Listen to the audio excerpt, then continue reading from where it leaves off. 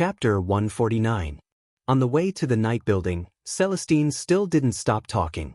Zheng Tan also learned from him that Ajin and the others had now moved from the most ordinary North District to the South District, which was a good progress. It was not in vain for them to leave their hometown and come here, and it also proved their ability. Now, they were much more relaxed and had rented a bigger apartment. Even the stray dog that Ajin had picked up was now fat and full of energy all day long. Ajin and the others were now passionate and motivated enough. Some of the people who often went to the night building already had supporters of their band.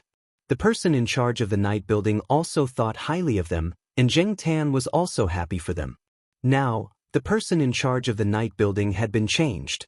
Ranqi and Leopard had been sent by Yi Hao to be in charge of several important projects, such as the land near Chuhua University. Therefore, Yi Hao transferred another person to replace Ranqi's position.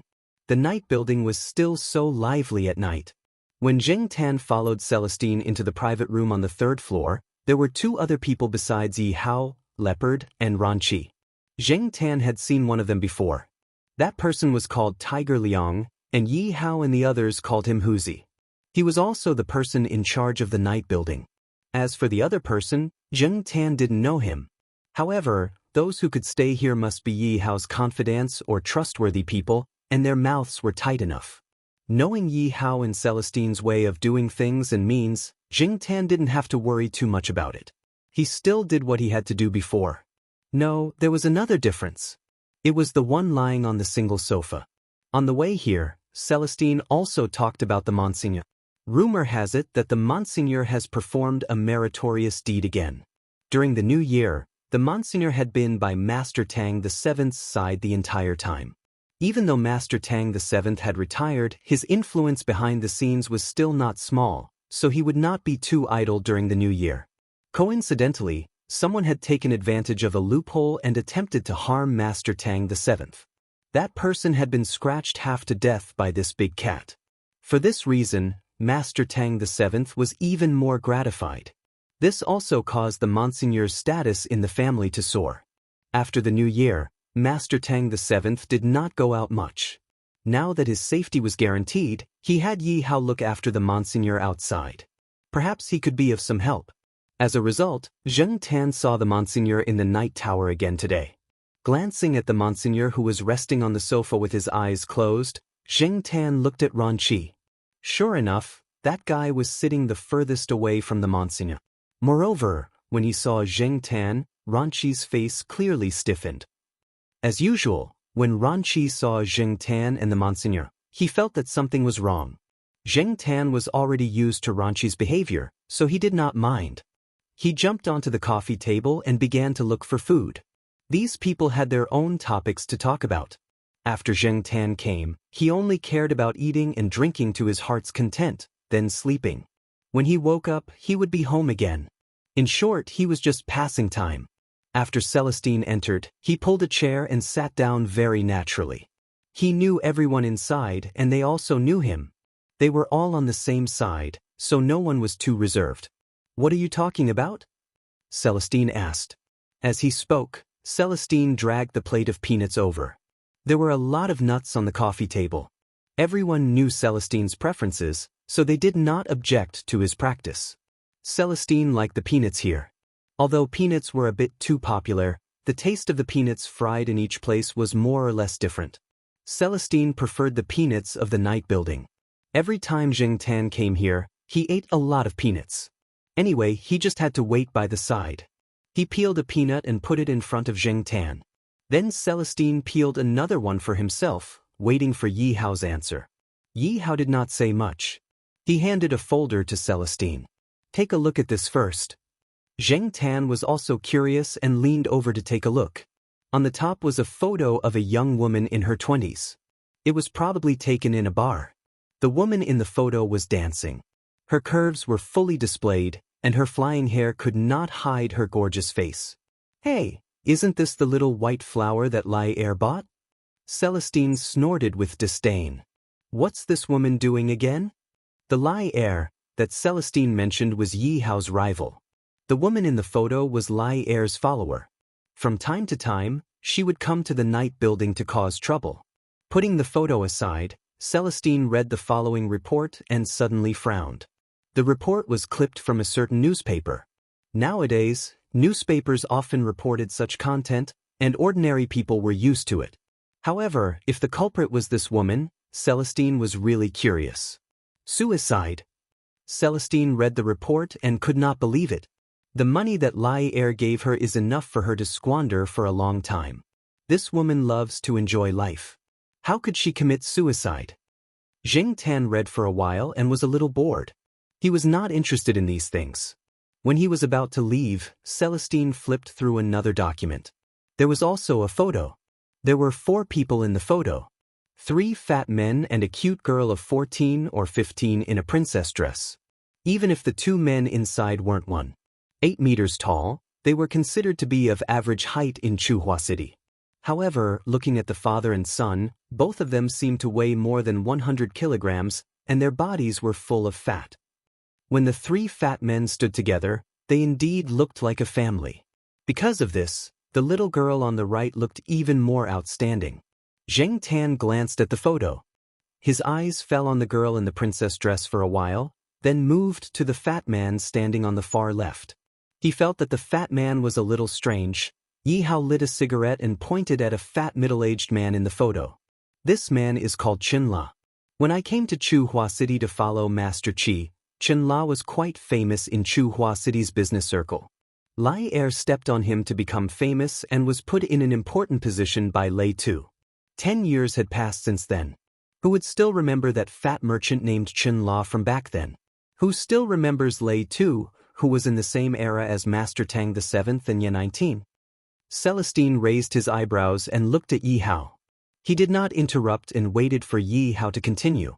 He knew that Yi Hao was not saying all this to reminisce. Zheng Tan was also listening attentively. Every now and then he stuffed 2 peanuts into his mouth and listened while eating. After Yi Hao sighed for a while, he said to Celestine, "Look at the article at the bottom." Zheng Tan glanced at it while Celestine was flipping through the materials. It was also a newspaper clipping. Zheng Tan knew what it was talking about. He had heard it from a few aunties in the neighborhood where Uncle Lame lived. Back then, Chen La had a loyal helper. One day, he suddenly disappeared and was later found in the lake, Yi Hao said. Celestine looked at the article in his hand. The same situation as here? The same lake, the same way of death? Yi Hao nodded and continued. Back then, a few days before the Chen family's accident, Chen La's youngest daughter committed suicide by jumping off a bridge. Chen La doted on his youngest daughter very much. The little girl's dream was to be a musician. In order to make her look more Western, Chen La even gave his daughter an English name, Alice. Hearing Yi Hao's words, Zheng Tan, who was chewing peanuts, choked. It was not good to cough at the coffee table, so he turned his head and coughed in the opposite direction. After coughing, he realized that the Monsignor was lying there. When Zheng Tan coughed, he spat out some peanuts. Lord Zhu glanced at Zheng Tan with half-opened eyes. He tugged at his ears, shook his fur, and shook off the peanut crumbs stuck to his fur. After shaking off the peanut crumbs, he rested his chin on the sofa and closed his eyes again to rest. Everyone's attention was mainly on Yi Hao and Celestine. No one paid attention to whether a cat choked or not. Celestine only glanced at Zheng Tan and found that he was just choking on peanuts. It was not a big deal, so he turned his attention back to the materials in his hand. Celestine turned the materials in his hand to the woman from before. This woman, same bridge, same place on the bridge, Yi Hao said. It seems that there are a lot of things that we don't know about, Celestine said after reading the materials. They did not know the people involved in the incident, so for them, it was just a story. According to what we know, the woman said a lot of nonsense before she jumped off the bridge.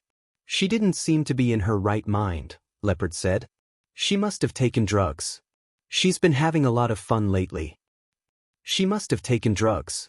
It's just that the local newspapers didn't report it. Maybe Lai Er covered it up, someone said. Those drugs can make her excited, but they also make her more receptive to suggestions, Ranchi said. They used to come in contact with those drugs in their business, but they never touched them again after they cleared their names. However, they still knew a lot about those drugs.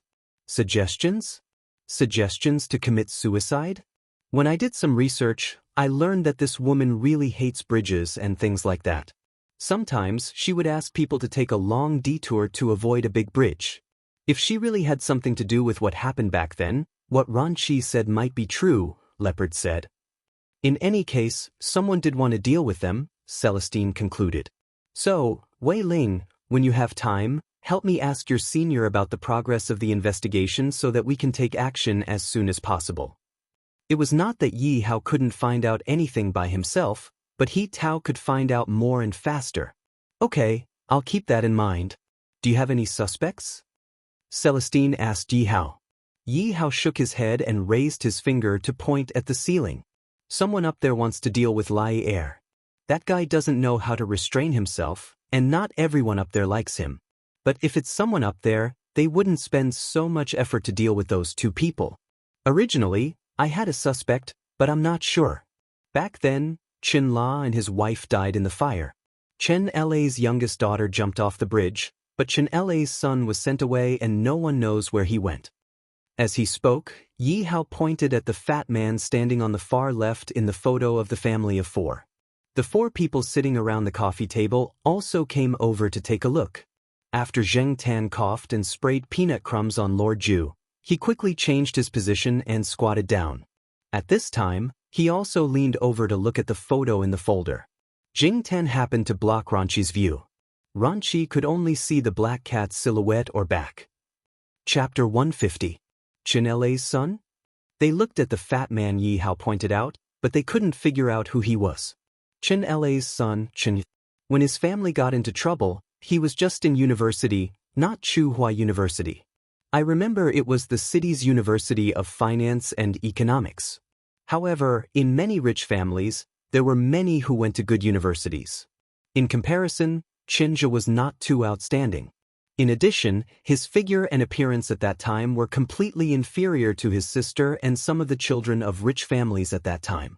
Therefore, not much was known about him.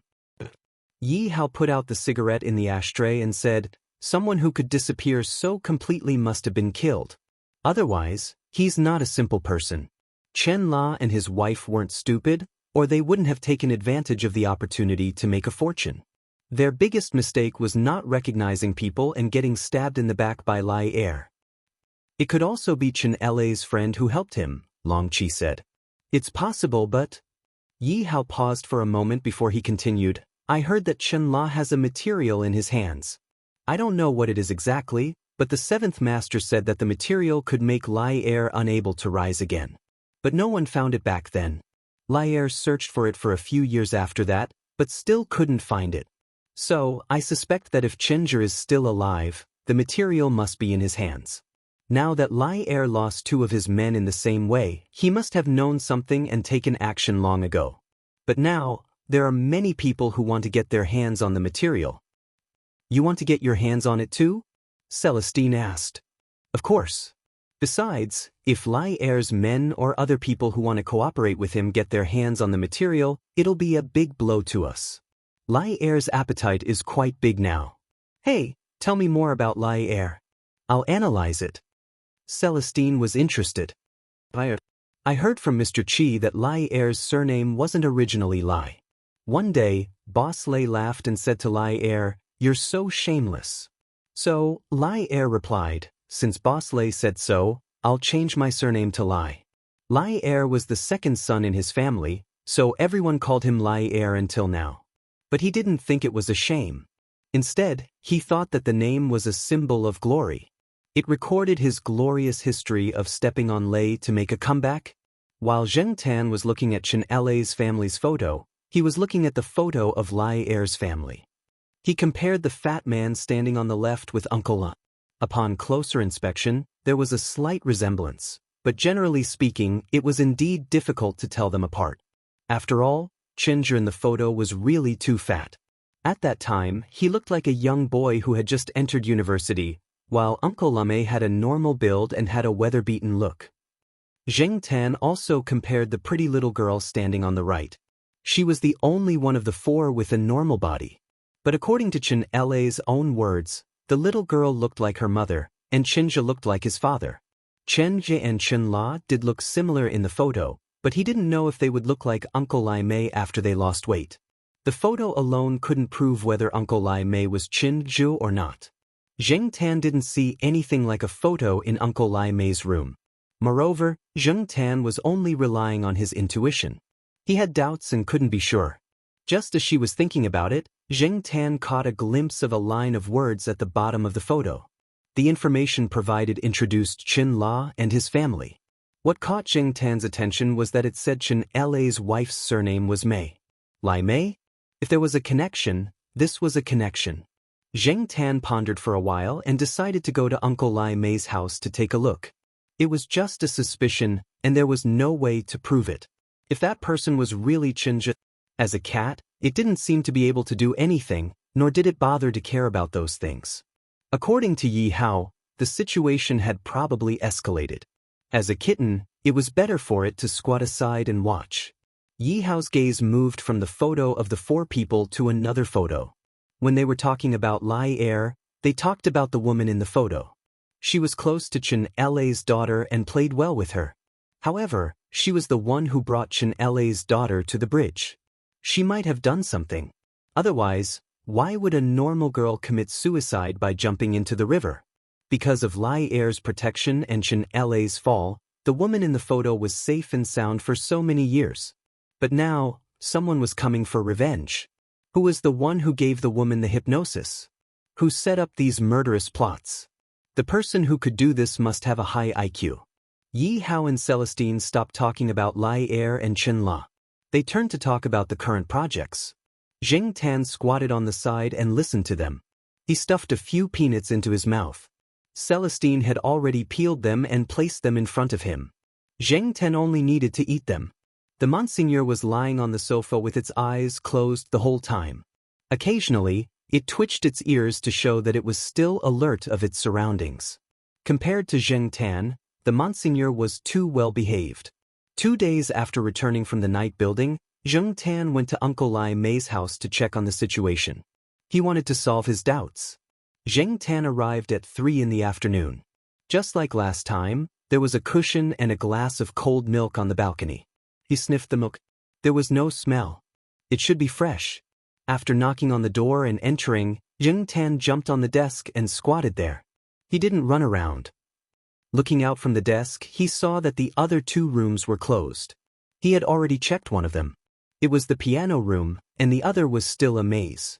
Uncle Lai Mei put a glass of warm milk in front of Zheng Tan. Unlike last time, Uncle Lai Mei didn't do his translation work this time. Instead, he was busy in front of the large white drawing board. The sticky notes and slips of paper that Zheng Tan saw for the first time had changed.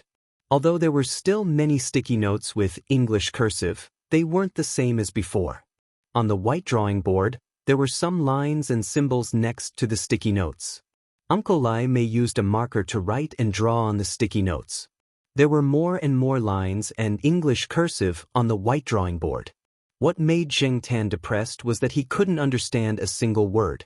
Although he didn't understand, looking at Uncle Lai Mei's serious expression, Zheng Tan felt that the slips of paper on the drawing board were probably explaining some secrets. Besides Uncle Lai Mei, Zheng Tan was the cat closest to this secret. Unfortunately, even if he squatted in front of the drawing board, Zheng Tan couldn't see anything from the drawing board.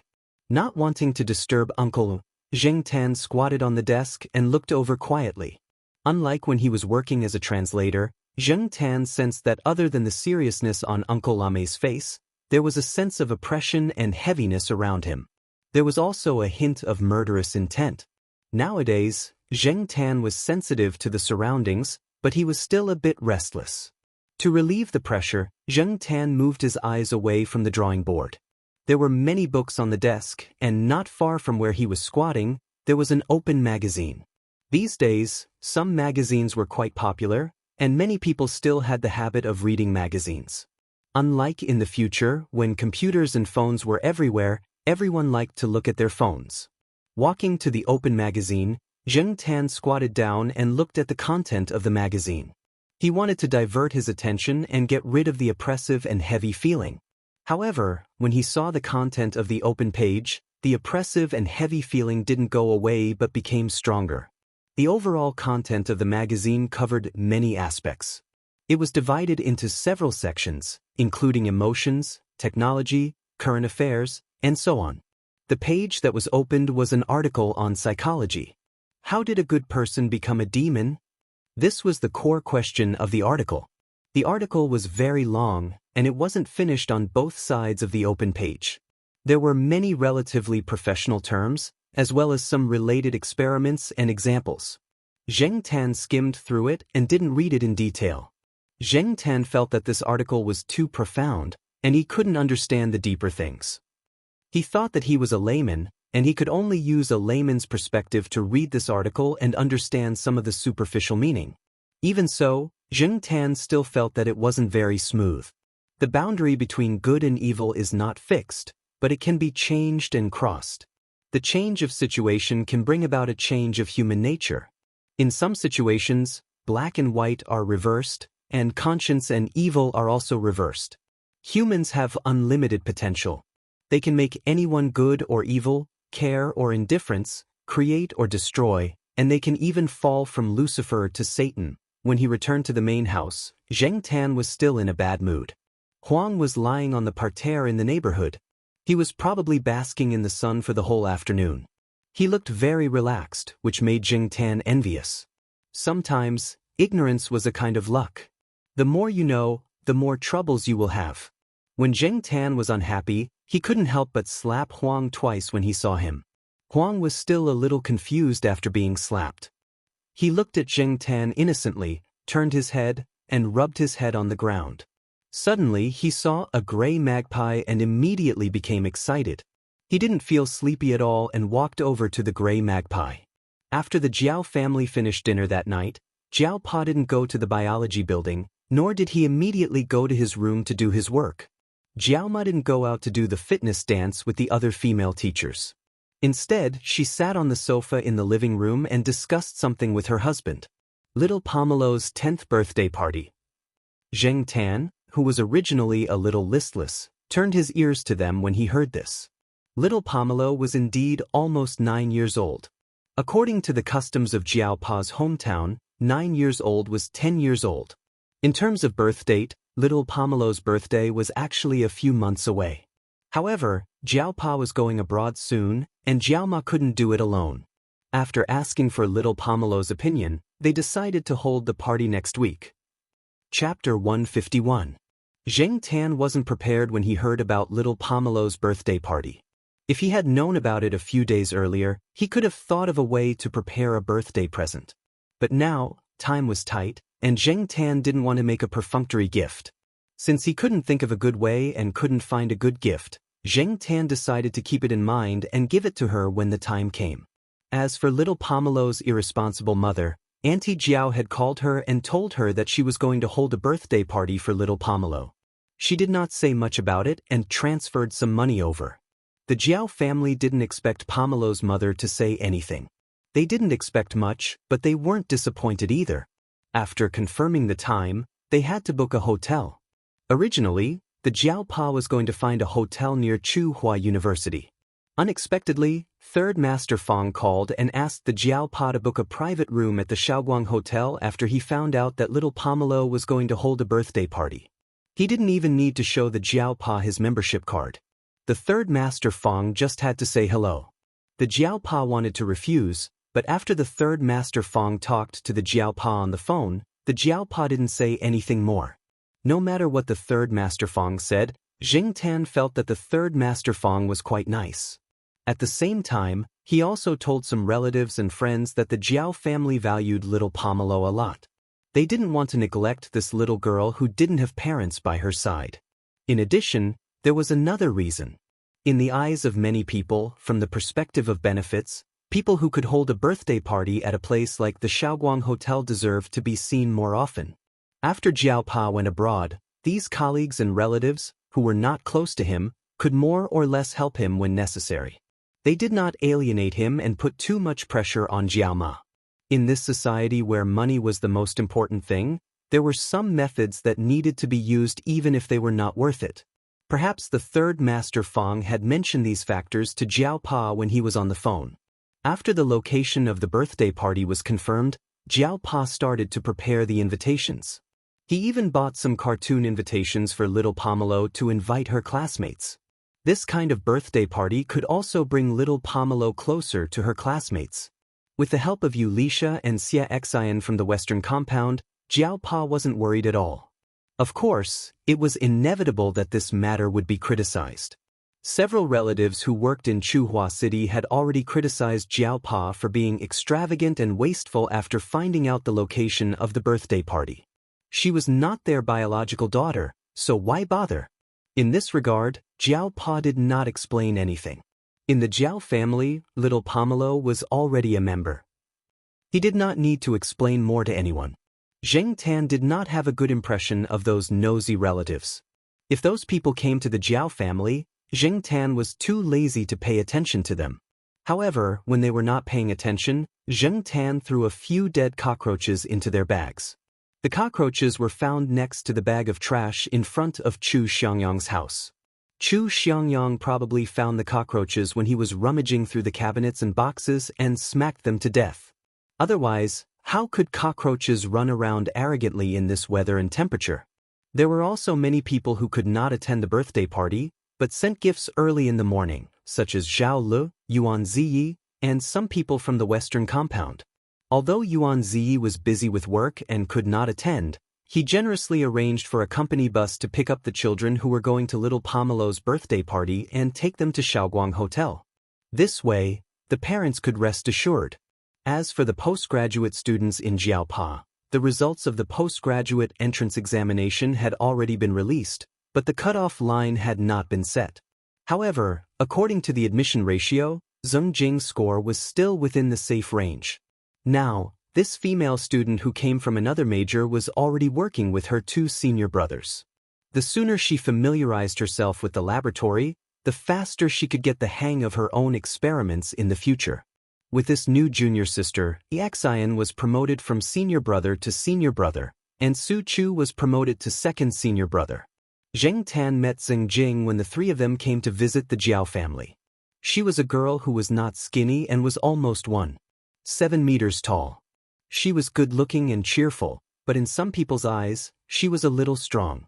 Zheng Jing had played basketball and soccer on behalf of the School of Foreign Languages, so her physical fitness was quite good.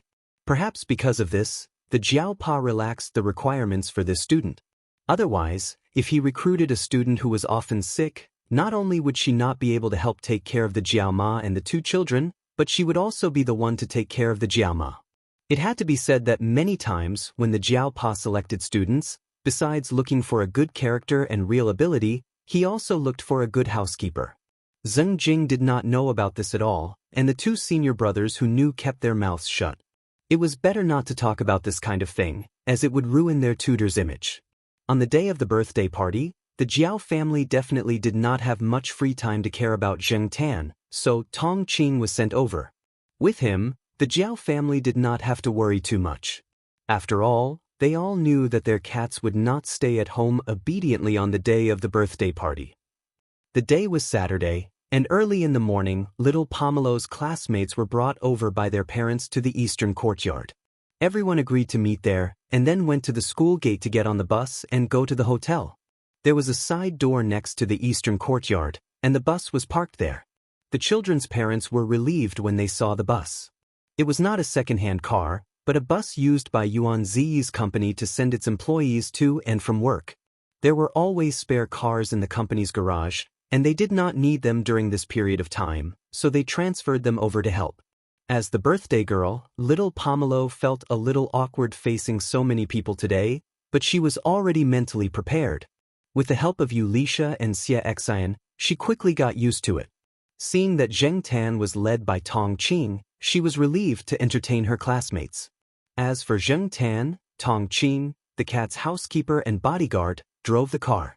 Zheng Tan was the only one in the car, which made Celestine jealous. Tong Qing drove the car and followed the bus in front of them.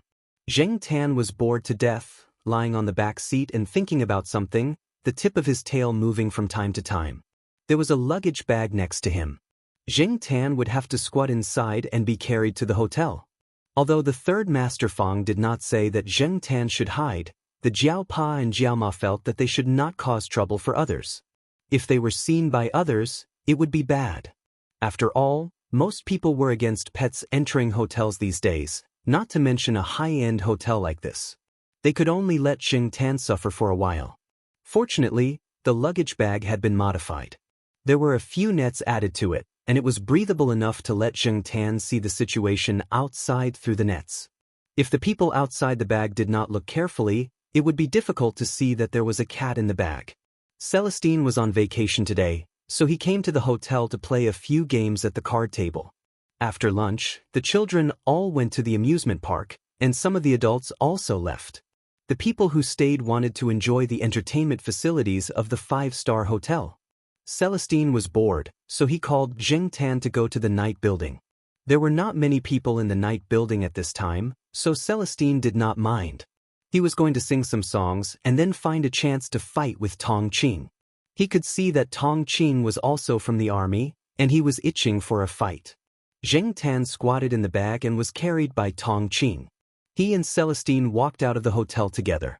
When they came out of the elevator, there were a few people in front of them. Jing Tan did not plan to pay attention to these people. There were too many people here, and there was nothing to see. However, when Jing Tan heard a name, he had to pay attention. "Hey, Lai Er, coming here to eat at this time of the day?" The person who came out of the elevator on the other side said to the person who was protected in the middle of the group. Jing Tan had seen this person before. He was also at the banquet of the third Master Fang, but Jing Tan forgot his name. Not knowing the name did not stop Jing Tan from hearing the main point. Lai Er? Jing Tan was immediately interested. He looked out of the luggage net, wanting to see what the Lai Er that Yi Hao mentioned looked like. The small holes on the net did not stop Jing Tan from seeing the famous person clearly. He did not look special. If he had not heard Yi Hao and the others talk about him, Jing Tan would not have connected this successful middle-aged man with the Lai Er that Yi Hao mentioned. However, people could not be judged by their appearances.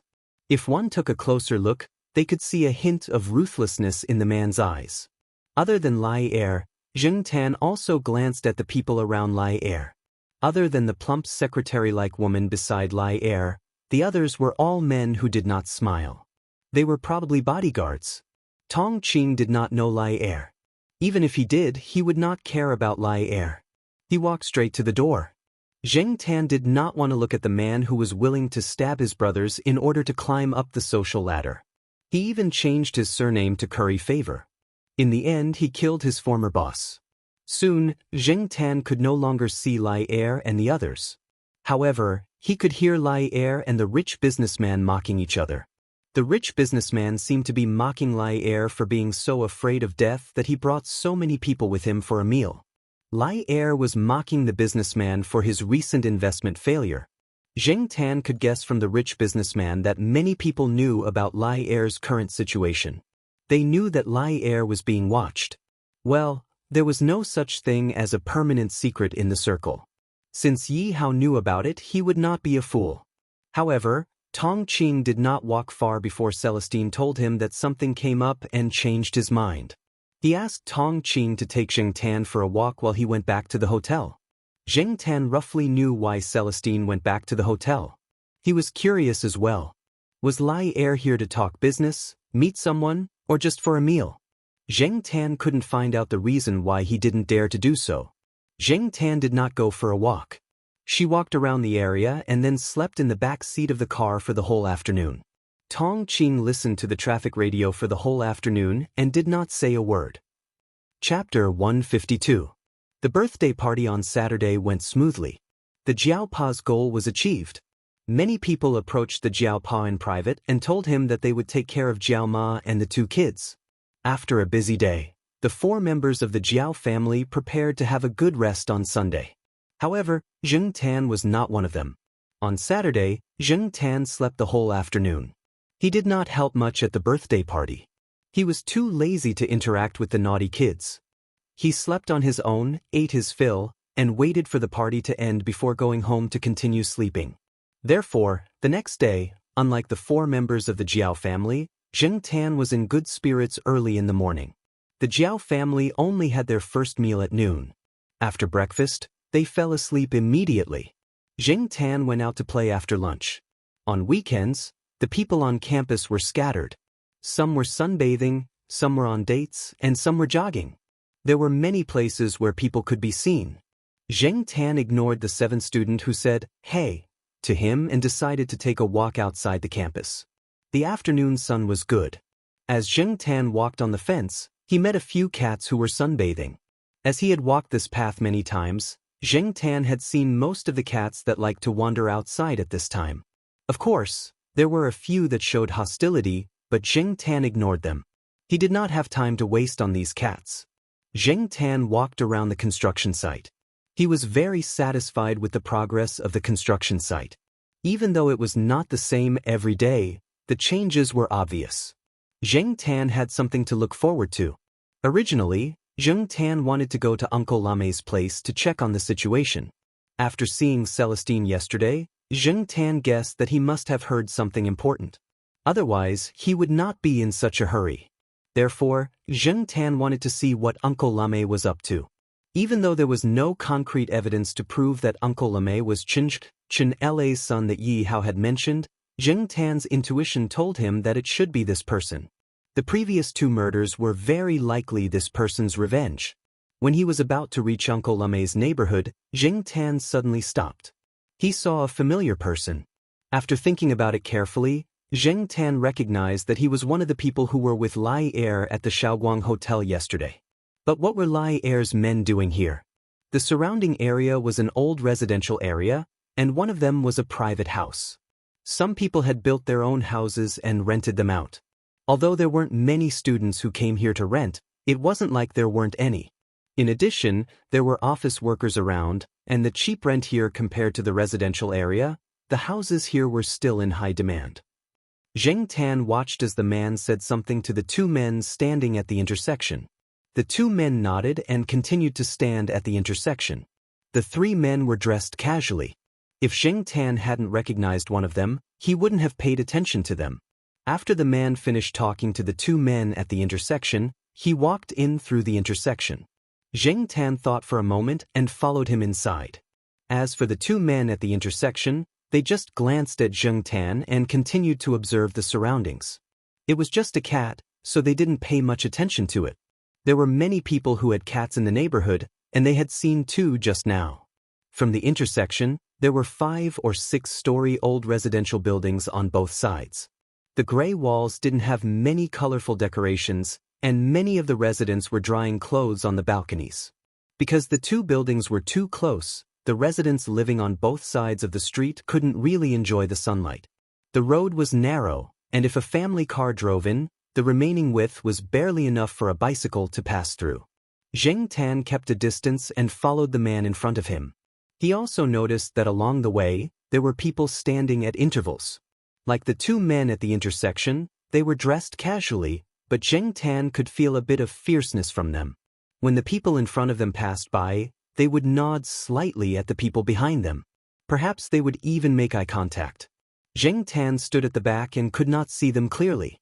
He could only try his best to be as natural as possible, walking past them like a normal house cat. Fortunately, these people were like the 2 men standing at the intersection. They didn't take Zheng Tan seriously at all, which made Zheng Tan's tracking a lot easier. In the process of following, Zheng Tan was also wondering what these people were doing in broad daylight.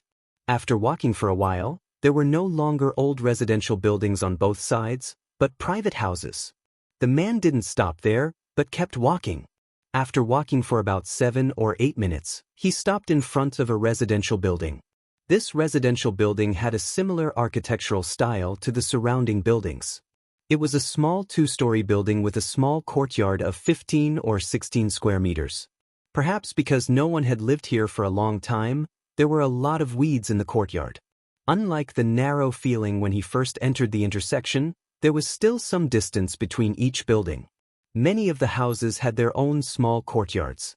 Although they weren't big, they looked quite romantic. Zheng Tan looked around. The private houses around weren't as tall as the ones he saw before. Most of them were only 2 or 3 stories high, leaning towards the American style. The people who lived here should know how to enjoy themselves. A year ago, there were actually many private houses in front of this villa, just like this one. Now, they were all torn down and surrounded by buildings. He didn't know what they were going to build. Some of the people who originally lived here had already moved away. Only the empty houses were left here, waiting to be torn down. There were a few people standing in front of the house. Zheng Tan watched as the man walked over and said a few words to the people at the door, then took out his phone to make a call. 2 minutes later, a car came from the other side of the intersection. Different from the path Zheng Tan came from, the road led to a wide street. From the intersection, there were construction sites all along the way. It was likely that this place would be torn down soon, and some of the people who rented here were already thinking about looking for another place. It should be Lai Er in the car. Zheng Tan carefully approached the house while avoiding Lai Er's people. Although a cat was nothing to these people, Zheng Tan wasn't sure if they would kill a cat just to be safe. However, Zheng Tan was indeed curious. Since he had encountered such a thing, Zheng Tan wouldn't be satisfied if he just stood there and watched. Curiosity killed the cat. After becoming a cat, Zheng Tan's curiosity grew. Perhaps it was because of the boring life after becoming a cat. While the people at the door were paying attention to the car, Zheng Tan went around to the side and climbed up the wall to the window on the second floor. Zheng Tan was getting better at climbing walls.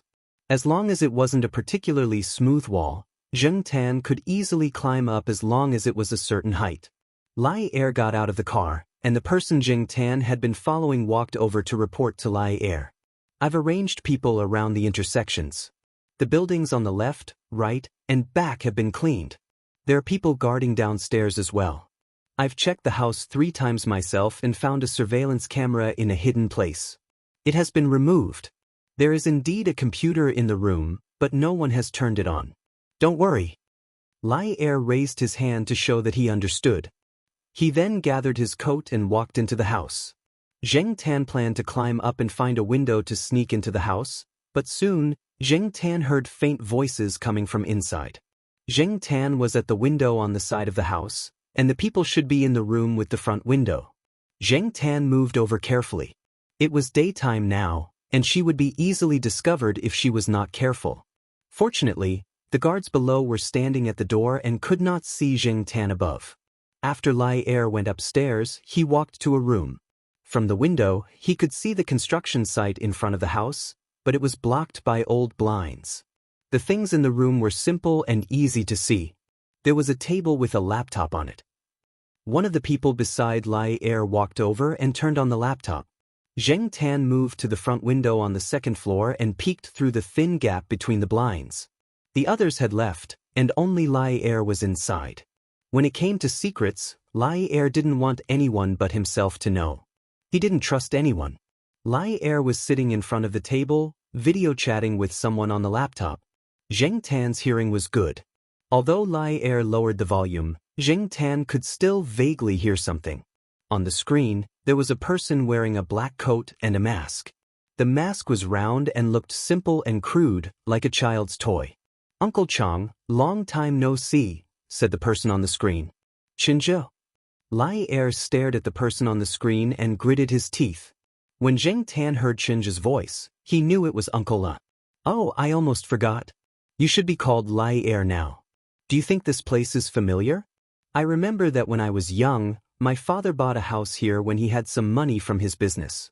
He said that he liked the kind of houses that he saw on TV, so he built an American-style house. Later, the neighbors all followed suit, so this area was jokingly called the high-end villa area. Chen just seemed to be immersed in his memories. I'm not here to listen to you reminisce. Where is the thing? Lai Er interrupted Xianxia. Xianxia didn't stop there. After my father became famous, we moved to the downtown business district. We only came here occasionally to rest, so we didn't have to order food from high-end restaurants. My mother cooked for us, and we had a normal weekend. Enough. My time is limited. Where is the thing? Lai Er asked sternly. You're guilty? Scared? Back then, when you ordered people to burn them to death here, how did you feel? They were watching you from the sky.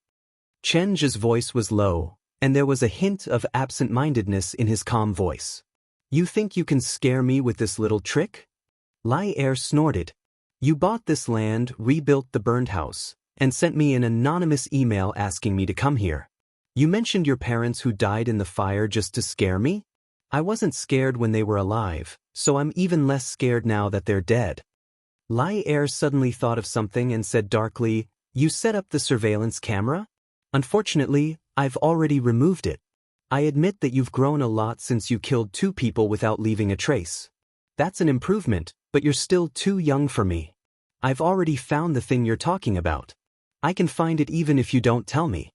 As for you, you've been hiding for so many years. Now that you've come out, you can just wait for your death. Xianxia didn't care. He said to Lai Er, Do you believe in karma?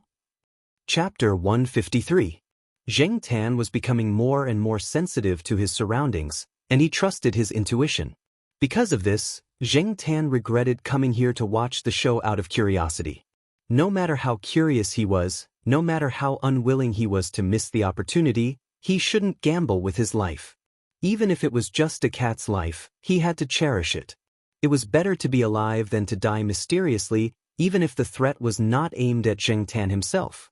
At this moment, Zheng Tan didn't know that all the fur on his body, from his back to the tip of his tail, was standing on end due to an inexplicable fear. He didn't have the energy to feel the changes in his body caused by this inexplicable fear. To be safe, he had to leave this place. Zheng Tan, who was about to run away, saw something he had never seen before through the gap between the old blinds on the window before he moved his eyes away from the house. Flames suddenly burst out from Lai Er's body. He didn't see who poured the gasoline or lit the fire. It just burned. If Zheng Tan's sharp intuition was ignored, this situation could be said to have happened without any warning. From Zheng Tan's angle, he couldn't see Lai Er's expression. He could only see the masked man on the computer screen, who was still calm or indifferent, and the strange fire reflected from the screen. Lai Er always thought that Xianxia was a hothead who would give himself away if he was scared. Lai Er could guess the method of the first 2 murders. Although there were no strong clues left at the scene, Lai Er knew that it must be Xianxia, the fish that escaped the net years ago. He had even planned the follow-up action. As long as Xianxia gave himself away, his subordinates would definitely find this person who had been hiding for years. Even if they didn't catch him now, they wouldn't be far away. But he didn't expect this to happen. Lai Er didn't know until the moment he lost consciousness that he had never known the person on the screen in front of him. It didn't matter if it was the fat boy who was overshadowed by his twin sister, or the masked man on the screen in front of him. Lai Er didn't make a sound when he was engulfed by the flames. He didn't call for help, nor did he wail in pain. He didn't even move. It wasn't because he didn't want to, but because he couldn't. Lai Er rested his hands on the armrest of the chair. There was a small machine on his right. If he pressed the button, the people guarding outside the room would rush in immediately. However, he didn't even have the chance to do so. Zheng Tan looked at the man sitting in the chair in the room. Strangely, the fire only burned above his knees. His calves and shoes were not covered by the fire. The fire looked very hot. Lai Er, who was sitting in the chair, was changing at a speed visible to the naked eye. What was strange was that the flames did not spread wildly. Since there was no fire source and Lai Er did not smoke, there was no way anything flammable or explosive could be in the room. Lai Er's men had already cleaned the room once and did not leave behind anything suspicious. Lai Er had been very cautious and even moved the table with the laptop. But even so, why did something like this happen all of a sudden? Zheng Tan couldn't figure it out no matter how hard he tried. Could it be that Xianxia's trap was not discovered by Lai Er's men? Suddenly, Zheng Tan thought of something. Zheng Tan once overheard a few students talking about a similar phenomenon when he was strolling around Tsinghua University. They called that phenomenon spontaneous human combustion.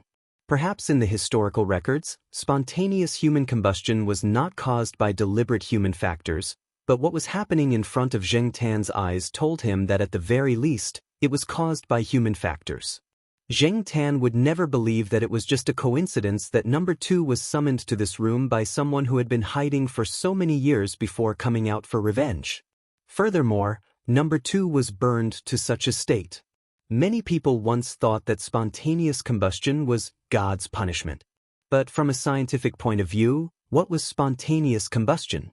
Fat, alcohol, static electricity, atomic reactions, and even the widely accepted Wick effect could not explain its nature. Otherwise, spontaneous human combustion wouldn't be listed as one of the top 10 unsolved mysteries in the world. Perhaps Xianxia had solved the mystery, or perhaps Xianxia had come into contact with the person who had solved the mystery. Or perhaps it was a possibility that no one could think of, or even a possibility that would be criticized as whimsical. But no matter what the situation was, what was happening at this moment was indeed inconceivable, and it gave Zheng Tan a great shock. Zheng Tan remembered that the students who talked about spontaneous human combustion said that in this phenomenon, the part of the human body that was on fire would be completely burned down in just 20 minutes. Regardless of whether this was the so-called spontaneous combustion of the human body, regardless of whether this was revenge or something else, regardless of what was happening inside the house, Zheng Tan only wanted to get as far away from this place as possible, this place that made his hair stand on end. Zheng Tan looked at the side of the room. No one was leaving from here, so he immediately jumped down. It was a bit high, and Zheng Tan didn't have much cushioning. Because of what he saw with his own eyes, Zheng Tan's body was still a little stiff, and his legs hurt when he landed. But Zheng Tan didn't care that much. His priority was to get out of here as soon as possible. As Zheng Tan ran along the road, he saw 2 people at the intersection who received a phone call. Their faces changed drastically as they ran inside. He knew that Lai Er's matter must have been discovered. But at this time, Lai Er was definitely dead. This road wasn't the one that Zheng Tan had followed Lai Er's subordinate into, but it was another road that led to the main street. The cars and pedestrians coming and going on the main street also made the street warmer. There was sunlight, but the sky seemed to be covered by a layer of haze. The sunlight was not pure, or maybe it was mainly psychological factors. In short, Zheng Tan didn't feel the slightest bit of warmth brought by the sun. Instead, the feeling of trembling didn't disappear completely after leaving that place. Jumping onto a flower bed, Zheng Tan squatted down to rest, relieving the pressure caused by the sudden fear and uneasiness. He always thought that he had some guts, but now he doubted it. Before he could catch his breath, the fear had already faded. Zheng Tan took a deep breath, preparing to use the breathing method that Jiao Pa once taught him to relieve the pressure. But halfway through, Zheng Tan almost choked. He saw a few tall buildings. These buildings were relatively obvious in this area. Although they weren't very close, they weren't far either. That was the neighborhood where Uncle Chen lived. I should have known. The streets were interconnected. Zheng Tan didn't notice it before, partly because there were old residential buildings between here and there. Zheng Tan also didn't see it from the right angle, so he didn't notice it. But Zheng Tan felt that it was mainly because he didn't know this area well. It turned out that Uncle Xianxia lived so close to this place. Did that mean that Xianxia had planned this long ago and was waiting for Lai Er to jump in? There was no doubt that Lai Er was dead, burned to death. But at the same time, Zheng Tan believed that even if the police came, they wouldn't be able to find any evidence to prove that the fire was man-made. Suspicion was one thing, but evidence was necessary. Without evidence, without clues, everything was just empty talk. Zheng Tan thought about what she had learned and what she had experienced and seen with her own eyes today. Xianxia knew Lai Er very well. He knew that Lai Er would definitely come here and stay in the room alone. There were blinds on the window, and he knew that Lai Er would definitely close the blinds. That way, even if there was a fire in the room, the people outside wouldn't be able to find it immediately, and they wouldn't be able to save Lai Er in the shortest time possible. As long as they could buy some time, the chances of Lai Er dying here would be higher. As for the surveillance cameras and suspicious items that Lai Er's men found, they were probably just a smokescreen. As for the items they were talking about, Zheng Tan didn't know what they were, and he didn't want to find out. At a time like this, it was better to just be a normal cat. Looking around, Zheng Tan didn't want to run into Lai Er's men. It was impossible to go back through the small path now. So, he looked behind him, then looked at the tall buildings in front of him. He decided to walk around from the front and check on Uncle Lim. This time, he wouldn't go into Uncle Lame's house. He would just take a look outside the building to see if the Avenger was there. Then, he would leave and go back to the eastern courtyard of Tsinghua University to wait for dinner. Zheng Tan had a good plan. This way, he could satisfy his curiosity, which had shrunk because of the incident just now, and he could also stay in a safe area. Climbing over the wall into the residential area, Zheng Tan came to the building where Uncle Lame lived. Uncle Lame was at home, and the lights in the room were still on. Zheng Tan could see people moving around in the room from downstairs. Just as Zheng Tan was wondering if Uncle Lame was planning to escape after getting his revenge, or if he was thinking about something else, he saw Xianxia open the door to the balcony. Zheng Tan almost jumped away like a kangaroo from the sudden shock like Huang. Suppressing the idea of running away, Zheng Tan tried to act dumb like the other cats and leave. Then, he heard the man standing on the balcony shout, "Hey, black cat!" Zheng Tan ignored him. Xianxia shouted a few more times, and Zheng Tan had to look over there. At the same time, he thought to himself, if I go over, will I be burned until I'm only left with 4 paws and not even a tail? Chapter 154. Xianxia didn't expect to see the black cat as soon as he opened the door. Originally, when he was boiling water to make tea, he also warmed a cup of milk to replace the one on the balcony from last night. Later on, he accidentally found out that not every cat could drink milk, but seeing that this black cat was so happy to drink milk every time it came, he decided to stick to this habit. Seeing Uncle Lame waving at him and waving the paper cup with milk in his hand, Zheng Tan hesitated. Should I go or not? Zheng Tan thought. Before this, he decided to just take a glance and leave as far away as possible. But now, looking at Uncle Lame's kind and expectant gaze, Zheng Tan's suppressed curiosity was reignited. What does Uncle Lame want to do? Zheng Tan slowly jumped up and went to the balcony. The balcony was still the same as before. Paper boxes, soft cushions, and paper cups with milk. Because Zheng Tan came over, Xianxia didn't leave the paper cup with the warm milk outside. He turned around and went into the house and put the milk in front of Zheng Tan, who had already jumped up on the desk. Zheng Tan jumped up on the desk just to broaden his vision a little and see the changes in the house. Compared to what he saw the last few times he came here, today's room, no, it should be said that the whole house had changed a lot. The books on the bookshelves were gone, and the shelves that displayed the items were also empty. From here, Zheng Tan could see that the doors to the other 2 rooms in the house were open, but now there was nothing. There were a few sealed boxes on the floor of the living room. There was a cup of wintersweet tea on the desk. Looking at the steam rising from it, it should be freshly brewed tea. The jar of wintersweet was empty. This was the last of the wintersweet tea that was brewed. There weren't many wintersweet flowers left in the neighborhood now. With the arrival of spring, the temperature rose, and the wintersweet flowers disappeared from people's sight.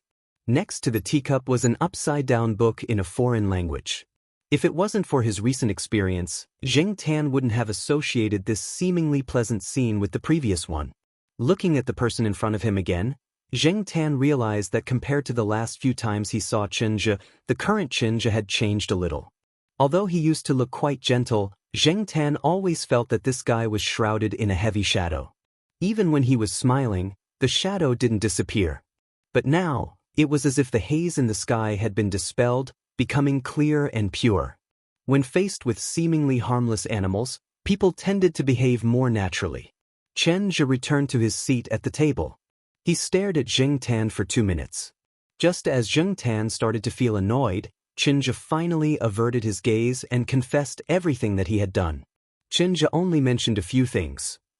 He mentioned the 3 murders, but he didn't go into the details of the methods used in each case. Especially the last case of Lai Er, he simply summarized it as, "It's a trick." Zheng Tan listened to him. Just as he guessed, Xianxia was the one who single-handedly caused Lai Er's death. But how did Xianxia do it? Trick? Magic? And then there was no, and then. After Uncle Lame finished his sentence in English, he picked up the teacup on the table and took a sip before continuing with the rest of the story. Zheng Tan didn't know what to say. This made Zheng Tan very disappointed. Although the scene was indeed terrifying and strange, it was impossible not to be curious. It was like witnessing a great magic show. People would wonder, how did this guy do it? Therefore, Zheng Tan was most curious about how Lai air was burned. What kind of tricks did Xianxia use? What kind of trap did Xianxia set in advance? Unfortunately, Xianxia didn't say anything. The piano has been donated. The large boxes in the living room are filled with books. They're going to be donated as well. Regardless of whether they're in a foreign language or in Chinese, they're all donated anonymously to a few middle school libraries in remote mountainous areas. Some of the teachers and students there might be able to use them, Xianxia continued. But why would he suddenly say all this to a cat? It's really strange. Zheng Tan couldn't figure it out. Zheng Tan wasn't in the mood to drink the milk. He looked around in boredom, then his eyes landed on the book next to the teacup. It was an original foreign language book, not English. Zheng Tan didn't know which language it was in. Zheng Tan's focus wasn't on what the book was about, but on the picture on the cover of the book.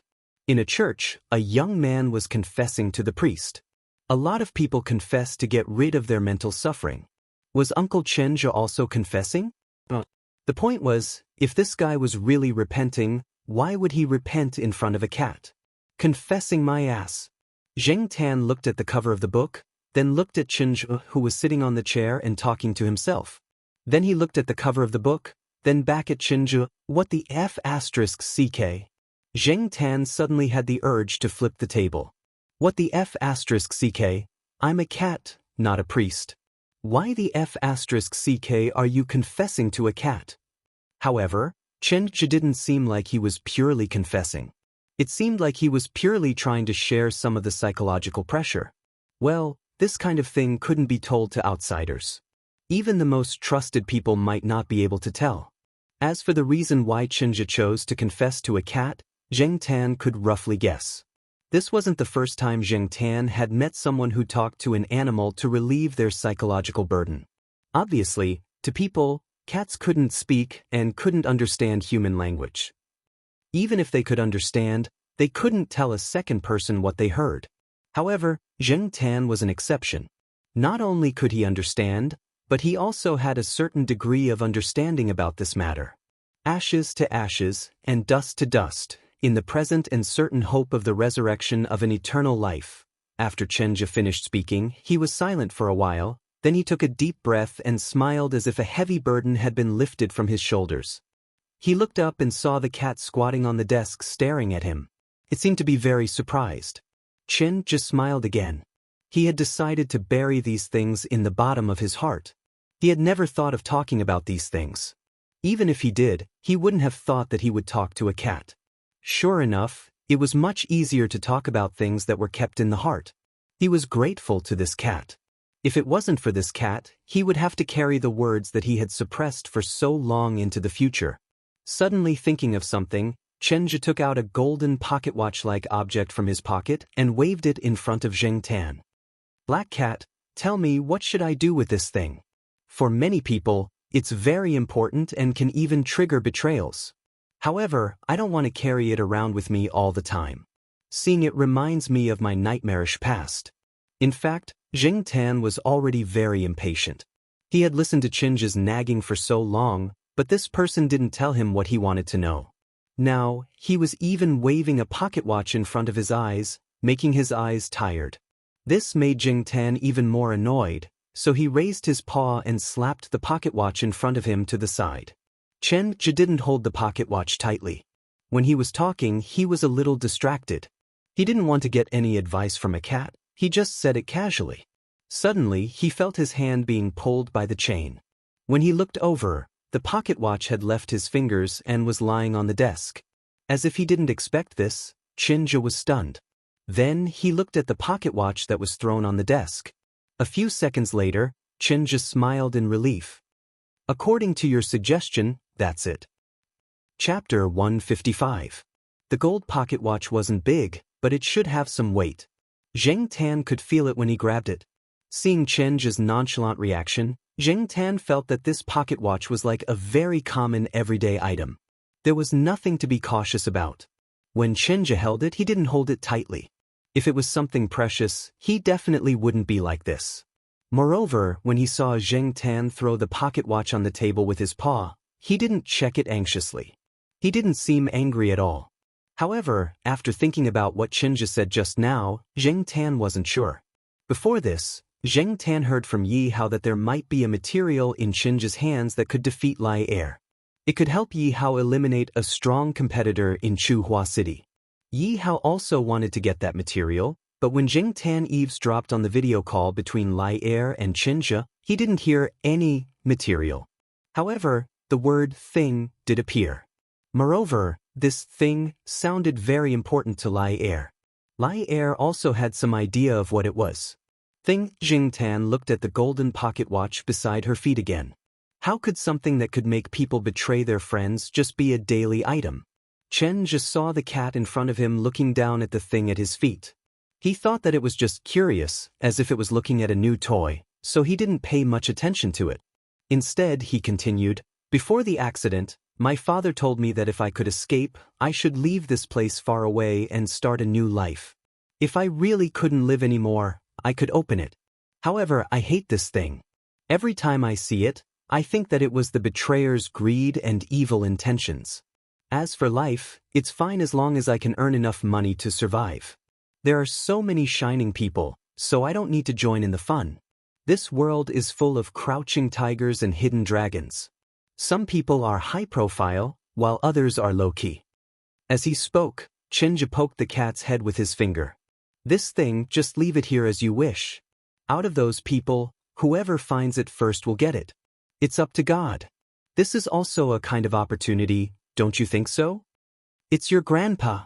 Zheng Tan tilted its head and avoided Xianxia's fingers. It continued to study the special features of the local tycoon's gold pocket watch. What was troubling was that with Xianxia watching, Zheng Tan didn't dare to do anything that was too unusual for ordinary cats, such as picking up the pocket watch and opening it. Xianxia suddenly thought of something. He got up and walked to a cardboard box in the room that had not been sealed with tape. He opened the box and rummaged through it. Zheng Tan walked over to take a look. There were some pens, paper, boxes, notebooks, and folders in the box. Xianxia took out a plastic pencil box from the cardboard box. The box was a little big and had 2 layers. The upper layer had colored pencils of different lengths, and the lower layer had ordinary pencils arranged neatly from B to H. These colored pencils of different lengths were given by a child in the neighborhood. Xianxia had drawn for them once, so the child gave his old colored pencils to Xianxia. The child felt that since he already had a few sets of new colored pencils, he didn't need the old pencils, so he might as well give them to this uncle who often gave candy and was good at drawing. Xianxia randomly took a half-used pencil from last time. He opened the sketchbook and was about to draw. Before he started, a cat paw rested on the edge of the cardboard box. Xianxia, whose attention was still on the cardboard box, stopped what he was doing. He followed the cat's gaze and found that the cat in front of him was looking at the colored pencils. Colored pencils? Xianxia thought for a few seconds. He looked at the pen in his hand, put it back, and picked up another pencil. It was a cheap pen, and his drawing skills were far inferior to those who graduated from professional classes, but Zheng Tan felt that the drawing was still very good. At least he felt that Xianxia didn't draw himself crookedly.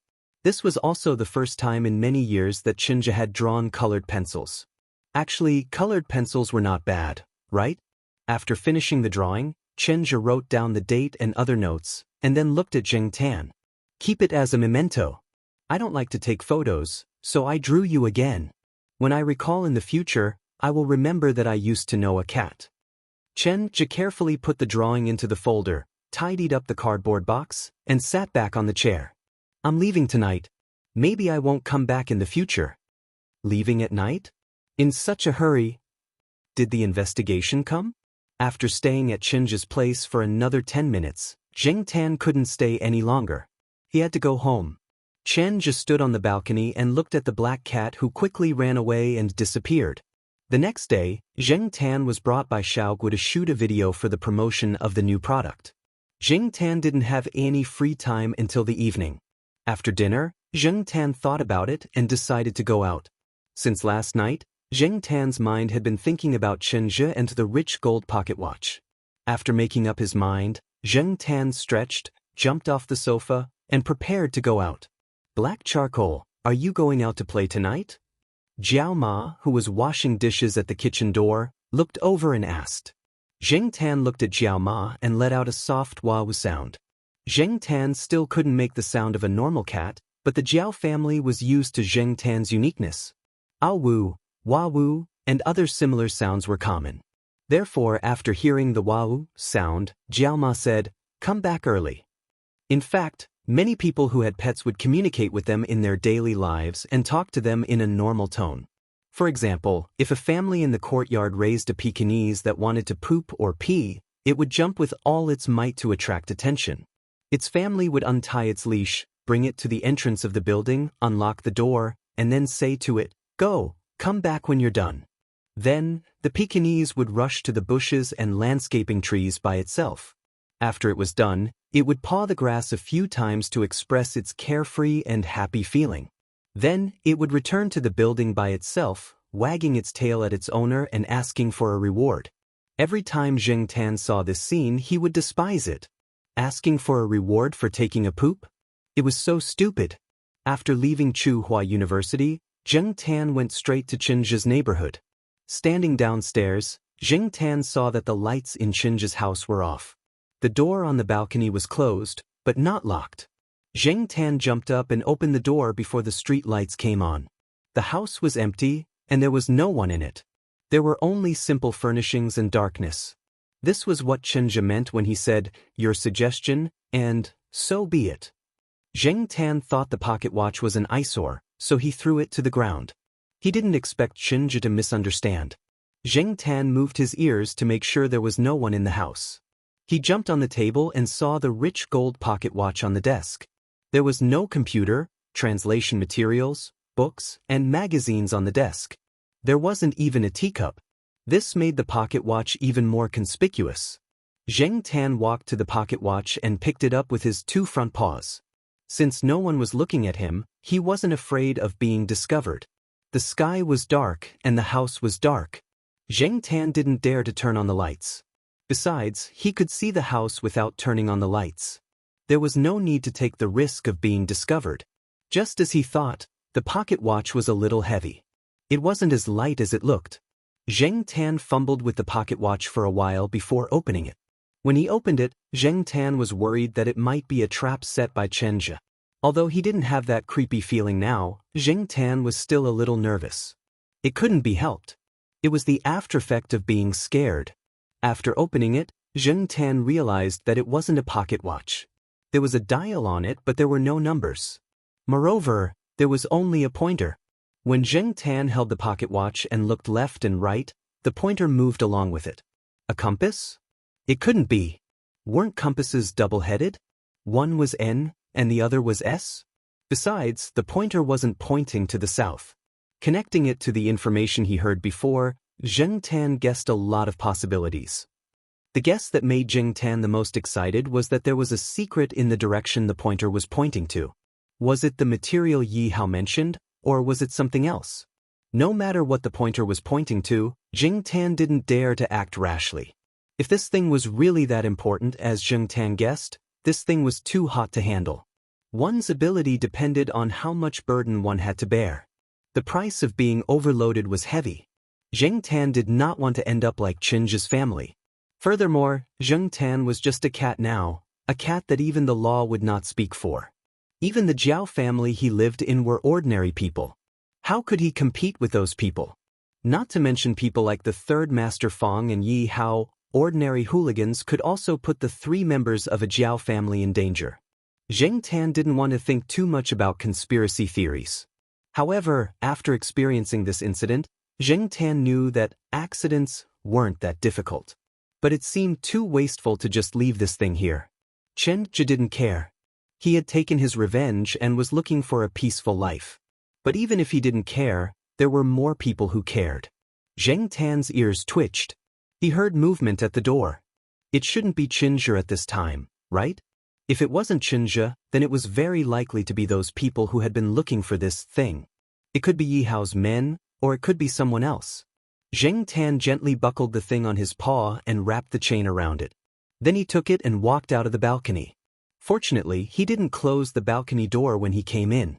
It was convenient to leave now, and there wouldn't be any sound of the door opening. Xianxia got out of the balcony and walked to the empty space above the parking lot. Fortunately, the angle here was better. The lights in the neighborhood couldn't shine here, and no one would notice a cat walking upright with something in its paws. Xianxia put the thing in his hand in the corner and squatted in front of it to block it. Then he pricked up his ears and listened to the movements in Xianxia's house. Someone must have entered the house. There was more than one person, and the person who came in didn't turn on the lights. After a while, Xianxia heard them cursing in a low voice. They were probably calling to report. Soon those people left.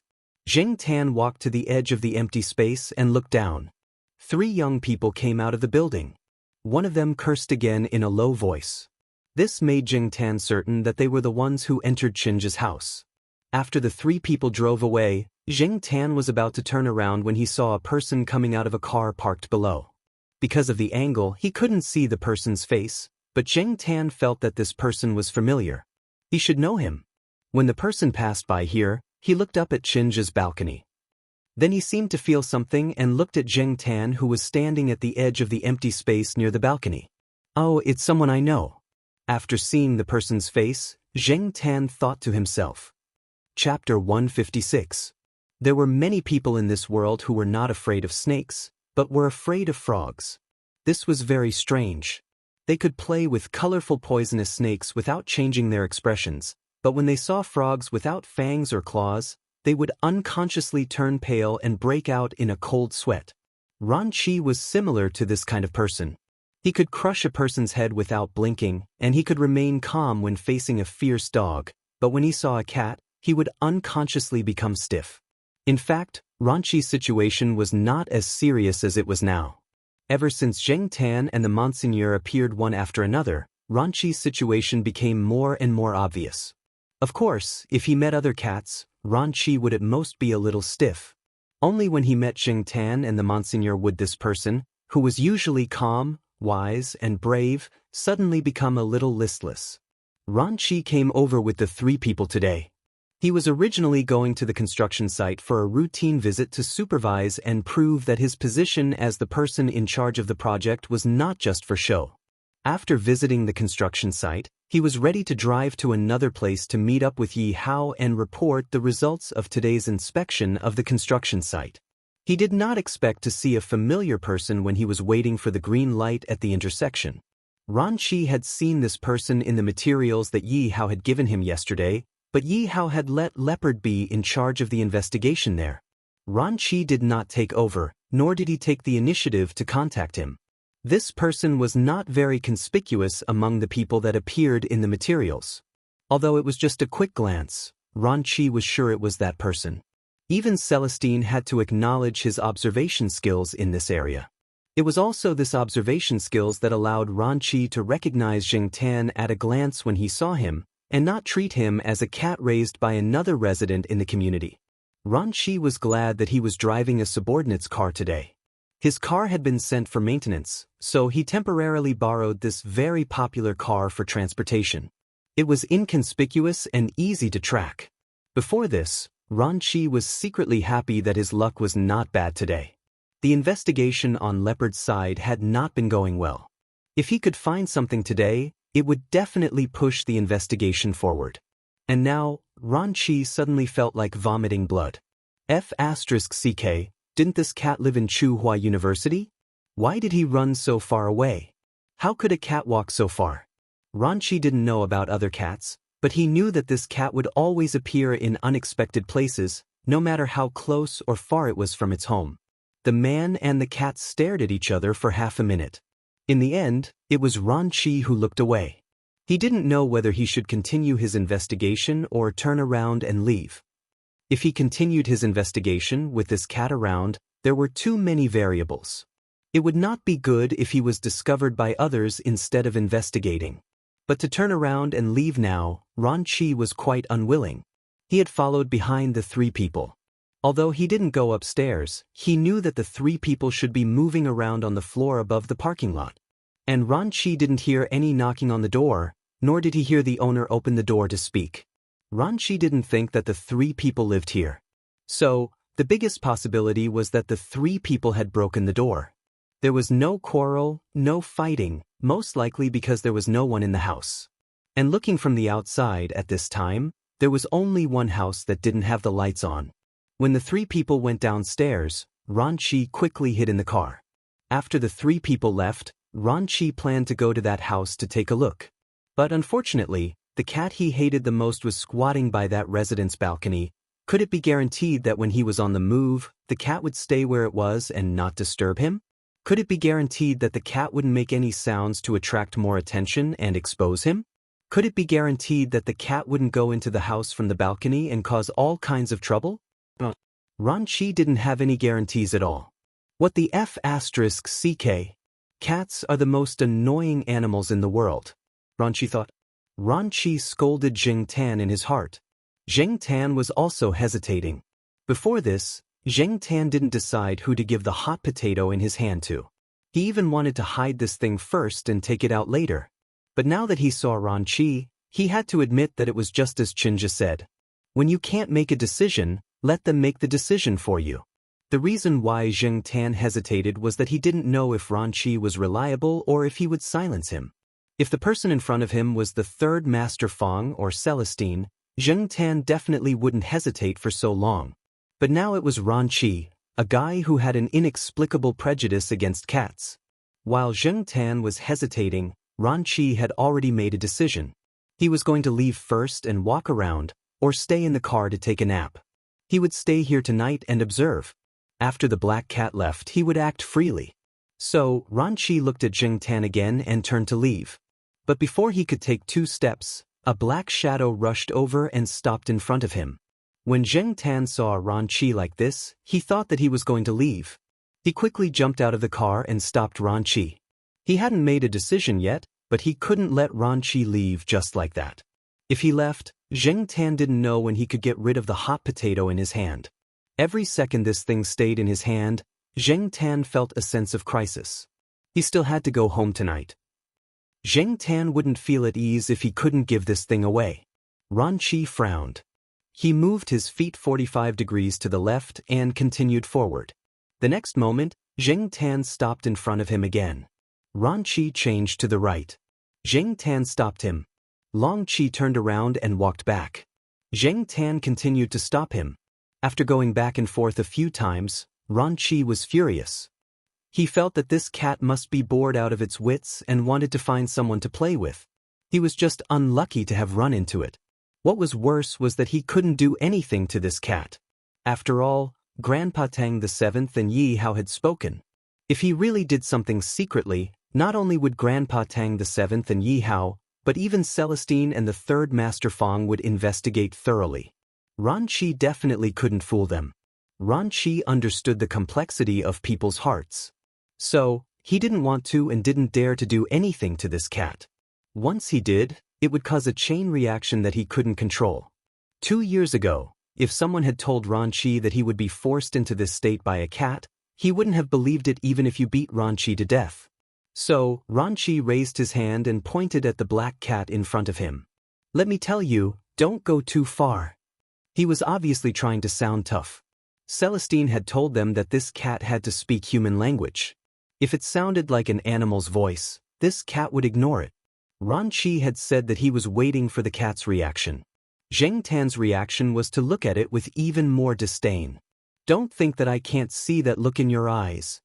Xianxia wanted to vomit blood again. After a minute of confrontation, Xianxia walked into the car, took out his phone, and made a call. Brother Ling, I've run into a situation here. Xianxia briefly explained what had just happened. He didn't mention what he was investigating, and Celestine didn't ask. Zheng Tan saw that Xianxia went straight into the car and didn't chase after him. He wasn't that familiar with Xianxia, and he wouldn't jump into the car. Besides, Xianxia closed the car window tightly. When he opened the door, he was afraid that he would follow him in. Zheng Tan wouldn't rush to flirt with him. If Xianxia drove away directly, Zheng Tan would take it that Yi Hao didn't have this opportunity. However, Zheng Tan saw that Xianxia was making a call inside and didn't look like he was going to leave. He quickly got out of the car and walked towards him. Zheng Tan was puzzled. He looked at the phone in Ranchi's hand again. It was indeed a phone, not a steel pipe. Because of the situation, Ranchi didn't turn on the speaker, so he put the phone on the empty space by the roadside and took a few steps back. Xianxia looked at Ranchi's phone. It was still in the middle of a call, so he walked over. Black charcoal, are you there? A familiar voice came from the phone. Ranchi was calling Celestine. Was he complaining? Xianxia raised his head and looked at Ranchi with disdain. Tattletale. Ranchi was so angry that his stomach hurt from Xianxia's look. He knew that a lot of times, a cat's eyes could directly reflect their psychological activities, just like the situation in front of him. Cats were indeed evil creatures. Xianxia didn't care what Ranchi was thinking. He continued to listen to the phone. He felt that this was good. With Celestine there was more protection. At least Ranchi wouldn't swallow him up and kill him. The swinging tail hit the phone, making a soft sound. This was the answer to Celestine's question. Celestine laughed on the phone. Hurry up and go home. It's so late. Don't wander around outside. Also, you ran too far. Listening to Celestine's nagging, Xianxia became impatient again. He turned around and jumped onto the empty space above the parking space. When Ranchi saw Xianxia leave, he was happy. He thought that Celestine's persuasion was effective. He walked over and picked up the phone to thank Celestine. When he hung up the phone and looked up, Ranchi saw the black cat standing on the edge of the empty space. There was a chain by the black cat's feet. As for what kind of chain it was dark and the light from the street lamps wasn't very good. It couldn't illuminate that angle, so he couldn't see clearly. Xianxia threw the thing next to his paw down. Ranchi hurried over and caught it. He quickly looked around to make sure that no one was paying attention. He looked at the thing in his hand. When Xianxia threw the thing down, he had been paying attention to Ranchi's reaction. Seeing Ranchi's reaction, Xianxia was now sure that Yi Hao didn't find this thing. However, Xianxia didn't care whether he found it or not. He also didn't care when Xianxia found it. The hot potato was finally thrown out. Xianxia's heart was also relieved. He took a deep breath. His body and mind were at ease. It was better to throw it out. After giving the thing, Xianxia didn't want to stay here any longer. He jumped off the empty space and ran out of the neighborhood to Chuhua University without looking at Ranchi. It was time to go home. Xianxia didn't care what Yi Hao would do next. If this thing was really as valuable as Xianxia said, with Yi Hao's ability, he should be able to cope with the impact of this thing. Of course, if Yi Hao couldn't discover the value of this thing, then it could only be said that this was fate. Chapter 157. In Yi Hao's villa, Leopard reported to Yi Hao what he had found out in the past 2 days. They had found a lot of things, but they had not made much progress on the most important part. Leopard looked like he had not slept well for the past few days. Clearly, he had been busy all this time. Ever since Lai Er's mysterious death, his subordinates had begun to seize power and profit. They knew a little about what Lai Er was looking for, but they did not know what it was used for. Lai Er had never told them. However, this did not dampen their enthusiasm. They all had the same idea: find it first, and they could not let the others beat them to it. If we can find this thing, we'll be able to find the answer if we keep digging. Something that can be valued by Lai Er and even classified as top secret must be very valuable, whether in terms of information or material, Leopard said. It's not that easy to find this thing. Yi Hao had already decided to give up. Ever since he knew about Lai Er's mysterious death, he had lost interest in the so-called material in the rumors. Without Lai Er, everything was easy. After taking over a few factories, Yi Hao was a little short on money and manpower. He did not want to waste manpower and money on this uncertain matter. The rumors were about Lai Er's blackmail material, but now it seemed that this was not the case. It made sense. If Lai Er hadn't taken back his own blackmail material when he was dealing with Chen La, how could he have done it so quickly? Leopard opened his mouth, but in the end he did not say anything. In his opinion, he had not come to a definite conclusion. The main reason was that he was useless and inefficient, wasting time and manpower. Just then, there was a knock on the door. After receiving Yi Hao's permission, a person walked in quickly. This person was Master Tang, the 7th subordinate. He had brought a document on Master Tang's orders. Yi Hao did not dare to underestimate a document that could be delivered urgently by someone he trusted. He opened the document. There was a photo inside. In the photo was a golden thing that looked like a pocket watch. "This is that thing?" Yi Hao asked. As expected of Master Tang VII. While he was still trying to guess what it was, Master Tang VII had already found the specific target. This seventh master calls it the golden compass. That person replied. Gold. Yi Hao narrowed his eyes and looked at the photo in his hand again.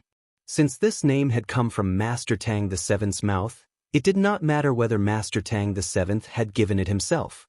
As long as Master Tang VII approved of this name, it proved its value. This made Yi Hao, who was about to give up on the competition, change his mind.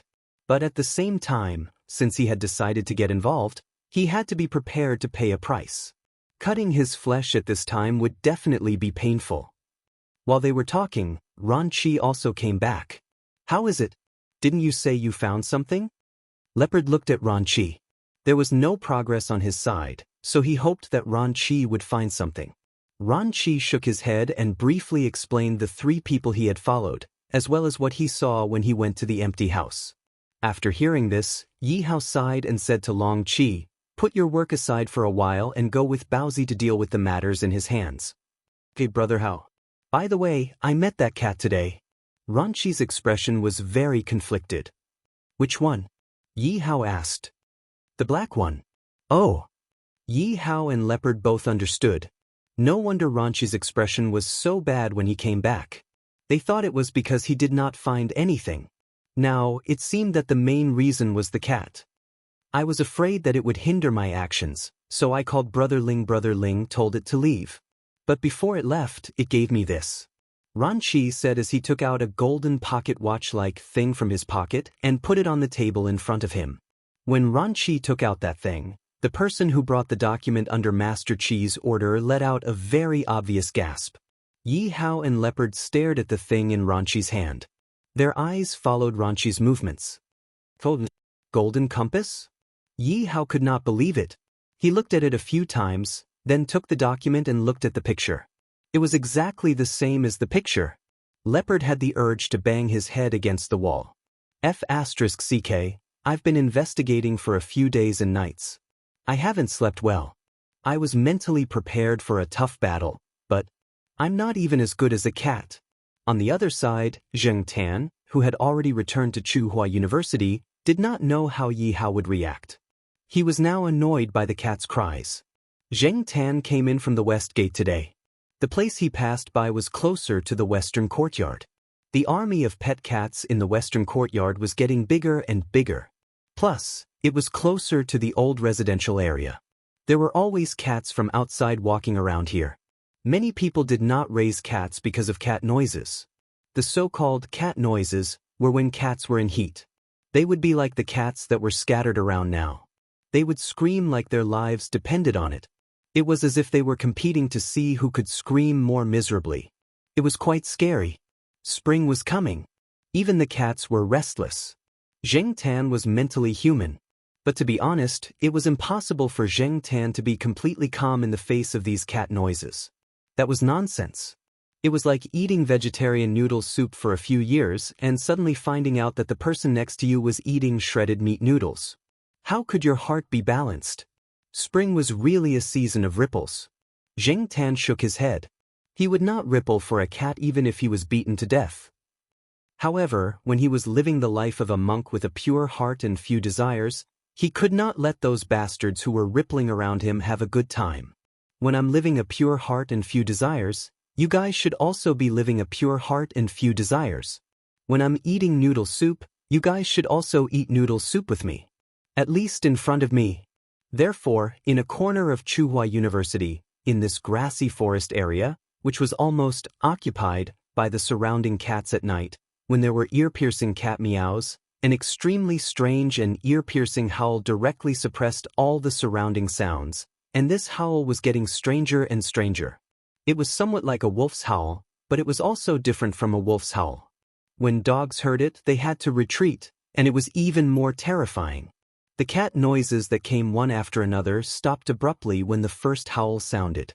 Moreover, Some cats directly ran away after hearing the howl, especially those in the western courtyard who had been beaten by Zheng Tan. They ran especially fast. They knew that in this area, only the black dictator in the eastern courtyard could make such a strange howl. Even if the cats did not know, they would be scared away by the howl. After Zheng Tan finished howling, he moved his ears and did not hear any ear-piercing sounds. Then he was satisfied and balanced. He swung his tail and went home. He took a shower and then went to sleep in little Pomelo's quilt. He did not know if it was because of the stimulation of Zheng Tan's howls, but the cat noises in the surroundings had decreased a lot recently. However, the loudest one in the eastern courtyard was still the same. Zheng Tan lay on the balcony and shook his ears as he listened to the heart-wrenching cries around the courtyard walls. What was the use of that idiot, the sheriff, barking around the courtyard? Other than men, there were eunuchs. The only female cat was still underage. The owner of the house protected his cat well. If he wanted to hook up with a female cat, he would go to the area around the tiled house, which was where Jiao Wei and the others raced. There were many cats and female cats there. Speaking of racing, Zheng Tan had been brought to Cheng Zhong's place by Tong Qing a few days ago to try out the modified car. Cheng Zhong had never seen a cat drive before. He had only moved the steering wheel down according to the third Master Feng's suggestion. He did not quite understand at the time, but after seeing Zheng Tan drive, he understood. After the steering wheel was moved down, even if Zheng Tan drove outside by himself, no one would think that a cat was driving. If they did not look carefully, they would not see Zheng Tan controlling the steering wheel. They would only think that someone nearby was controlling it with a remote control. There were already some children's car toys of this scale. Perhaps in another year or two, there would be more here. When that time came, Zheng Tan might be able to drive the cat car outside. Because he had signed a confidentiality agreement, Cheng Zhong would not tell anyone about the whole thing. However, when Cheng Zhong saw Zheng Tan's expression when he drove the cat car, he was indeed quite shocked. It was no wonder that the third Master Feng had asked him to sign a confidentiality agreement and additional agreements. Now, Cheng Zhong was carrying out the second modification and adjustment. After seeing Zheng Tan drive, he knew what was going on. However, it would take some time for the car to be modified. However, Zheng Tan was not in a hurry. He could afford to wait. Now, even if the cat car was modified, he could not drive the cat car outside openly. After yawning, Zheng Tan put the cat car matter aside and thought about it. He did not know what was going on with Yihao. Franchi took that thing out, how would they react? Zheng Tan raised his paw and rubbed his nose.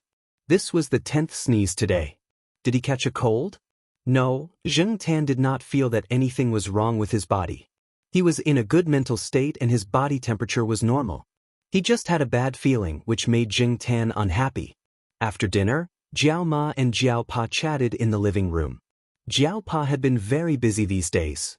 It was rare for him to have time tonight. He did not go out. He sat on the sofa in the living room and listened to Jiao Ma talk about some of the things that happened during this time. One of the teachers in our English group has a cat. Although I have not seen it, I have heard from other teachers that it is very beautiful. Jiao Ma said. Zheng Tan, who was lying on the sofa, pulled his ear.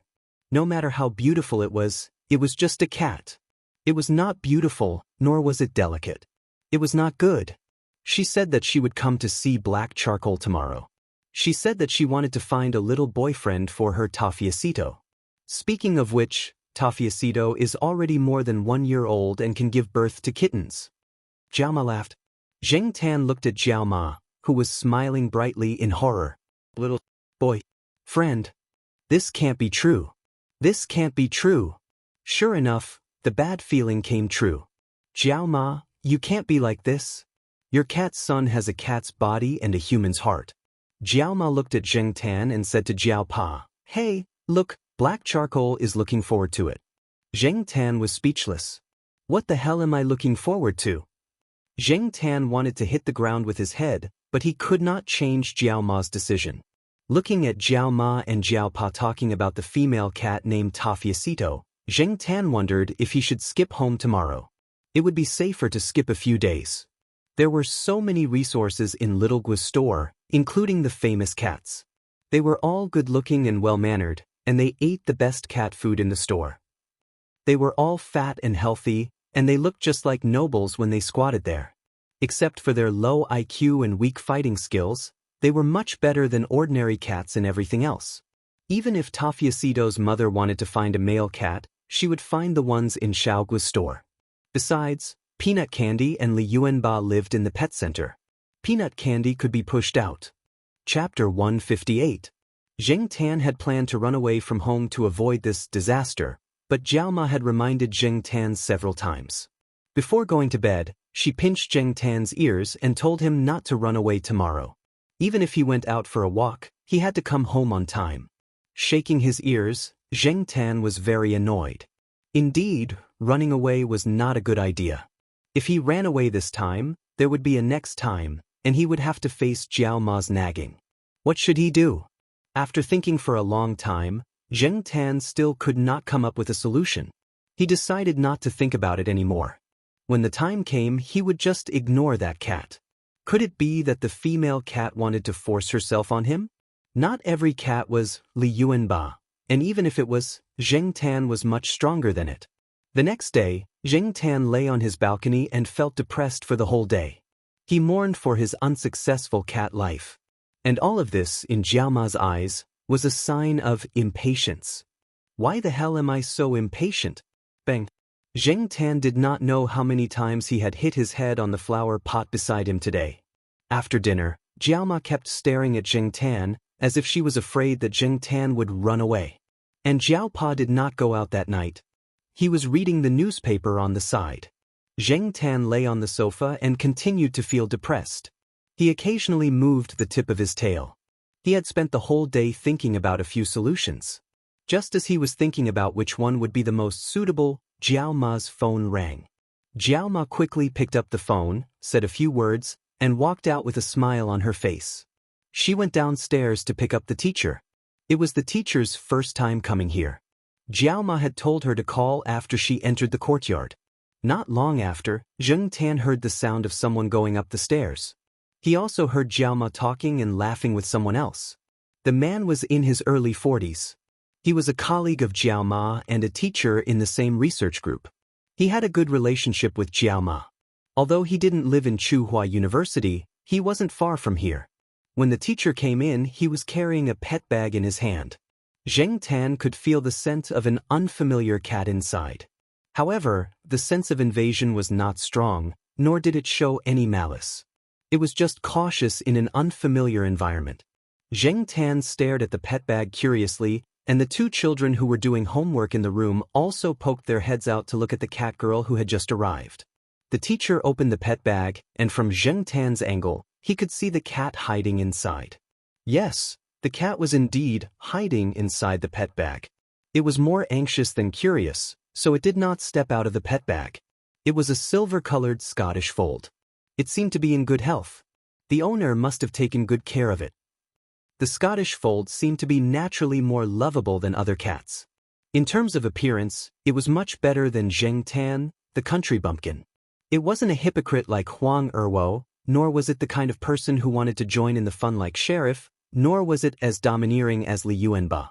The Scottish fold in front of him, Tafiacido, had a quiet temperament, the kind that seemed to stand aloof from worldly affairs.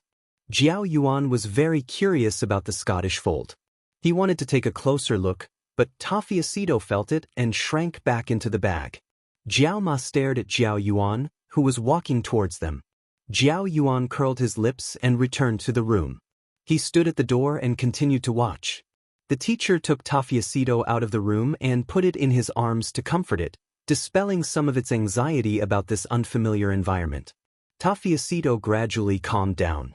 Although it was calm, Tafiacido still looked around with vigilance. It was the first time that Jiao Ma saw Tafiacido. She had only heard about Tafiacido before. When she saw Tafiacido, Jiao Ma liked it very much. Scottish folds were indeed very attractive to women. Teacher Imo, your Tafiacido is so beautiful. Jiao Ma sighed. Teacher Imo just smiled, but Zheng Tan felt that this teacher's smile was a bit unnatural. However, Teacher Imo really doted on Tafiacido. Just by looking at the way she looked at Tafiacido, one could tell that she really doted on him. Black charcoal, Come and meet your new friend.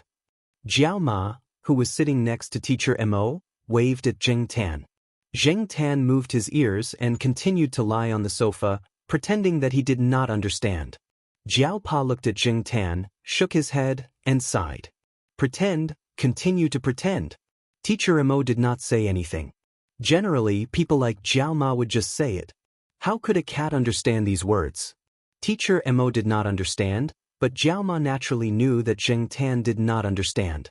She could not reprimand Zheng Tan in front of Teacher Mo, so she just stared at Zheng Tan. Her eyes seemed to say, really disappointing. Zheng Tan did not care so much, he just made up his mind to pretend to be stupid. However, Zheng Tan looked at Tafiacito curiously. The ears of a Scottish fold were really small. Teacher Mo put Tafiacito on the ground. Tafiacito rubbed Teacher Mo's leg, stepped forward, sniffed around, and then jumped back into Teacher Mo's arms. Oh, your Tafiacito is too reserved. Jiao Ma laughed. Indeed, not everyone was as thick-skinned and bold as Zheng Tan and the rest of the eastern district's 4 cheap men. Jiao Yuan and little Pomelo were sent back to do homework by Jiao Pa. In the living room, the 3 adults continued to chat. Jiao Pa had already seen that Teacher Mo had something to say, but she could not say too much in front of the children. After being led by Jiao Pa, the children began to complain. Teacher Mo liked to raise cats. In the past, he had raised mongrel cats. However, the few cats that he had raised all liked to run outside. The cats disappeared after a few years. They might have been tricked by cat traffickers or for other reasons. Last year, a friend of hers gave her a Scottish fold, which was now known as Tafiacito. Teacher Mo liked it very much, and the cat did not run out much, which saved her a lot of trouble. Some neighbors, relatives, and friends looked at Tafiacito with envy. They told Teacher Mo that when Tafiacito gave birth to kittens, they would order one. Although Teacher Mo liked cats, she did not know much about cats. As for Scottish folds, she only knew that the probability of a Scottish fold to give birth to a defective cat was very high. Therefore, she wanted to find a healthy male Scottish fold to give birth to a cat that was not born with a Scottish fold. For example, mongrel cats? However, Teacher Mo's plan was strongly opposed by some friends. Indeed, there were not many people who used Scottish folds and mongrel cats. There were more British Shorthairs and American Shorthairs. After all, they looked better in appearance, and their commercial value was much higher than mongrel cats. Hearing this, Jiao Ma's expression changed. Yes, Scottish folds looked much more attractive than black charcoal, but no matter what other cats were like, in Jiao Ma's eyes, her own cat was the best. No one could say anything about it. Her own cat was so good. It was obedient, sensible, and helped to take care of the children. Where could she find such a cat? So you don't like it? Jiao Ma, who was about to refute, was stopped by Jiao Pa, who signaled her to continue listening to Teacher Mo. Zheng Tan also listened. He really did not know much about Scottish folds. He only knew that Scottish folds had folded ears and were very expensive. In the eyes of many people, Scottish folds were famous cats. Teacher Mo saw Jiao Ma's reaction just now and continued to speak. She did not have many requirements in terms of appearance, as long as the offspring were healthy enough. What made her change her mind was what she experienced when she took the cat to the pet center at noon. When I raised Tafiacito, many people were envious and bought a Scottish fold. My sister was one of them. However, she stopped raising it after 2 months, so I took it and raised it with Tafiacito. She was also a female cat, but she was 3 months younger than Tafiacito. However, my sister's Scottish fold was not as lucky as Tafiacito. That cat's tail was stiff, and it could not bend like a normal cat. I took it to Xiaogua's place at noon this afternoon, and the results were not very good. A veterinarian in the pet center who was familiar with Teacher Mo told her that many Scottish folds were accompanied by diseases. Some had short tails or were not flexible, and some had large osteophytes on their legs as well as other bone genetic diseases. Their joints were also much more fragile than that of ordinary cats. Even if they did not have arthropathy, the degree of cartilage wear and tear of their joints was greater than that of other cats, and they were prone to joint pain, limping, and other problems. Tafiacito was relatively lucky. At least, no problems were found, but I am not sure how long it will be so lucky. In the past, I didn't know and didn't understand these things, but now that I know, and since I raised them, I have to be responsible. I need to spend more energy to take care of them and take them for regular checkups. Before I figure it out, I don't want it to have kittens for the time being. The doctor in the pet center told me that this breed is very special. Even if you want to breed it, you need to have professional knowledge and a certain amount of experience. There are very few people who breed them in China, and there are not many cats who are as lucky as Tofiacito. He advised me not to breed this kind of cat privately. He also said that my sister's cat has to bear the pain caused by bone deformities every time it takes a step. We are all cat owners, and we all know that although cats have expressions, not everyone can understand them. Their pain tolerance is very strong, and they will not cry out in general pain. They are also used to covering up their injuries. This is their nature to protect themselves. So it's hard for me to know how they feel. I just think, if I let Tofiacito give birth to kittens without knowing anything, and there's a kitten with a serious bone disease in the kitten, I feel very uncomfortable. Jiao Ma was really silent this time. She didn't have much experience in raising cats. Over the years, Zheng Tan was an unusual cat that she didn't need to worry about. She was not a cat, so how could she understand the pain of a cat? Even Zheng Tan couldn't understand the feelings of those cats. After all, Zheng Tan was different from other cats. I am here now to tell Teacher Gu not to think too much. Teacher Mo explained. Jiao Ma quickly waved her hand to show that she understood, and asked about the situation of the other cat. Teacher Mo talked with Jiao Ma for a while, and then left with Tofiacito. There was still a cat at home that had just been adopted. Teacher Mo was worried and wanted to go back to see it as soon as possible. Zheng Tan's first forced blind date was over before he could carry out his plan to make trouble. However, Teacher Mo asked Jiao Ma to take Zheng Tan to play when she was free. Her two cats didn't like to go out, and Zheng Tan had too many criminal records. All the teachers in the English group knew that Zheng Tan could go to the school for a walk. In the evening, Jiao Pa deliberately looked up some documents and magazines about Scottish fold cats published in China and abroad. She browsed the pet forum, and Zheng Tan squatted on the desk to read. There was a lot of debate about this breed. Maybe the problem wasn't as simple as black and white.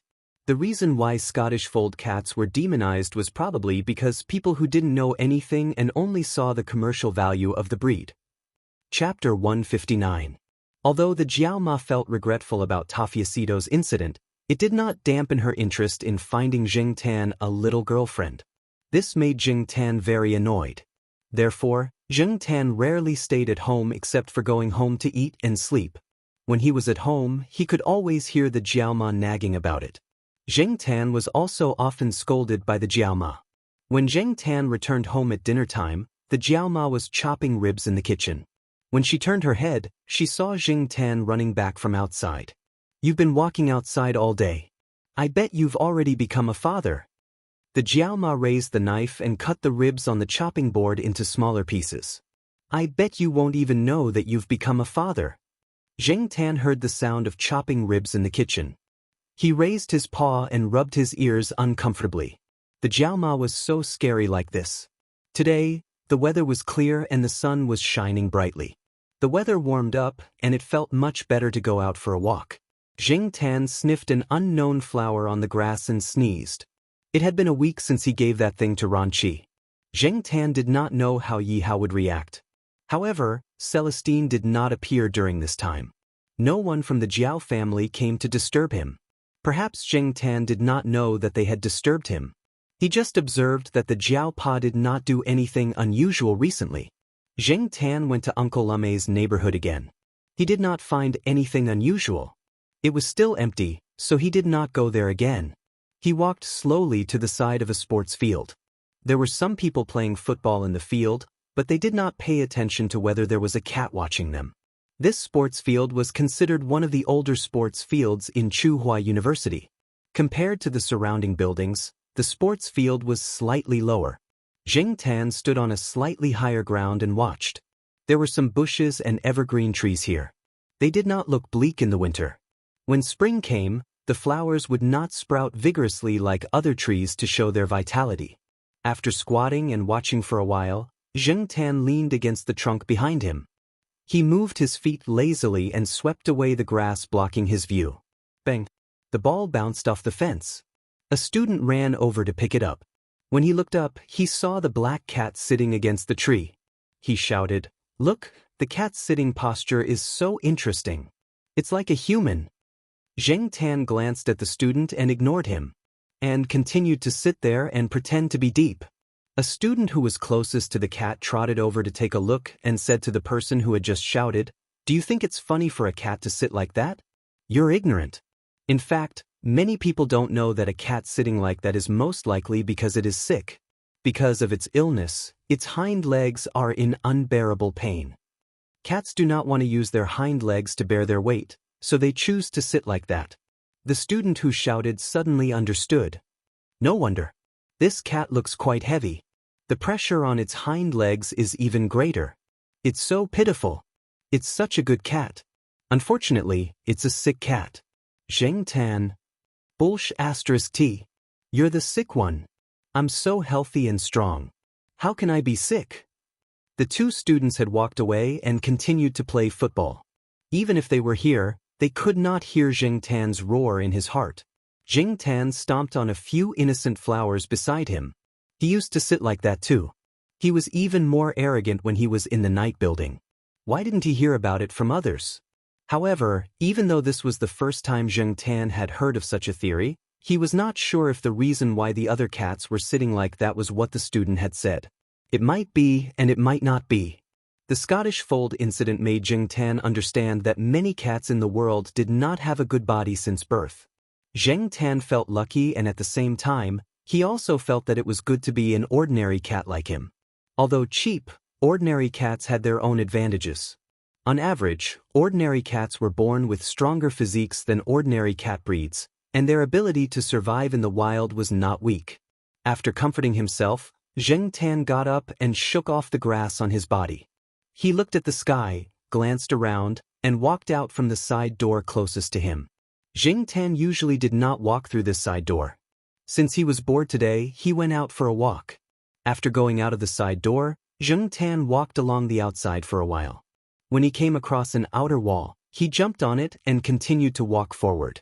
At 3 or 4 o'clock in the afternoon, some students would set up street stalls here to earn some pocket money and sell some small things. Most of them were gadgets and clothes that girls liked. The cost of this kind of business was not high, and the sales were not bad. At this time, some people had already come to grab the space.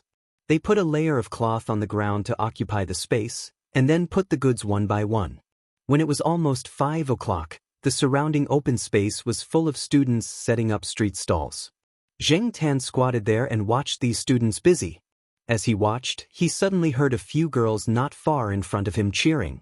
There was bamboo planted in the wall of this area, and a few bamboo leaves blocked Zheng Tan's sight. Zheng Tan pushed the bamboo leaves in front of him away, walked a few steps forward, and looked in the direction of the sound. A young man in his 20s with a mohawk hairstyle stood there. His hair was dyed yellow, and his clothes were somewhat non-mainstream. He looked a bit like a gangster. The young man was holding a poker card in his hand and playing a card trick. His eyes intentionally or unintentionally swept over the high peaks of several female students in front of him. Zheng Tan pulled his ear and despised him. In addition to despising this person's character, Zheng Tan also despised his skills. Since he had seen Uncle Lemme's tricks, looking at these street tricks again, he suddenly felt a little uninterested. However, street tricks were also very technical. Even if there were fewer inherited tricks now, he had to admit that there were indeed some capable people who were even more capable than some of the so-called XX masters. Zheng Tan squatted on the wall and watched the person play cards. Although he despised this person just now, he had to admit that this kid had some skills. Perhaps he was aware of the different sight of the surrounding crowd. The young man turned his head and looked behind the wall after playing a game. This person's perception is quite sharp. Zheng Tan evaluated in his heart. However, after seeing the young man's face, Zheng Tan was puzzled. Why does he look a little familiar? However, Zheng Tan was very sure that he had never seen this person before. Today was definitely the first time he saw him. That's strange. Who is this guy? For a moment, Zheng Tan couldn't remember why she felt this familiar feeling. Compared to Zheng Tan's puzzlement, the young man seemed to be startled when he saw Zheng Tan. His hands didn't play well and a few cards flew out. Because of this, he was laughed at by several beautiful female students standing at the side. Zheng Tan watched for a while and then left. Little Pomelo was about to finish school, so he had to go and wait for her. When the young man turned his head for the third time, he found that the black cat had finally left. He quickly put on a smiling face and joked with the surrounding female students. 10 minutes later, a car slowed down and came over. The car window opened and the driver whistled. Sorry, I'll be leaving first. See you guys. The young man who was playing cards put the cards neatly into his pocket and walked towards the car. Before he left, he even sent a flying kiss, causing the female students to cover their mouths and laugh. The young man opened the car door and got into the back seat. He stretched out his arms and crossed his legs. You're late, senior brother Wei. The young man said. The person in the driver's seat was Celestine, whom Zheng Tan hadn't seen for a while. Isn't this good? I even gave you a chance to talk to the female students. Celestine said. Don't mention it. I originally wanted to get to know a few girls and get their phone numbers. I didn't expect to meet a cat. What made me the most unhappy was that the cat kept staring at me from behind. It caused me to lose my ability to play. Celestine's eyebrows twitched and asked, That cat is black, right? That's right. That's why I said that the black cat is evil. The person in the back slapped his thigh and sighed. Thinking back to the black cat, he didn't pay attention to Celestine's tone just now. Finally willing to come back? I thought you would always be a rebellious prodigal and stubbornly stick to that path and never look back. Celestine said. Let me correct you. That's called a game life. Moreover, stubbornness doesn't mean stubbornness. The person in the back answered confidently. Oh, so you've realized? With your current image? Celestine laughed. What's wrong with my image? I think my current image is quite good. The person in the back shook his non-mainstream jacket and touched his new hairstyle. Yes, it's good.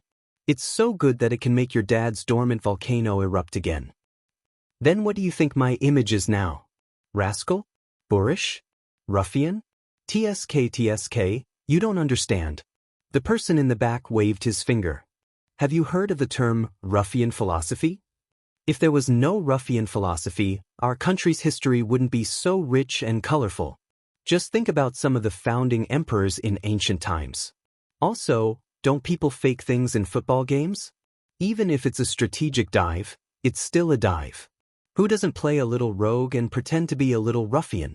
TSK, I haven't seen you for a few years and you're already acting as a philosopher. Celestine smiled and shook his head. The person in the back didn't comment. He looked at the surrounding buildings through the window and said excitedly, Shall we go play at the night building you mentioned? No, let's go to Senior Walnut's first. No, I'll be beaten to death by Senior Walnut. The person in the back covered his face and screamed. It's okay, I'll collect your corpse. The next day, Zheng Tan didn't leave the school gate to play. The 4 scumbags of the East District were squatting on a thick sycamore tree, looking at a group of people flying kites on the lawn not far away. On the main road of the school, Celestine drove slowly. Aren't we going directly to the night building? Why are we here? The person in the back seat complained while chewing gum. He moved his arms. He had been beaten up badly by Senior Walnut yesterday, but fortunately he hadn't hit his face. Celestine didn't answer. He just drove slowly and paid attention to the surroundings, especially to the older and thicker trees. After seeing the 4 cats squatting on the trees, Celestine smiled and drove the car in that direction. Found it. The person in the back seat rolled down the window and looked in the direction Celestine pointed. There were people flying kites there. He thought Celestine was talking about one of them, but after noticing the 4 cats squatting on a tree, his expectant smile disappeared. Cats are a bunch of idiots. Piff. After scolding, the person in the back seat spat the gum in his mouth into the trash can next to him. He was very proud that he could spit it into the trash can from more than a meter away. But his pride didn't last long. When he raised his head to look at the 4 stupid cats in the tree, he was choked by what he saw. Chapter 160. The reaction of the four cats seemed to be telling the person in the car, "We won't bark, we'll just look at you like this." Perhaps it was a psychological effect, but the person who had said, "Cats are a bunch of idiots," felt that the gazes of the four cats had changed from 30% disdain and 70% alienation to 30% alienation and 70% disdain. In fact, he hadn't finished the sentence of, "Cats are a bunch of idiots." After spitting out the chewing gum, he should have proudly added, "Even if you scold it, it won't know." Unfortunately, before he could finish the sentence, he was choked back by the reactions of the four cats. Wei Lung looked at the person who was choked to the point that his face turned pale. He smiled and said, Mao, why do you dislike all cats? They didn't provoke you." Mao, the person with the mohawk hairstyle, didn't answer. Instead, he pointed at the four cats on the tree and asked Celestine, "Those four cats, are they looking down on me? Why do I feel like they're scolding me in their hearts?" "You're thinking too much." Celestine knew his junior very well. This kid had a bit of a persecutory delusion. But he couldn't be blamed. He was forced to do this. It was an unbearable past. In fact, the situation of the four cats looking at Mao could only be said to be a coincidence that Zheng Tan didn't expect. Among the four cats, Zheng Tan definitely understood Mao's words. There was no doubt about that. Fatty was probably able to understand a few of the words. Even if he didn't, he probably felt that Mao was talking about them a lot just now. It was too targeted. Fatty was keenly aware of it, so he also looked over. As for Huang Erwo, this guy only looked over curiously when he heard the sound of Mao spitting out the chewing gum. As for Sheriff, he did whatever the other cats did. Thus, there was a situation where the four cats were looking at Mao at the same time. Was he thinking too much? Hearing Celestine's words, Mao scratched his head. He was probably overthinking. Thinking of this, Mao looked up at the tree again and happened to see Zheng Tan looking at it with even more disdain. Compared to the other cats, this look was too obvious. Mao, who was just a little suspicious, was sure that it wasn't thinking too much. If Mao's expression was as if he had just eaten a mouthful of rice with mosquito legs, then his expression now was as if he had just eaten tea. Taking a deep breath, Mao said to itself, "Don't be angry with a bunch of stupid cats." He didn't come here to continue being entangled with these cats. Not wanting to stay here for even a second longer, Mao urged Celestine, "Senior brother, who are you picking up? Hurry up and leave this place." "Okay," Celestine shouted at Zheng Tan, "Black charcoal, come quickly. Let's go out and play." Before Celestine's car arrived, Zheng Tan had already noticed it. However, he saw that there was a person in the back seat. It was the same person he saw playing cards outside the school wall yesterday. Zheng Tan didn't pay much attention to it and continued to watch the people flying kites on the grass. He was just watching two kids having a kite fight. He didn't expect to suddenly hear a curse directed at cats. Did the four of them offend him? Obviously not. Was the person Celestine brought an idiot? After hearing Celestine's call, Zheng Tan didn't immediately go over. He didn't like the kid in the back seat. At first glance, he could tell that the kid was a delinquent. Jiao Ma had said to stay away from delinquents. Jiao Ma's words were directed at Jiao Yuan and little Pomelo. As for Zheng Tan, speaking of which, how many delinquents did he come into contact with? However, at this time, Zheng Tan didn't think that he had done anything wrong at all. Seeing that there was no response, Celestine continued to shout, "Let's go. Let's go to the night building to play. I already told your cat dad." Originally, Zheng Tan didn't plan to go out to play. However, after thinking about it, going to the night building was also a good idea. He wanted to see what Yi Hao and the others were up to. Thinking of this, Zheng Tan came down from the tree and walked towards Celestine. Seeing the black cat getting closer and closer, Mao suddenly had a bad feeling. He was wondering who Celestine was talking to. Now, it seemed that it was actually a cat.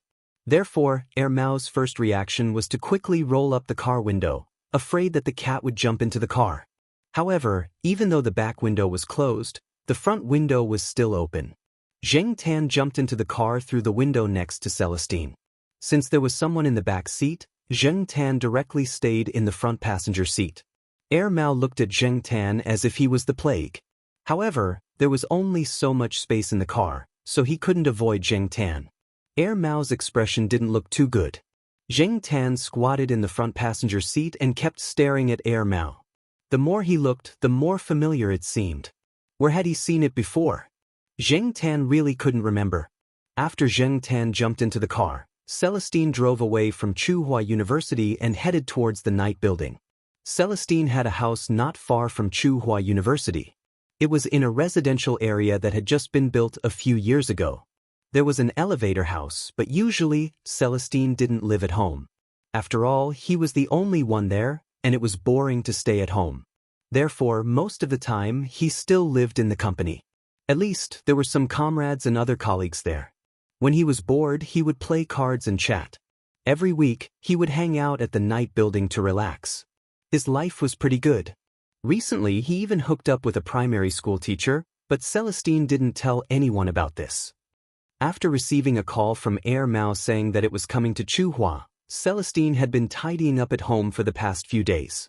He prepared a room for Air Mao. Air Mao's parents lived in Chuhua, but Air Mao would never live with his parents. Otherwise, there would be a small quarrel every day and a big fight every 3 days. It would cause a lot of trouble. After thinking about it, only Celestine, who was single, would be more convenient. Therefore, he called Celestine to come over and stay the night.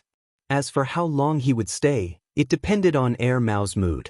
On the way, Air Mao complained to Celestine about why he had to bring a cat to the night building. Celestine simply told him about Zheng Tan's past. This cat is very popular. Not to mention Yi Hao and the others, even Senior Walnut owes this cat a favor.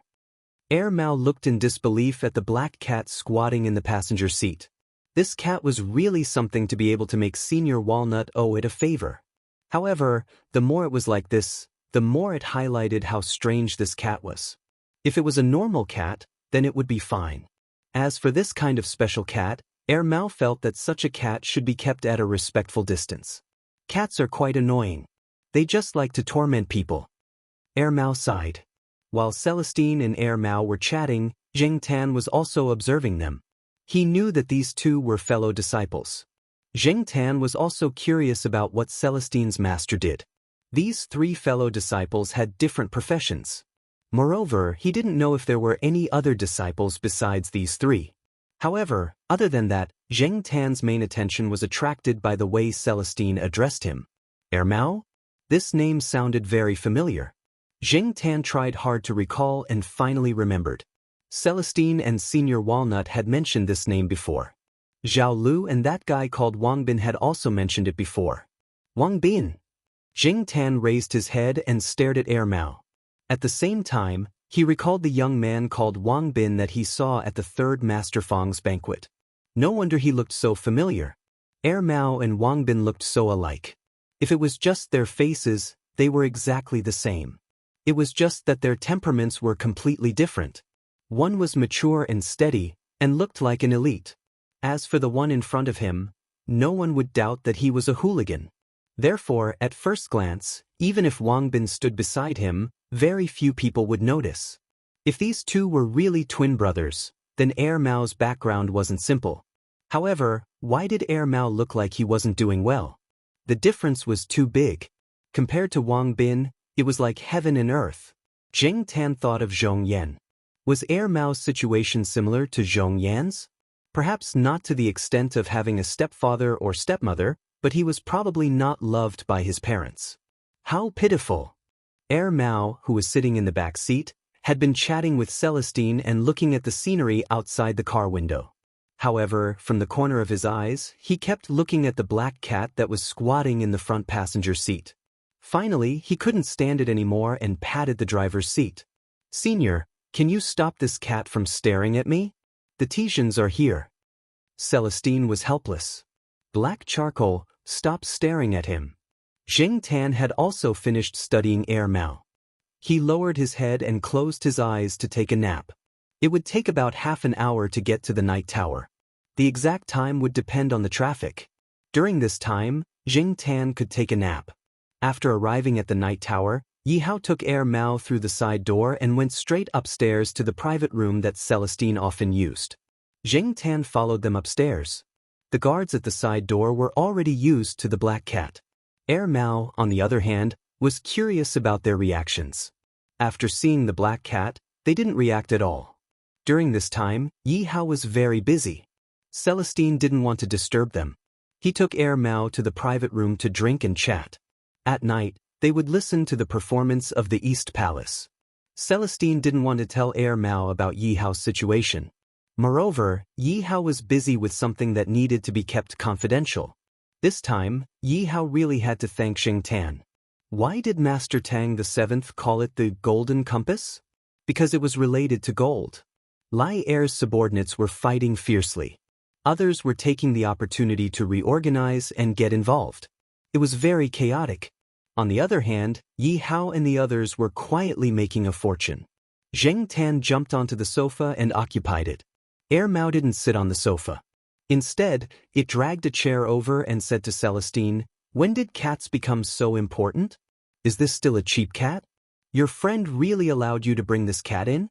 Isn't he afraid that it'll scratch these sofas worth tens of thousands? Even if your friend doesn't care about tens of thousands, he's being too lenient." Celestine shrugged. "I can't help it. I said that this cat is special. Actually, someone gave this cat a nickname. It's called the Lucky Cat." Mao paused, then laughed out loud. It almost fell off the chair. Lucky Cat? That's it? In some small towns and villages, you can buy one for about 10 yuan. It can't make a fortune? Mao was about to say more, but when it saw Celestine's serious expression, it stopped laughing. "Senior, are you serious?" "Yes, I'm not joking." Celestine nodded. "So, I suggest that you interact with this cat more often. For example, you can go with it when it goes for a walk. You're bored anyway." Chapter 161. Since the first time they met, Xing Tan and Mao had given each other bad comments. And this kind of bad comments could not be changed by Celestine with just a few words. Mao told Celestine about what he had seen in the past 2 years, while glancing at Xing Tan from time to time. As for Celestine, while talking to Mao, his hands did not stop peeling peanuts, giving some to Xing Tan and some to himself. Like a slave. Mao despised Celestine's behavior. But after all, they were brothers and had known each other for so many years. Mao also knew Celestine well. If this cat was not really capable, Celestine would never treat it like this. Manekiniko? Maybe. Mao had not seen it with its own eyes, so it was still suspicious. If it did not see it with its own eyes or hear it with its own ears, it would not admit anything. Even if it was Celestine who said it, it would also discount the so-called truth. Xing Tan lay on the sofa, waiting for enough peanuts to be peeled, then jumped onto the coffee table to eat peanuts. "Have you thought about what you are going to do next?" Celestine asked Mao. "These 2 years, I have been running a small business outside. Now, I am not going to do anything for the time being. I am going to rest and enjoy myself, then sleep until I wake up naturally every day." As Mao spoke, its eyes were still glancing at Xing Tan. Seeing that Xing Tan was focused on eating peanuts, it jumped up from the chair and attacked with lightning speed. Subdue the demon. After a successful attack, Mao quickly retreated 5 meters away. Celestine and Xing Tan were speechless. Xing Tan really did not expect Mao to attack. Although they did not have a good opinion of each other, perhaps because of Celestine, Xing Tan did not feel any malice from Mao. Because of this, Xing Tan lowered his vigilance a lot. He was not prepared at all, but in the end he fell into Mao's trap. Mao didn't hit him. His quick move was just to stick a paper on Xing Tan's forehead. Xing Tan didn't know what was drawn on the paper pasted on his forehead, but looking at the situation, Xing Tan could guess that this was the legendary talisman that could summon gods and exorcise ghosts, subdue demons, and cure diseases. Subdue demons and devils? Subdue your motherf asterisk king demon. Damn it. Motherf asterisk cur. Xing Tan shook his head to get rid of the sticky paper on his forehead. He stopped eating peanuts and jumped off the coffee table to rush towards Mao. "If I don't flip out, you'll really think I'm weak and easy to bully." Thus, the man and the cat began to fight in the private room. At first, Mao used a feather pillow on the chair to block the attack, But when he realized that the pillow was quickly torn apart and realized that he had seriously underestimated the enemy's attack power, Mao covered his head with his jacket and hid behind Celestine. After the feather pillow was torn apart, feathers flew everywhere in the private room, and the tidy room suddenly became a mess. Celestine looked at all of this. He really wanted to drag Mao over and beat him up. He was already in his 20s, but he still looked so unreliable. Many times, his words and actions always made people want to beat him up first. After messing around for more than 10 minutes, Zheng Tan squatted on the coffee table and continued to eat peanuts. However, from the way he swung his tail, it was obvious that Zheng Tan was not in a good mood. No one would be happy if a subdue demons and devils talisman was stuck on them, not to mention that Zheng Tan had secrets in his heart. Mao slowly moved towards the chair. His jacket was almost torn into strips, but for Mao, as long as there was no wound on his face, he didn't care about anything. Mao, why are you arguing with a cat? Celestine said. Mao rolled his tattered jacket into a ball and put it aside. Didn't you say that I should get along well with this cat? The relationship between men is built by fighting. Just like us brothers, who doesn't have a relationship built by fighting with each other? Celestine rubbed his forehead and stopped thinking about the fight. Instead, he pointed at the talisman that had been stepped on several times on the ground and asked, "Where did you get that thing?" Zheng Tan's eating slowed down a bit, and his ears turned to Mao. He also wanted to know where Mao got this so-called talisman. Was he really going to subdue demons and devils? Mao thought for a while and answered, "When I came to Chuhua City, I saw an old man at the train station. He had a bag and a book, and he chased after me and asked me to show him my love. He even wrote down his name on the book. I gave him 10 yuan, and he gave me this thing, saying that it was used to subdue demons and devils."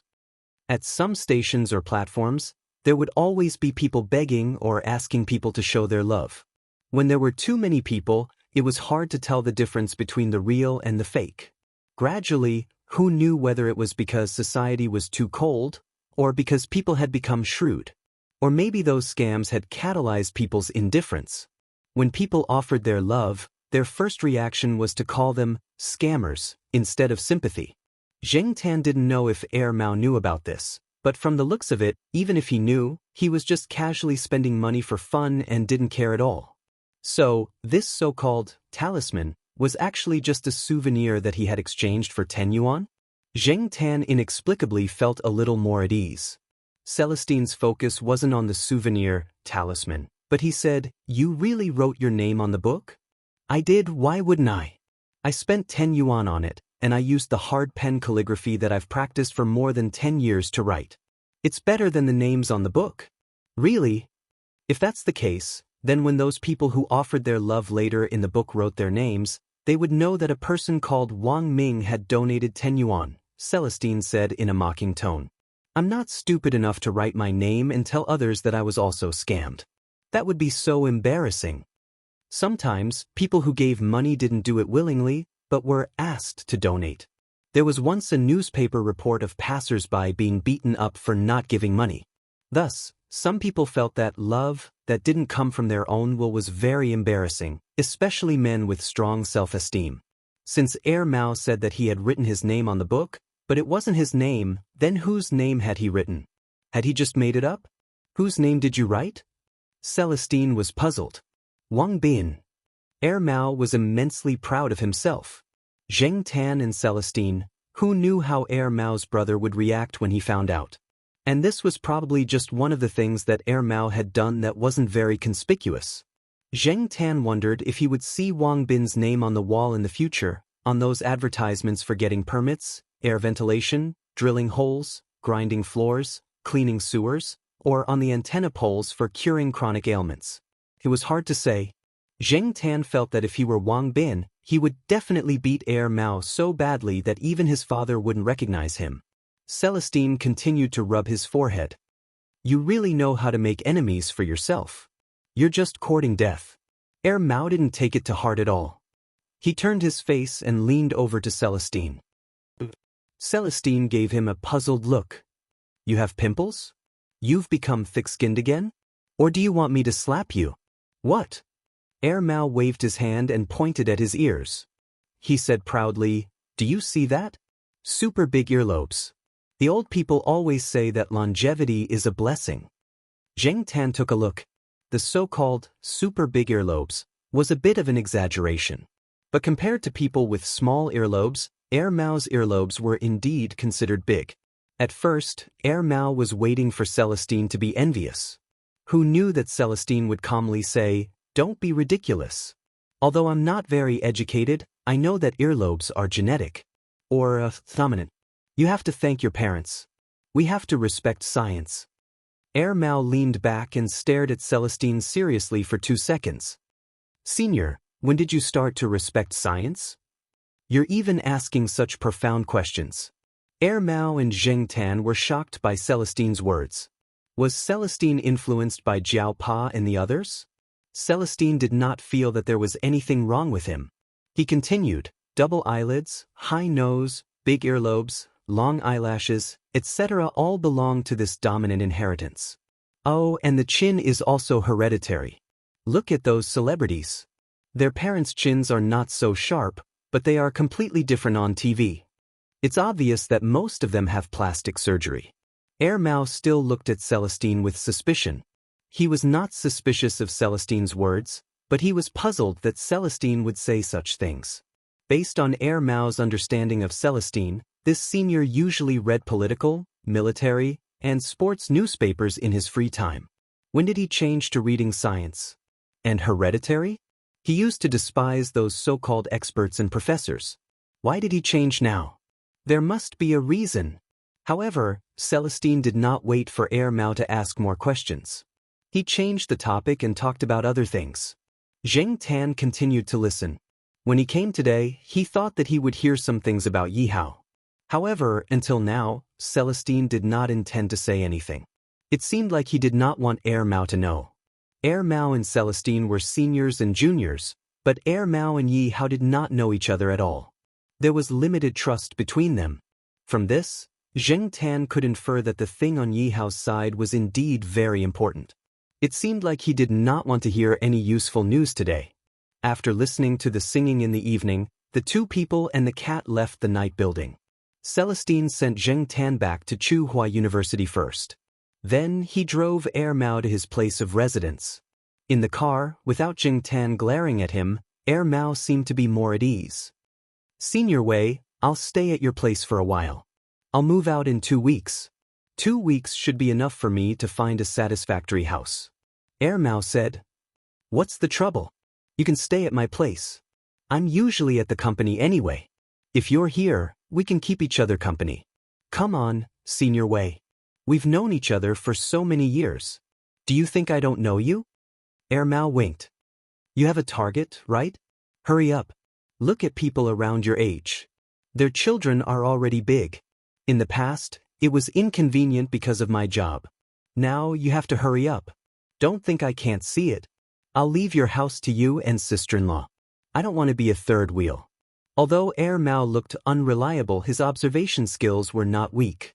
Once Air Mao decided on something, Celestine would not change his mind. Celestine did not argue and said, "Okay. However, have you decided to rent or buy a house?" "It depends on the situation. If there's something I like, I'll buy it. Anyway, I've made some money from selling things these past 2 years. Renting a house is also not bad. After all, I haven't decided how long I'll stay in Tsinghua City." Air Mao leaned on the back seat and tapped his fingers on the seat. "Senior, do you have any good suggestions?" Chapter 162. Inside the University? Air Mao frowned. He had never thought of renting a house in Tsinghua University. Generally speaking, there were more restrictions in the university, unlike outside where he could do whatever he wanted. I remember renting out a house there, but there was a little bit of resistance. However, the atmosphere was good, and it was quiet enough. You could sleep until you woke up naturally. The people living there are of high quality. One is marked by the company one keeps. Didn't a magazine say before that the living environment has an impact on a person's character? You should be more careful, Celestine said in the tone of an elder. Air Mao curled his lips and did not say anything. In fact, Celestine wanted Air Mao to live in the university because of several considerations. Air Mao was the most worrisome one among his fellow disciples. Although he looked like he didn't know any better, there were many things that he understood in his heart. However, in the past few years, he had probably gotten to know a few people from all walks of life. Wei Ling was afraid that Air Mao would continue to mingle in Chuhua City. Although he didn't expect this fellow to immediately turn over a new leaf, he still hoped for a better transition. Celestine was not sure about the other places in Chuhua University, but the East Side family compound was really good. If Air Mao could gain some positive energy from the retired teachers, Celestine would be quite satisfied. He would be more confident when he called his master. As for the resistance of renting a house there, Celestine believed in Air Mao's ability. After all, Air Mao was not the kind of person who did not know anything. If he really made a decision, he would definitely have a way. Celestine lived close to the university. If something happened to Air Mao, he would not go to his father. As his senior, he would be responsible for cleaning up the mess. In addition to Air Mao, Celestine also considered the Jiao family. Associate Professor Jiao would be leaving soon. During this time, Celestine could not always take care of the Jiao family. If Air Mao was there, he could help take care of the Jiao family. It was said that taking care of people could increase one's sense of responsibility. Celestine decided to let Air Mao try. Zheng Tan did not know that someone was eyeing the East Side family compound. He was calculating the arrangements for the next week. The Jiao family was counting down every day. The time of Jiao Pa's departure was getting closer and closer. Zheng Tan was also counting the days. One afternoon, Zheng Tan lay on the sofa and looked at the calendar on the wall. Next Monday, he would probably spend the whole day at Xiaogua's pet center. On Friday night, a foreign band would perform at the night building. On Saturday, the third master Fong would go to talk business with old Lu. Zheng Tan would follow him and race toy cars with old Lu's son, Lu Yao. Apart from these things, Zheng Tan did not plan to go out for a walk before Jiao Pa left. He would just walk around the campus. Most of the time, he would lie on the tree in the East Side family compound and sleep. When the Jiao family came back, they would be able to see him. However, Zheng Tan wondered if his life would be more difficult after Jiao Pa left. Most of the time, Zheng Tan would go out for a walk with Jiao Pa's permission. Jiao Ma was more conservative. Many times when Zheng Tan went out to play, especially at night, Jiao Ma was against it at first. She was scared by the cat trapping incident. She felt that it was not safe to go out at night with cat traffickers everywhere. She was afraid that Zheng Tan would not be able to come back after he went out. If Zheng Tan made a mistake outside when the Jiao Pa was not around, such as coming home late or getting hurt in a fight outside, Jiao Ma would not let him go out. What would he do? Would he have to stay at home all day? He would definitely be bored to death. He might even get depression. After getting used to running outside, Zheng Tan deeply felt that staying at home was a waste of time, because he could only sleep at home. Rolling on the sofa, Zheng Tan hung his head on the edge of the sofa. The tip of his tail wagged rhythmically as he thought about what to do in the future. His gaze swept across the living room and stopped at the master bedroom. The door to the master bedroom was open. The door to the balcony was also open for ventilation. The sunlight shone in, raising the room temperature by a few degrees. However, Zheng Tan was not staring at the master bedroom because it was well lit and ventilated. His target was actually the bulky desktop computer on the desk. This computer was usually only used by the Jiao Pa. Jiao Ma did not use it much. Jiao Yuan and little Pomelo were only allowed to play it on the weekends. The Jiao Pa was afraid that Jiao Yuan would get addicted to the game, so he strictly limited the time. The computer had a password, and other than Jiao Ma, only Zheng Tan knew the password. Usually, when the Jiao Pa used the computer to surf the internet, Zheng Tan would be watching from the side, so he was very familiar with the password.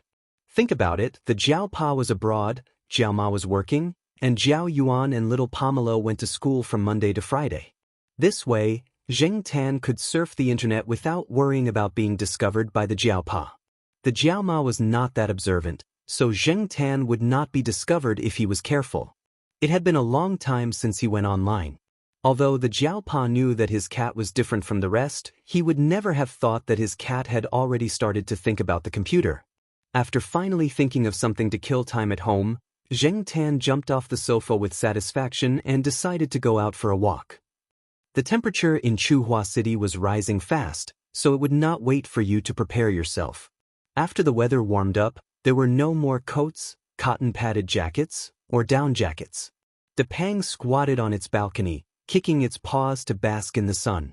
When it saw Zheng Tan coming out of the building, it squinted its eyes and looked at him, then closed its eyes and continued to sleep. It did not have any intention of moving at all. Zheng Tan did not see the other two cats, and Sheriff had stopped barking around recently. Maybe he went somewhere else to look for female cats.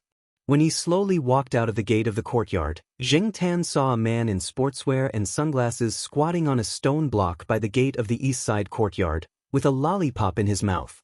When Zheng Tan came out, the man kept staring at Zheng Tan, with a weird smile on his face. He looked very annoying. At first, Zheng Tan just glanced at him casually, then stopped looking. He cursed in his heart and was about to ignore him. But after 2 steps, he suddenly stopped. This person must be someone he knew. Zheng Tan turned his head and looked at the man squatting on the stone block. After a closer look, he realized that the thick sunglasses could not hide the idiot temperament. This guy was definitely that idiot Air Mao. Different from the last time Zheng Tan saw Air Mao was not wearing the non-mainstream clothes today. His hair was dyed black again, and he was wearing the same sportswear as the students on the school field. If the sunglasses were removed, he would look very similar to the atmosphere of the school. Seeing Zheng Tan look over, Air Mao raised his hand and waved. "Hey, Black Coal, go out and play." Zheng Tan was speechless. Black Coal, this kind of person who added words to other people's names for no reason was the most King annoying. Zheng Tan looked around. The entrance of the courtyard was indeed not a good place to fight. Forget it, he would let Air Mao go this time. Zheng Tan turned and continued to walk forward, quickening his pace. He did not want to stay here and face Air Mao. "All right, Black Coal, I will be moving here in a few days." According to initial estimates, it should be in your building," Air Mao said slowly. Zheng Tan heard the words behind him and stopped abruptly. He pulled his ears and looked at Air Mao, trying to figure out if Air Mao was telling the truth. Zheng Tan originally thought that Air Mao was like Ran Qi, who would avoid cats as much as possible. But looking at Air Mao's despicable look, this guy was preparing to go against the flow and become braver with every setback. Obviously, the more Air Mao disliked you, the more often he would show his presence to disgust you. But Zheng Tan thought about the residents of his building. Many of the teachers in the courtyard were repulsed by outsiders. They felt that outsiders were too complicated and did not know their backgrounds, so they did not trust them. In the Jiao family's building B, although there were some residents who did not live there, if they wanted to rent out their houses to outsiders, the first person they had to deal with was Old Man Lon. Old Man Lon hated it the most when people rented out their houses to unreliable people for money. Using gifts to bribe people would not only be ineffective, but would also make Old Man Lon hate them even more. If these methods did not work, what could Air Mao do? After thinking that Air Mao's chances of success were not high, Zheng Tan was relieved. He ignored Air Mao and jogged away. Air Mao looked at the black cat that was walking away and mumbled, "It really does understand." Since Zheng Tan felt that Air Mao's chances of success in renting a house were not high, he did not take Air Mao's words to heart. He felt that Air Mao was just saying it to make him angry. On Sunday morning, the Jiao Pa took the Jiao Yuan and little Pomelo for a jog. Zheng Tan followed along. When they passed by the school square and saw the only man among the old ladies who were dancing with fans, he suddenly realized that Air Mao might be telling the truth. On the other side of the square, a group of old ladies were waving the fans in their hands. Around them, some students were smiling as they looked over. They were used to seeing old ladies doing fan dances. This was the first time they saw a young man in his 20s doing this. Moreover, he was holding on to that bright red feather fan and was dancing so well. He was not affected by the people around him at all. This caused a group of old ladies to laugh, especially old Madame Zhai. She was smiling very warmly at Air Mao. After dealing with old Madame Zhai, there was no need to worry about dealing with Old Man Lon. Zheng Tan had an epiphany. It turned out that Mao was a friend of middle-aged and old ladies. It had to be said that Mao was really thick-skinned. The group of old ladies seemed to like this kind of shameless person. They felt that the young people nowadays were too shy and could not let go of their pride. As if to prove Jing Tan's guess, 3 days later, when Jing Tan passed by the small flower garden, he saw Mao working in it. "Teacher Lan, where should I put this pot of flowers?" Mao stood there holding the flower pot. Speaking of Old Man Lan, compared to the title of professor, he was sometimes more inclined to be called teacher. However, most people would call him Professor Lan or Elder Lan to show their respect. Unfortunately, Old Man Lan did not necessarily appreciate it. Now that Mao had called him that, it was as if he was scratching an itch in his heart. "Put it there, next to the pot of rhododendron reflection." Old Man Lan pointed at a place. "What about the pot of Echo Mountain Red?" "Put it there." Looking at Mao helping to move the flower pot and dig the soil, Jing Tan had to admit that Mao's goal was almost achieved. Because of this matter, Jing Tan's mood was really not good recently. On the way back to the courtyard, Jing Tan walked while thinking about how to mess up Mao's matter. Suddenly, he heard a childish and crisp voice coming from diagonally in front of him. "Brother Hey." Chapter 163. Jing Tan felt that his luck was really bad today. Nothing good happened when he went out. Ignoring the shouts, Jing Tan was ready to continue running forward. He hoped that it would not. Well, sure enough, Jing Tan stopped. He didn't need to turn around to know that the little kid was crying on the ground again. This trick had been used many times, but Jing Tan really couldn't resist it. When he heard the crying, he felt a little guilty. After all, the little kid still called him Brother Hey. After standing in place for a few seconds, Jing Tan sighed, turned around, and looked over there. His gaze swept over the crying child on the ground, and then fell on a woman in her 30s standing next to the child. This woman was obviously the nanny. This woman was obviously closer to the child, but she didn't have the slightest intention of helping the child up. It was really strange for a nanny to be like this. Seeing Jing Tan looking over, the woman smiled and didn't move. "What are you laughing at?" Jing Tan pulled his ears and broke a few withered grass on the grass under him with his claws. Then, he swung his tail and walked to the crying child on the ground. Come to think of it, little kitten Zhuo was almost a year old. Time really flew by. Jing Tan had met Zhuo Kitten several times this month. Zhuo Kitten wasn't there. The woman next to Zhuo Kitten was looking after her. He heard that Lord Zeng had found her. Lord Zeng was busy with work and couldn't take care of Zhuo Kitten often, so the task of taking care of the child was taken over by the woman next to her. Lord Zeng called her Little Wan. Zhuo Kitten called her Aunt. In local culture, the word aunt referred to the father's sister. As for Zhuo Kitten's father, Jing Tan knew very well that the biological father wasn't here. Maybe he wouldn't appear in the future. And some of the fathers on registration forms, certificates, and files had already become martyrs. Because Zhuo Kitten was involved in the project, Zhuo Kitten enjoyed a special protection policy. The name on the column of the father was just the result of this protection policy. It could help Zhuo Kitten avoid the people around her. Jing Tan wasn't sure whether this little Wan nanny was hired by Lord Zing or sent by the higher-ups. At least until now, Zhuo Kitten's growth was quite good. Before little kitten Zhuo was born, many people suspected that he had a deformity or a congenital disease. After little kitten Zhuo was born, some people suspected that there was a problem with the child's intelligence. But now, Jing Tan was quite sure that this child's IQ was not low at all. She wasn't even a year old, but her ability to judge people's dishes was getting better and better. If this kind of child was called mentally retarded, then what were the others called? Labrador? Even though he knew that the little lousy child was pretending to cry, Jing Tan still walked in front of him. As expected, the crying stopped in the next second. If one were to say that he was faking it, this child could really cry. However, as soon as Jing Tan walked over, this lousy child immediately stopped crying and seemed to be in a good mood. It seemed that it was especially easy for children to use this move. Little kitten Zhuo especially liked to use this trick, and it worked every time. Every time, it made Jing Tan grit his teeth in anger. Brother Black. Little kitten Zhua, who was lying on the ground, called out again. Zheng Tan shook his ears and raised his hand to push little kitten Zhua's head.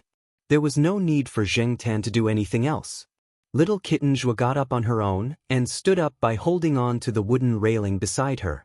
Little Wan, who was standing at the side, smiled as she watched this scene. She was already used to it. It was like this every time. At first, she was still wary of the black cat, afraid that the cat would stretch out its claws to scratch people. However, when she talked to Little Zhua said not to worry. Later, she tried a few times and found that the cat did not cause any harm to the child, so she stopped guarding against it. Little One still remembered that when little kitten Zhua had just started walking, she liked to hold on to the wooden railing beside her to walk a few steps every day. When she saw the black cat, she would lie on the ground and cry. It was useless for her to go over and help her, unless the black cat came over. Later, there was one time when she did not immediately go over to help her. She waited to see how the situation would develop. The child wore thick clothes, and the key parts that were more vulnerable to injury were protected. There was no need to worry about falling and hurting. Moreover, there was only grass around them, so falling to the ground would not hurt. Later, when she saw little kitten Zhua deliberately lying on the ground and pretending to cry, she did not care anymore. Every time Little One heard little kitten Zhua call the black cat Brother Black, she wanted to laugh. After that, she learned some things from Little Zhua and relaxed a lot about the black cat. Sometimes, Little One could not help but laugh when she saw the black cat waving its 2 front paws and patting little kitten Zhua's head. That was because the black cat looked like it was waving its paws with great force. In fact, when it landed, it was very light. It was almost just a slight bump, and it always kept its paws well. Seeing little kitten Zhua get up, Zheng Tan did not want to continue wasting time with this little brat. It would be more comfortable to find a quiet place to sleep. After walking for about 10 meters, when they were about to turn a corner, Zheng Tan saw someone coming from that direction. His mood instantly became worse. Black Hole, why are you here? Oh, this can't eat it?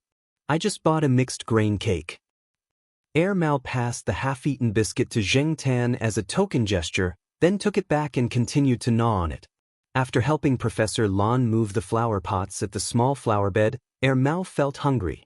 He ran to the small stalls and shops at the school gate to buy something to eat. In his hand was a bowl of packed tofu pudding, which he was going to give to Professor Lan later. He did not expect to run into this black cat on the small path. Zheng Tan stopped when he saw Air Mao. And in the time that Zheng Tan stopped, little kitten Zhua also came over from behind holding onto the railing. As he walked, he called out, "Brother Black." Air Mao heard the child's voice and looked around. At this time, the students were all in class. Not many people were walking around, let alone on this small path. At this moment, there were only a few people around. Air Mao looked around but did not see anyone else. Who was the child calling? When little kitten Zhua called out again, Air Mao almost spat out the mixed grain cake in his mouth. He had already followed the child's gaze and found the corresponding target. Brother Black? This cat? This was the first time he had seen a child call a cat brother. Air Mao got up and walked over to little kitten Zhua. When he got close, Little One stepped forward to block him. Although he was smiling, Little One's eyes were obviously alert. Air Mao raised his hand to show that he understood. He stopped a step away and took out a lollipop from his pocket. It was the kind of lollipop that had a cartoon doll face. "Hey, little kid, I have something good. Do you want it?" Air Mao waved the lollipop in his hand. Zheng Tan looked at him with disdain. What, brother? He should be addressed as uncle. Little kitten Zhua pushed Little Wan and took small steps forward, reaching out to take it. Air Mao pulled back his hand, letting the lollipop go further away. Then he pointed at Zheng Tan, who was squatting beside him, and said to little kitten Zhua, "You tell him that black charcoal is an idiot. Brother will give this to you. You can call him an idiot. Just call him an idiot."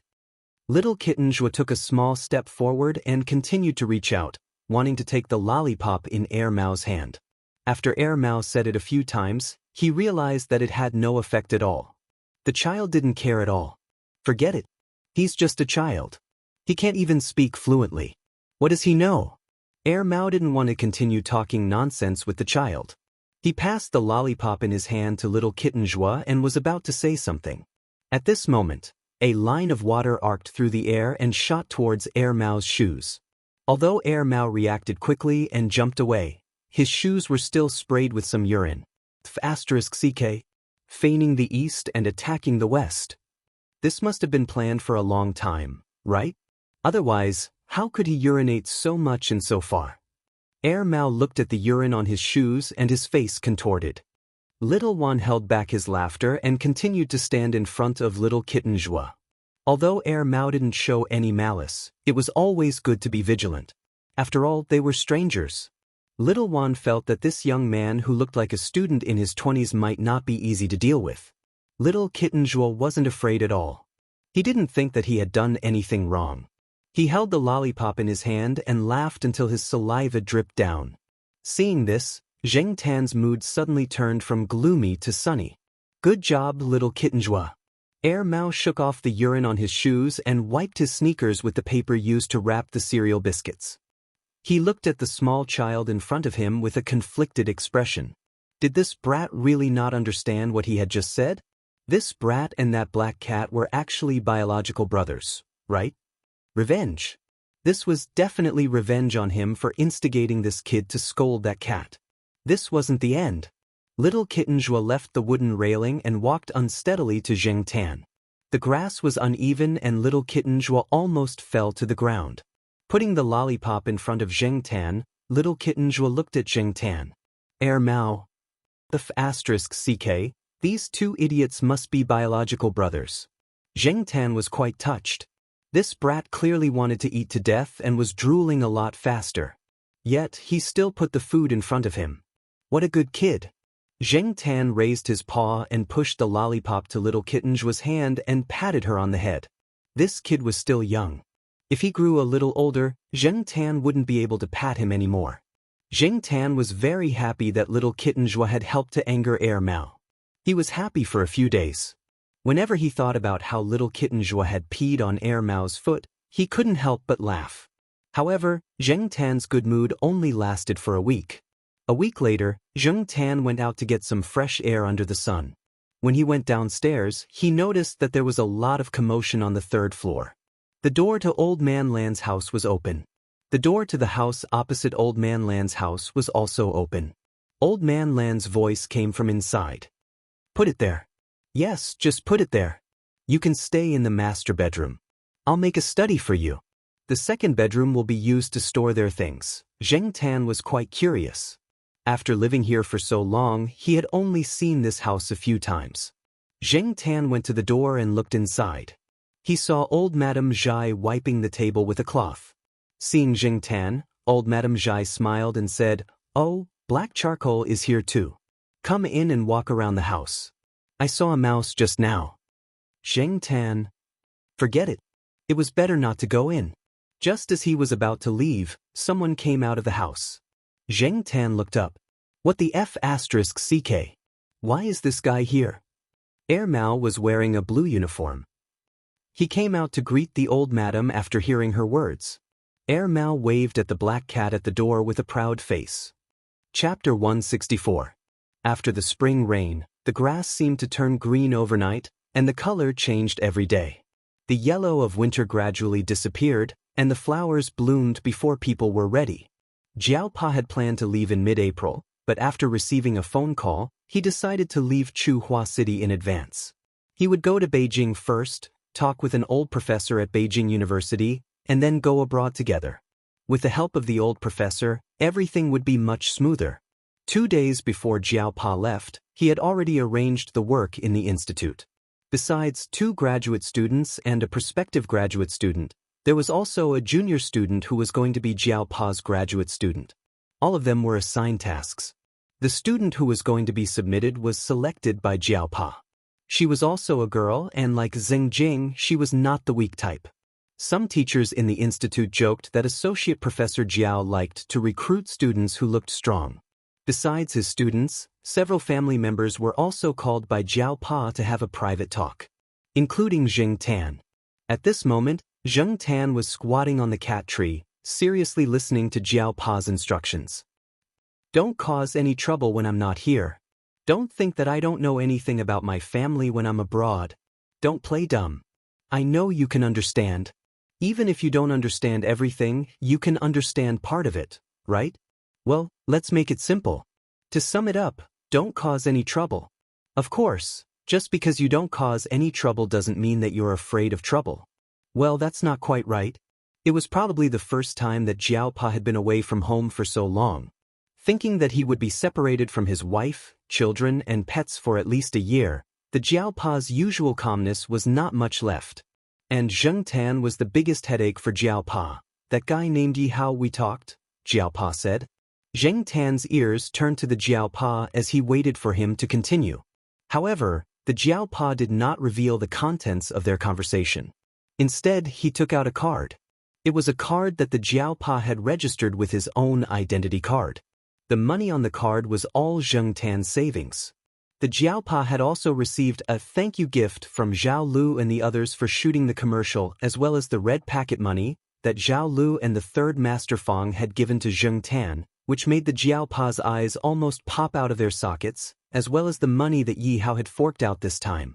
All of these were kept in the Jiaopa's wallet and had never been touched by it. Here, this is your card. Even your mother doesn't know the details of this card. Now keep it safe. Just put it in this drawer. Let alone Jiao Ma, even Celestine, Yi Hao, and the third Master Fang would never have thought that the Jiaopa would put all the money in the card that was prepared for the cats. Now, the money in the card was considered a huge sum of money for some people, but other than the Jiaopa, no one knew where the money was kept. The Jiaopa opened one of the drawers that was connected to the cat tree and put the card into an unlocked drawer. This drawer was the masterpiece of the third Master Fang. There were 3 small drawers on the cat tree, and if one didn't look carefully, one wouldn't notice that there was a key in each drawer. Zheng Tan had hidden the key well, so it was Zheng Tan's private property. As for the card, Zheng Tan was really surprised. He didn't think that the Jiaopa would give him a card. After putting the card away, the Jiaopa patted the cat tree. Do you think that if a thief comes to the house, he or she will find a card hidden in the cat tree? Zheng Tan wagged his tail. No thief would think that there would be precious things hidden in a cat nest, especially in a commoner's house like the Jiao family. After all, this kind of behavior was really crazy in some people's eyes. Zheng Tan deeply felt that normal people wouldn't think in this way. The Jiaopa was silent for a while, then got up and went back to the bedroom. After a while, he came out with a box in his hand. Zheng Tan knew that the box contained the jade pendant that the old woman gave him when he went back to the Jiaopa's hometown during the new year. Zheng Tan didn't wear the jade pendant much. One reason was that it was uncomfortable to wear it, and the other was that it was too eye-catching. It would definitely be stolen when he went out for a walk, so he had been keeping it with the Jiaopa. This is also in the box. Oh, by the way, this is for you to see. The Jiaopa took out another box and opened the lid. Zheng Tan craned his neck and looked at it.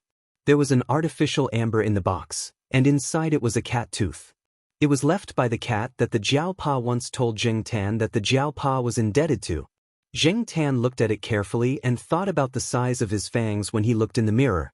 He had to admit that the tooth in the artificial amber was bigger than Zheng Tan's own, but it was undeniable that it should be a big cat, but definitely not as big as the Monseigneur's size. The Jiaopa just took out the artificial amber to show Zheng Tan, and didn't plan to put it in Zheng Tan's drawer. After giving a few more instructions, the Jiaopa got up and left the room. The Jiaopa left Chuhua on a Saturday. Jiao Ma drove the 2 children and Zheng Tan to send the Jiaopa to the plane. There was another teacher with the Jiaopa. He was surprised to see the Jiao family send the Jiaopa off with a cat. After boarding the plane, he joked with the Jiaopa, "Your family even brought a cat, son." The Jiaopa just smiled and didn't refute. Without the Jiaopa, the Jiao family was much quieter, at least for now. Jiao Yuan and little Pomelo were very conscientious. They woke up on time, went home, and did their homework. They even helped with the housework. Zheng Tan was still the same as before. He went home on time and would definitely come back at dinner time. The difference was that he rarely went to the Institute of Biological Sciences. The Jiaopa's office was often occupied. Xin and Su Chu didn't have a computer. Without the Jiaopa, These two guys often used the computer in the office to watch TV series and browse casual forums. Speaking of the computer, Zheng Tan had been waiting for a time when there was no one at home to play with it. Early on Monday morning, Zheng Tan immediately ran home after sending little Pomelo to school. He didn't have the mood to do anything else, so he was ready to hit the keyboard. When he got home, Zheng Tan closed the door and rushed into the bedroom to turn on the computer. Jumping on the table and squatting in front of the computer, Zheng Tan waited for the computer to respond. It took a while to turn on the computer, but Zheng Tan wasn't in a hurry. He had time anyway. As for the mouse, Zheng Tan couldn't use one paw, so he used two paws. It looked like he was hugging the mouse. Since he became a cat, this was the first time Zheng Tan went online on his own. He was a little excited. When he hugged the mouse, he didn't control his strength well and almost threw the mouse away. When it was time to enter the letters, Zheng Tan was too lazy to turn around and use his paws to press the letters. So he could only use his hind legs and tail. It was very awkward and strenuous. He typed the same word wrong several times, but he couldn't believe that the saying, "practice makes perfect," would be carried forward by him. With some difficulty controlling the mouse and keyboard, Zheng Tan registered an account on a messaging app. Unfortunately, there was no one in the friend category. In fact, Zheng Tan wanted to look for his original self, but he couldn't remember the account number from back then. Looking at the interface of the messaging app, Zheng Tan was in a daze for a while. Shaking his head, he didn't know if he would have friends in the future. Speaking of which, he couldn't be seen in the light. He could only shout a few words in the virtual world of the internet to liven things up. Zheng Tan didn't dare to download games randomly. It wasn't the right time. He had been waiting to use the computer, but now that he was facing the computer, Zheng Tan didn't know what to do. Zheng Tan searched the pet forum that Xiaoguo often talked about. The two most active areas in the forum were the cat area and the dog area. In the city, there were the most people who raised these two kinds of pets. Clicking on the category of pet cats, Zheng Tan searched from top to bottom. After a few posts, he found a new picture advertisement that he had taken at Xiaoguo's pet center a few days ago. Zheng Tan looked at the comments below. Sure enough, the appearance of the animals that he had worked with was more likable than Zheng Tan's. What made Zheng Tan feel better was that there were some of his own fans in the forum, most of whom were old people in the forum. Especially when he saw someone saying, "Black Sea is the golden signboard." Zheng Tan was so happy that his tail was sticking up. To reply, he had to register a forum account. Zheng Tan held the mouse and stepped on the keyboard, following the instructions above to register step by step. However, the ID name was a laborious task. What should he call it? He looked at the other people's ID names. Love Cat is Wang Kai, Nyonyo Dian Cat, Mi Ying, Meow Under the Eaves, Xinyuan Meow, Domineering Cat, Meow Fox, Hellcat. Well, these names were either Meow or Me. At first glance, he knew that they were part of the cat community in the forum. After thinking about it, Zheng Tan typed one key after another. ID, Zheng Tan is a cat. After registering, Zheng Tan shamelessly replied in the post, "That black cat is so King handsome." After thinking about it, Zheng Tan added, "It's so cool." After browsing the web for a while, Zheng Tan erased some traces, turned off the computer, and went downstairs in a good mood. Although he could use the computer, Zheng Tan still liked to walk outside. Of course, if there was no one following behind him, Zheng Tan would be in a better mood. Air Mao slept until 9:30. At this time, the cafeteria was out of food. He went to the stall at the school gate to buy egg pancakes and a boxed lunch. The boxed lunch was saved for when he was hungry. Air Mao was not picky. Even if the food was cold, he could eat it directly. As soon as he entered the courtyard, Air Mao saw Zheng Tan walking out, so he immediately chewed on the egg pancake and followed behind with the boxed lunch that was almost cold. Air Mao was not close to Zheng Tan. It kept a distance of about 10 meters, but Zheng Tan did not succeed in getting rid of it a few times. After a few attempts, Zheng Tan decided to just ignore it. If Air Mao wanted to follow him, then so be it. He walked along the sidewalk. When he reached a wall, Zheng Tan jumped on the wall. Before the Jiaopa left, Zheng Tan stayed in the school. This was the first time he came out recently. This road was still the same as before, and no earth-shattering changes had taken place. When he walked past an intersection, Zheng Tan glanced into a small alley. He saw a black and white cat squatting on a tree of an unknown breed in the alley. What made Zheng Tan stop was not how special the cat looked. The cat was the same as Zheng Tan, an ordinary cat. There was nothing special about its appearance. What made Zheng Tan curious was, what was it looking at? The cat was squatting about 5 meters above the ground. It was staring at the window on the second floor of a house in front of the tree. Chapter 165. Perhaps sensing that Zheng Tan was looking at it, the cat squatting on the tree turned its head to look at the intersection. It looked like a stray cat. Its fur was stained, and there were a few scratches of different lengths above its eyes. The healed wounds left streaks of blood, which were especially eye-catching on its white fur. These wounds were probably from 2 days ago. Zheng Tan didn't know what had caused the cat's wounds, but if the longest wound had been 1 centimeter lower, the cat's left eye would have been destroyed. On the bright side, the cat was still considered lucky. The cat only glanced at the man and the cat at the intersection. Perhaps it felt that there was no threat, so it continued to stare at the window on the second floor of the house. Mao, who was next to him, took the last bite of the egg pancake and smacked its lips. What is that cat looking at? Is there some kind of harmonious scene inside? Zheng Tan's ears twitched. He didn't want to bother with Mao, so he walked over. As Zheng Tan walked closer, the cat looked at Zheng Tan cautiously. Even if it wasn't staring at Zheng Tan, its ears kept twitching slightly. It was quite alert. Zheng Tan didn't climb up the tree. He walked over just to see what the cat was looking at. Zheng Tan was disappointed.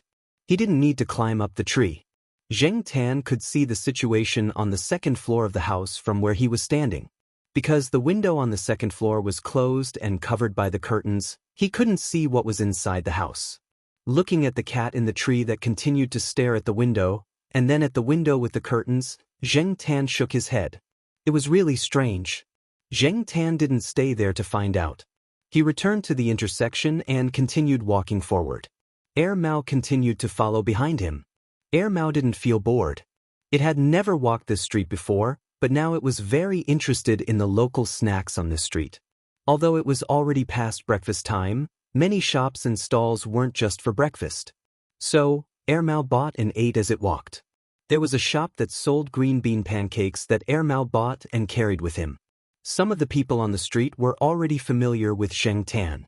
Some of them even took the initiative to greet Zheng Tan.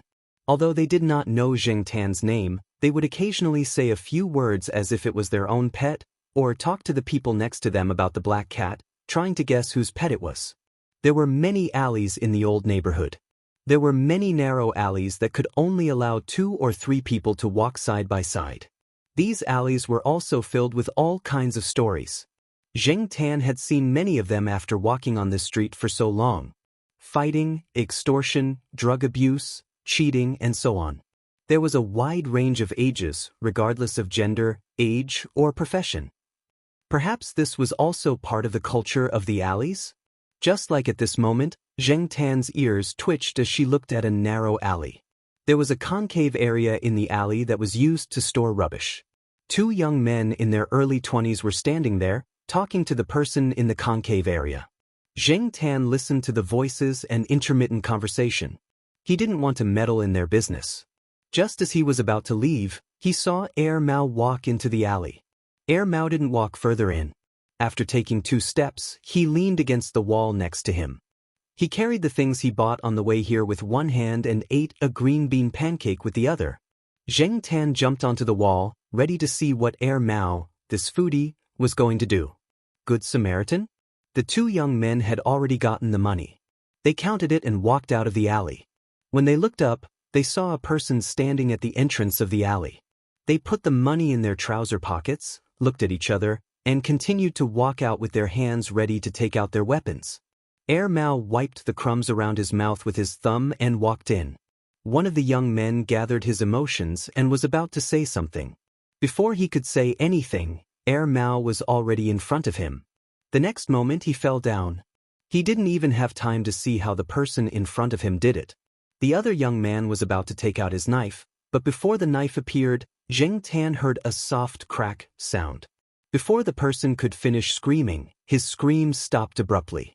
In just one move, Mao had only used one hand to knock out the two men in the blink of an eye. Zheng Tan looked at the two men lying motionless on the ground and twitched his ears. They were indeed Celestine's juniors. They were really fast. The person who was standing in the concave area of the alley heard the noise and stretched his neck to look out. He happened to meet Mao's gaze, and then the child shrank his head back. He didn't dare to stand out at all.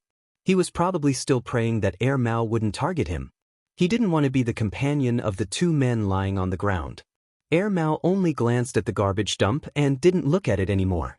Walking to the two men who were lying on the ground, Mao reached out and rummaged through their clothes and trouser pockets. The money he took out totaled up to 1,000 yuan. Then he put all of it into his own pocket, not even sparing a 50-cent coin. He even looked as if he had a clear conscience. Zheng Tan was speechless. What the F***ck? Demon on demon? Alright, Zheng Tan was just wondering if Mao would be righteous and return the money. As expected, he overestimated Mao's character. After putting the money away, Mao patted the dust off his jacket. He didn't look at the two men lying on the ground and the person in the garbage dump. He turned and left, leaving the student who had stuck his head out of the garbage dump to watch the situation in the alley. He stood there with a complicated expression and felt like crying, but no tears came out. After walking out of the alley, Mao looked at the wall and saw the black cat on the wall looking at him with disdain. What? You don't like it? You think I should return the money to that little brat? Mao snorted and said, that kind of brat is obviously not a good person. Maybe he forced the money out of children who were weaker than him. Although Mao's character wasn't good, one had to admit that he was very good at judging people. Of course, maybe this was just Mao's excuse for his behavior. Zheng Tan couldn't be bothered to take it seriously. He only had an impression of the student standing by the garbage dump. He had seen this person and his friends trying to stop Fu Lei. Unfortunately, Fu Lei was a tough nut to crack.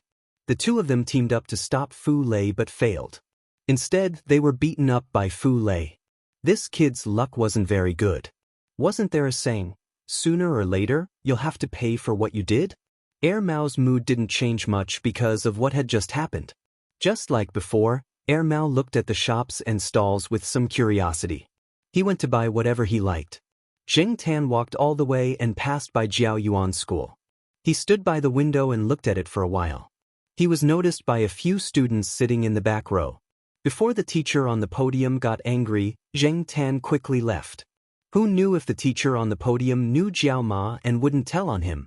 So, it was better not to stay here any longer.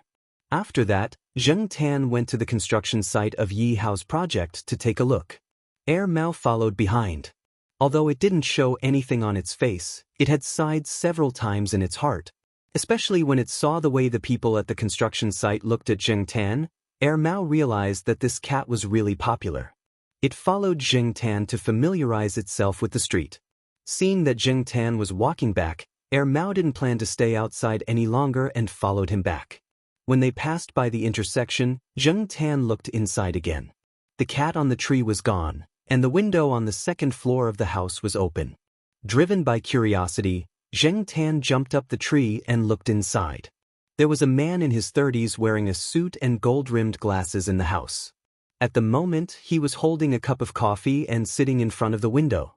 No one knew what he was thinking. Seeing the black cat suddenly jump up the tree, the man was stunned for a moment, and then smiled. Zheng Tan felt that the man's gaze was a bit strange. The smile on his face did not seem strange to other people, but Zheng Tan felt goosebumps all over her body. She felt like there was something strange and contradictory about this man. Zheng Tan's feeling was right. The man still had the same smile on his face, but the hand holding the coffee cup suddenly raised, and the hot coffee in the cup splashed toward Zheng Tan. The tree wasn't far from the house, and some of the branches had already reached the window. Fortunately, Zheng Tan was vigilant and avoided it, but a little bit of coffee still splashed on his back. It wasn't much, and he couldn't feel the scalding temperature, but Zheng Tan could smell the coffee. Thinking about what the man on the second floor had done, he was even more unhappy. On the other hand, the man was smiling even more happily because of this. After Zheng Tan ran some distance, When he looked at the window on the second floor again, the man was no longer by the window. He probably went to pour coffee again. Pulling his ears, Zheng Tan glanced around. There was a stone under the tree. Looking at the window on the second floor again, there was still no one. Zheng Tan carefully approached the tree, in case something splashed down from the second floor. When he reached the tree, Zheng Tan pushed the stone further away. Because there was a wall between the tree and the house, it would interfere with Zheng Tan's movements. When he felt that the distance was just right, Zheng Tan reached out 2 front paws to grab the stone, then threw it towards the window on the second floor. "I'll let you. Go *CK yourself." The stone hit the glass on the window, and then there was the sound of glass shattering. After throwing the stone, Zheng Tan ran away. When he heard the sound of glass shattering, he felt much better. Although Zheng Tan was very angry just now, it was also because Mao was watching them from the intersection. Therefore, when Zheng Tan threw the stone, she did not stand up and throw it with only one paw like how she would throw a grenade. Instead, she threw the stone with both paws. Although it was still very surprising, it was still better than the former.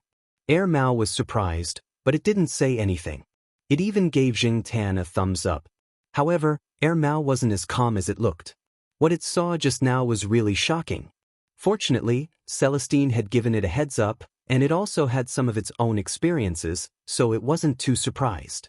It also remembered something that its master once said: revenge is an instinct. It's like that for humans, and it's also like that for cats. On the way back to Tsinghua University, when Zheng Tan passed by a few small shops that were closed, he saw the black and white cat. There was a small gap between the 2 shops. Someone had put a paper box in the gap, and the black and white cat was inside. Next to it was a disposable paper bowl. At the bottom of the bowl were some food that had been there for a few days, and on top of the bowl were some fresh-looking buns. Looking at the cat up close, Zheng Tan always thought that there was a black stain on the cat's nose. Only now did he realize that it was just a pattern on the cat's body. It was shaped like a rice grain. The cat didn't have any obvious hostility towards Zheng Tan and Mao. It was just a little vigilant, especially when Zheng Tan approached the paper bowl. It even let out a low warning sound. Seeing this, Zheng Tan didn't go any closer. However, when Mao took out a box of food that it had bought earlier and leaned over, the cat didn't make a sound. It was just a little vigilant. The box of food was already cold, but the smell of meat still made the cat more energetic. Even so, it didn't eat immediately. It just kept staring at Mao. Mao looked around. Not far away, a small piece of brown crayon was thrown by a child. Mao picked it up and wrote a few words on the paper box. "Can catch mice, can guard the house. Please keep me as your pet." Chapter 166. When Zhang Zian returned to Tsinghua University, Mao was still talking to Zheng Tan about the black and white cat that was sleeping in the box. However, even though Zhang Zian had given him food and written his name, Mao had no intention of adopting the cat. Thinking back to the second time he met Mao, Zheng Tan knew that Mao had a complicated relationship with cats. He did not hate them, but he was not close to them either. He was different from Ranqi. Forget it. Let's leave it to fate. Although Zheng Tan really wanted the cat to be adopted, he could not force it. When Zheng Tan was shooting commercials at Xiaoguo's pet center, he would walk around the grassy area around the pet center in his spare time. There were people who brought their pets there for treatment or shopping. One day, when Zheng Tan walked around, he saw a lame old man. He was chatting with his cat friends. He said that he only raised pets based on fate. If he did not like the pet, he would not take it, no matter how precious it was. The cat that the old man adopted had lost one of its hind legs in a car accident. The cat was well taken care of and was very energetic. It could be seen that the man and the cat got along well. Therefore, it was all up to fate. If the man did not like the cat, he would not take good care of it. If the cat did not like the man, it would probably run away from home after a short time. After all, there were not many cats in the world like Li Yuanba, who found their own owners and stayed there. Of course, Monseigneur was also a weirdo to some extent. As he thought about it, Zheng Tan walked down his usual path. This path was slightly different from the one he used to leave the school. It split at a fork in the road. When he left the school, he would take one path, and when he returned, he would take another path. That was because Zheng Tan would not return to the eastern courtyard directly at noon after taking a stroll. Every time he came back from outside at noon, Zheng Tan would pass by the International Academic Lecture Hall. This was because there was a large electronic screen outside the International Academic Lecture Hall that showed the time. Inside the school, whether it was the university's teaching building, the school schedule, or the kindergarten schedule, they all showed the same time. Therefore, Zheng Tan looked at the time and decided to pick up little Pomelo from the affiliated primary school. "Hey, where are you going?" Mao shouted. Mao, who had already walked a few steps towards the eastern courtyard, turned its head and didn't see Zheng Tan. After looking around, it realized that the cat didn't walk the way it came, so it turned around, carried the bag in its hand, and followed the black cat in that direction. Zheng Tan ignored him. Besides, Zheng Tan couldn't answer.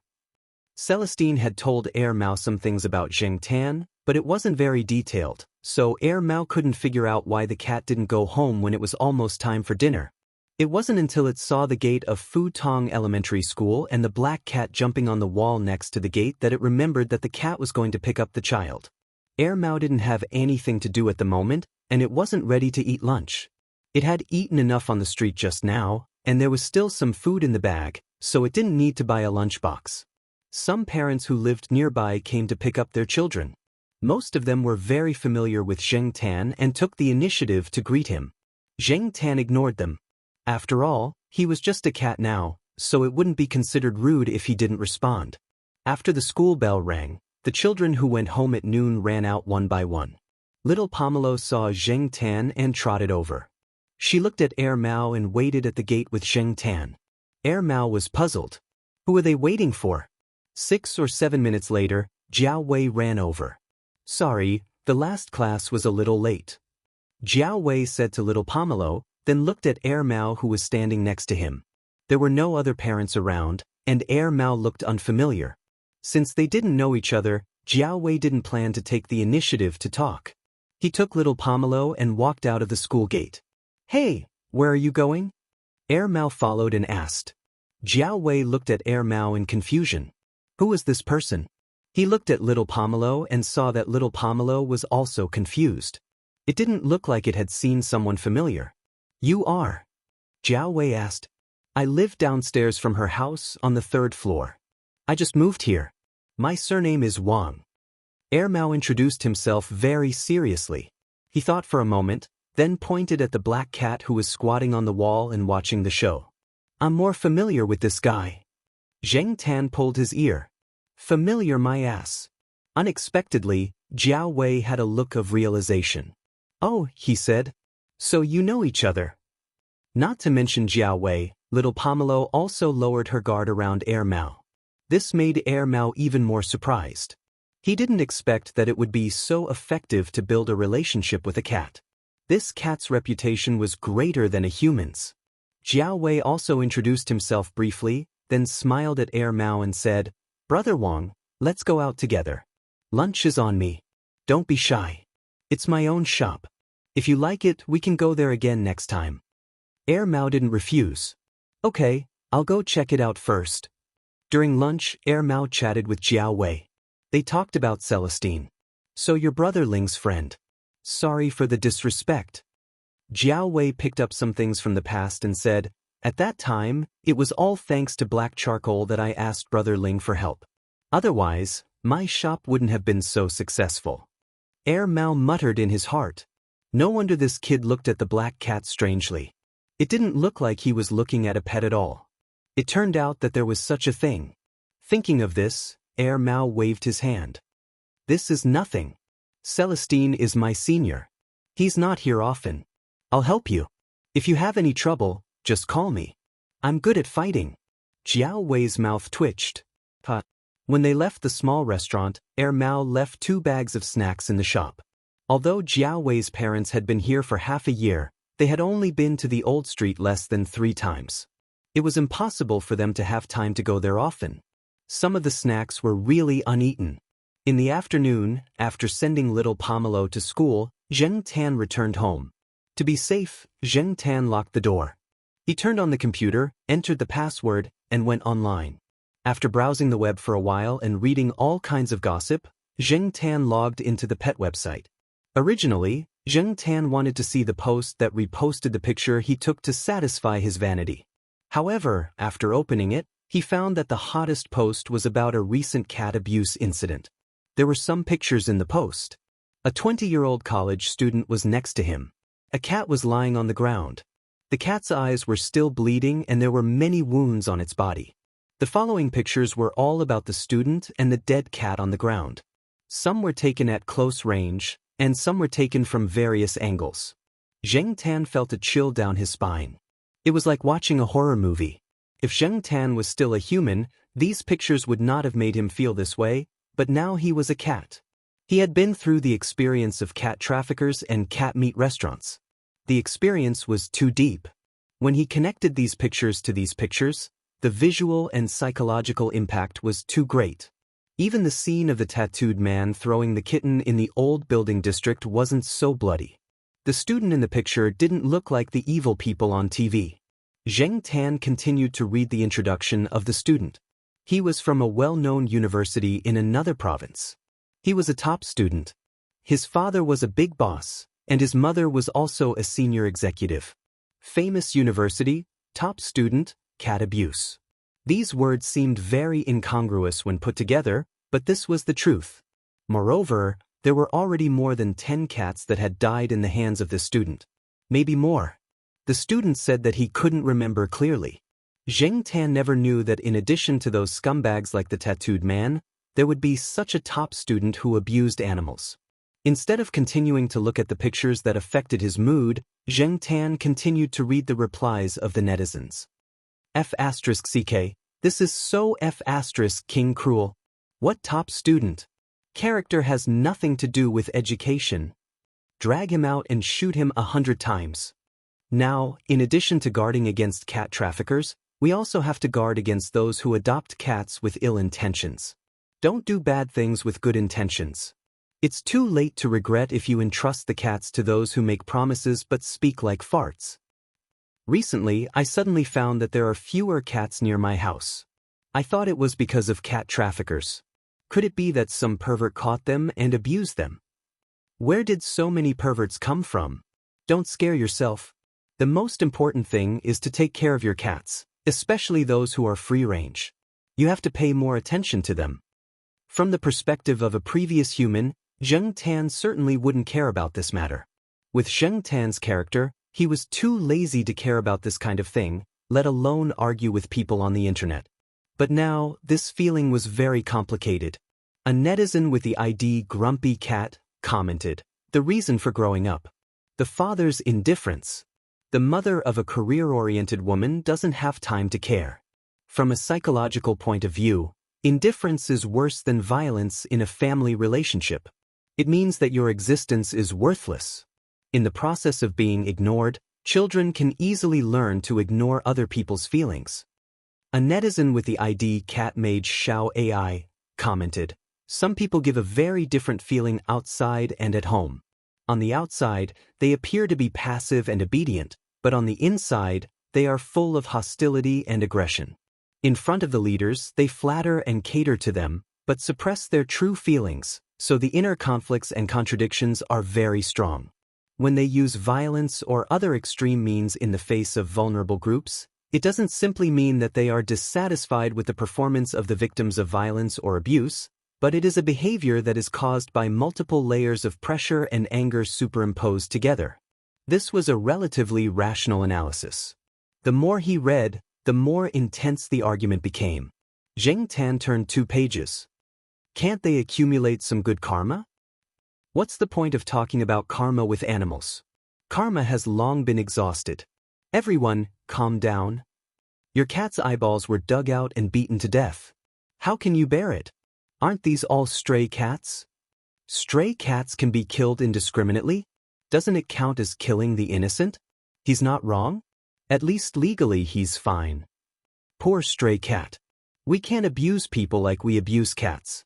Since he has decided to repent, everyone should give him a chance, instead of creating pressure for him and leading social groups to exclude and scold him.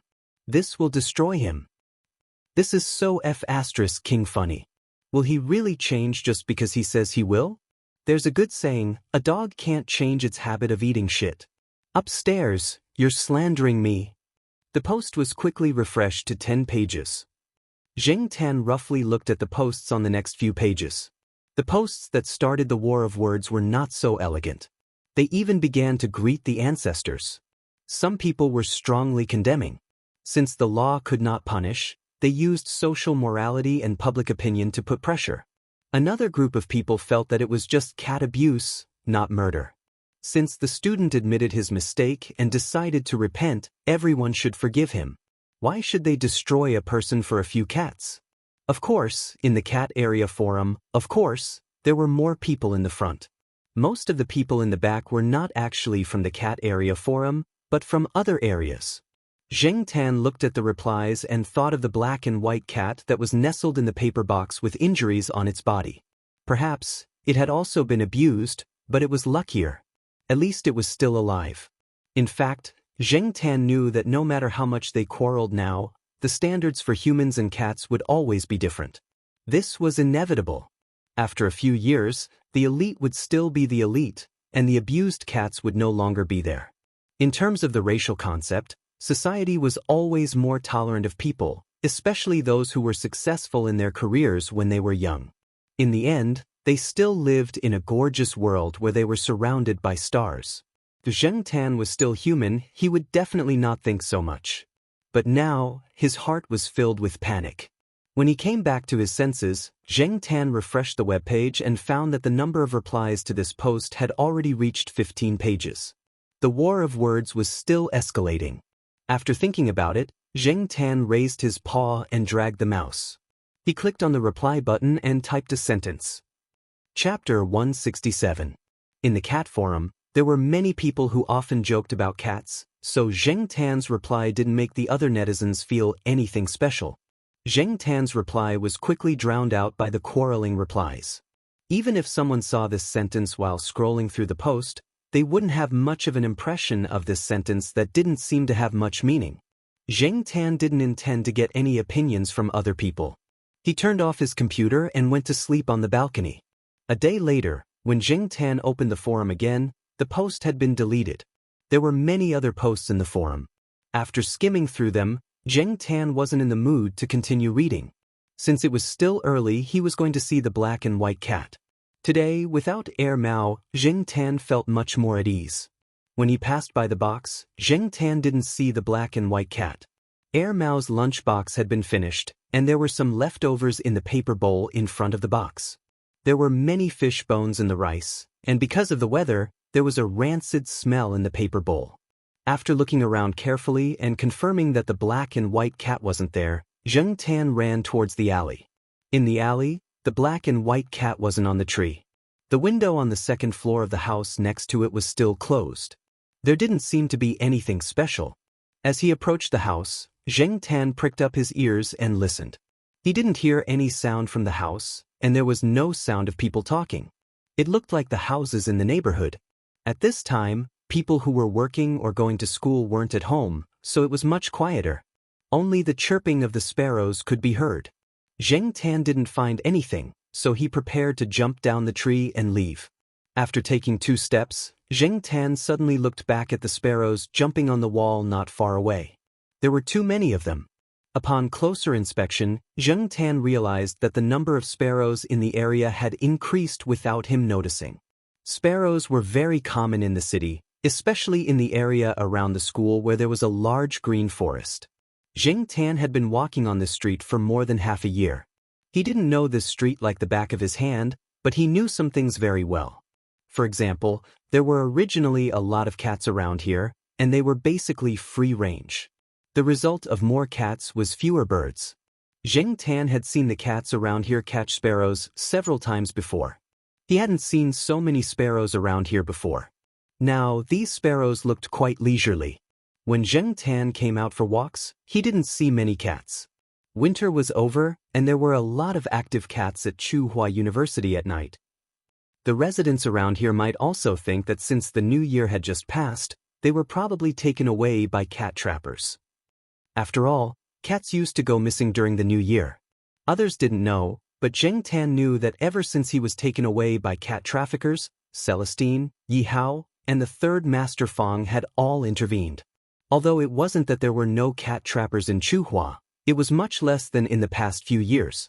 Was it such a coincidence that cat traffickers made their move around here? Zheng Tan recalled the replies he saw when he was browsing the forum. There were many possibilities why there were suddenly fewer cats around, but Zheng Tan didn't want it to be the one he guessed. He looked up at the house. Why did the black and white cat keep staring at that house? Was it curious? Or was it hatred? Unable to think of an answer, Zheng Tan decided to find it himself. Jumping on the wall, Zheng Tan looked at the layout of the house. The side of the house faced the wall, and the door was closed. The house had a small yard, probably only 7 or 8 square meters. Nearly 2/3 of the yard was a flower bed that was higher than the ground. There weren't many flowers in the flower bed, and the soil in many places had been turned over. The only place that hadn't been moved was the 2-meter-tall tree in the middle of the yard. It was of an unknown species. However, the branches of the tree were bare, and there were no signs of sprouting. There was no green at all, and he didn't know if it was dead or alive. The back door of the house was closed, and there was a very strange smell in the small yard. Zheng Tan sniffed. He couldn't tell what it was, but it didn't feel good. Jumping down from the wall, he didn't land on the flower bed. This flower bed always gave Zheng Tan a creepy feeling. The temperature had obviously risen, and the weather was clear. It was rare to see the blue sky, and it should have given people a fresh and refreshing impression. However, standing in the yard, Zheng Tan felt a little cold. Gusts of wind blew, forming a whirlpool in the yard. On the ground, thin pieces of plastic paper that came out of nowhere were lifted up by the wind. They floated in a circle and then fell down. Some of the hair on Zheng Tan's body was also blown by the wind. It was completely different from the usual leisurely feeling of sunbathing. Instead, Zheng Tan felt that every strand of hair was transmitted through the nerves under his skin, and the subtle feeling was transmitted through the nerves under his skin.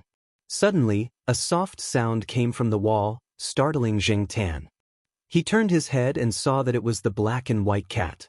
Seeing Zheng Tan here, the cat was also surprised. It hesitated on the wall before jumping down. Unlike Zheng Tan, it landed on the flower bed. Seeing that the black and white cat was vigilantly staring at him, Zheng Tan took a few steps back. He didn't plan to fight with the cat here. Perhaps it felt that Zheng Tan was no longer a threat. After looking at Zheng Tan a few times, the cat sniffed around the flower bed.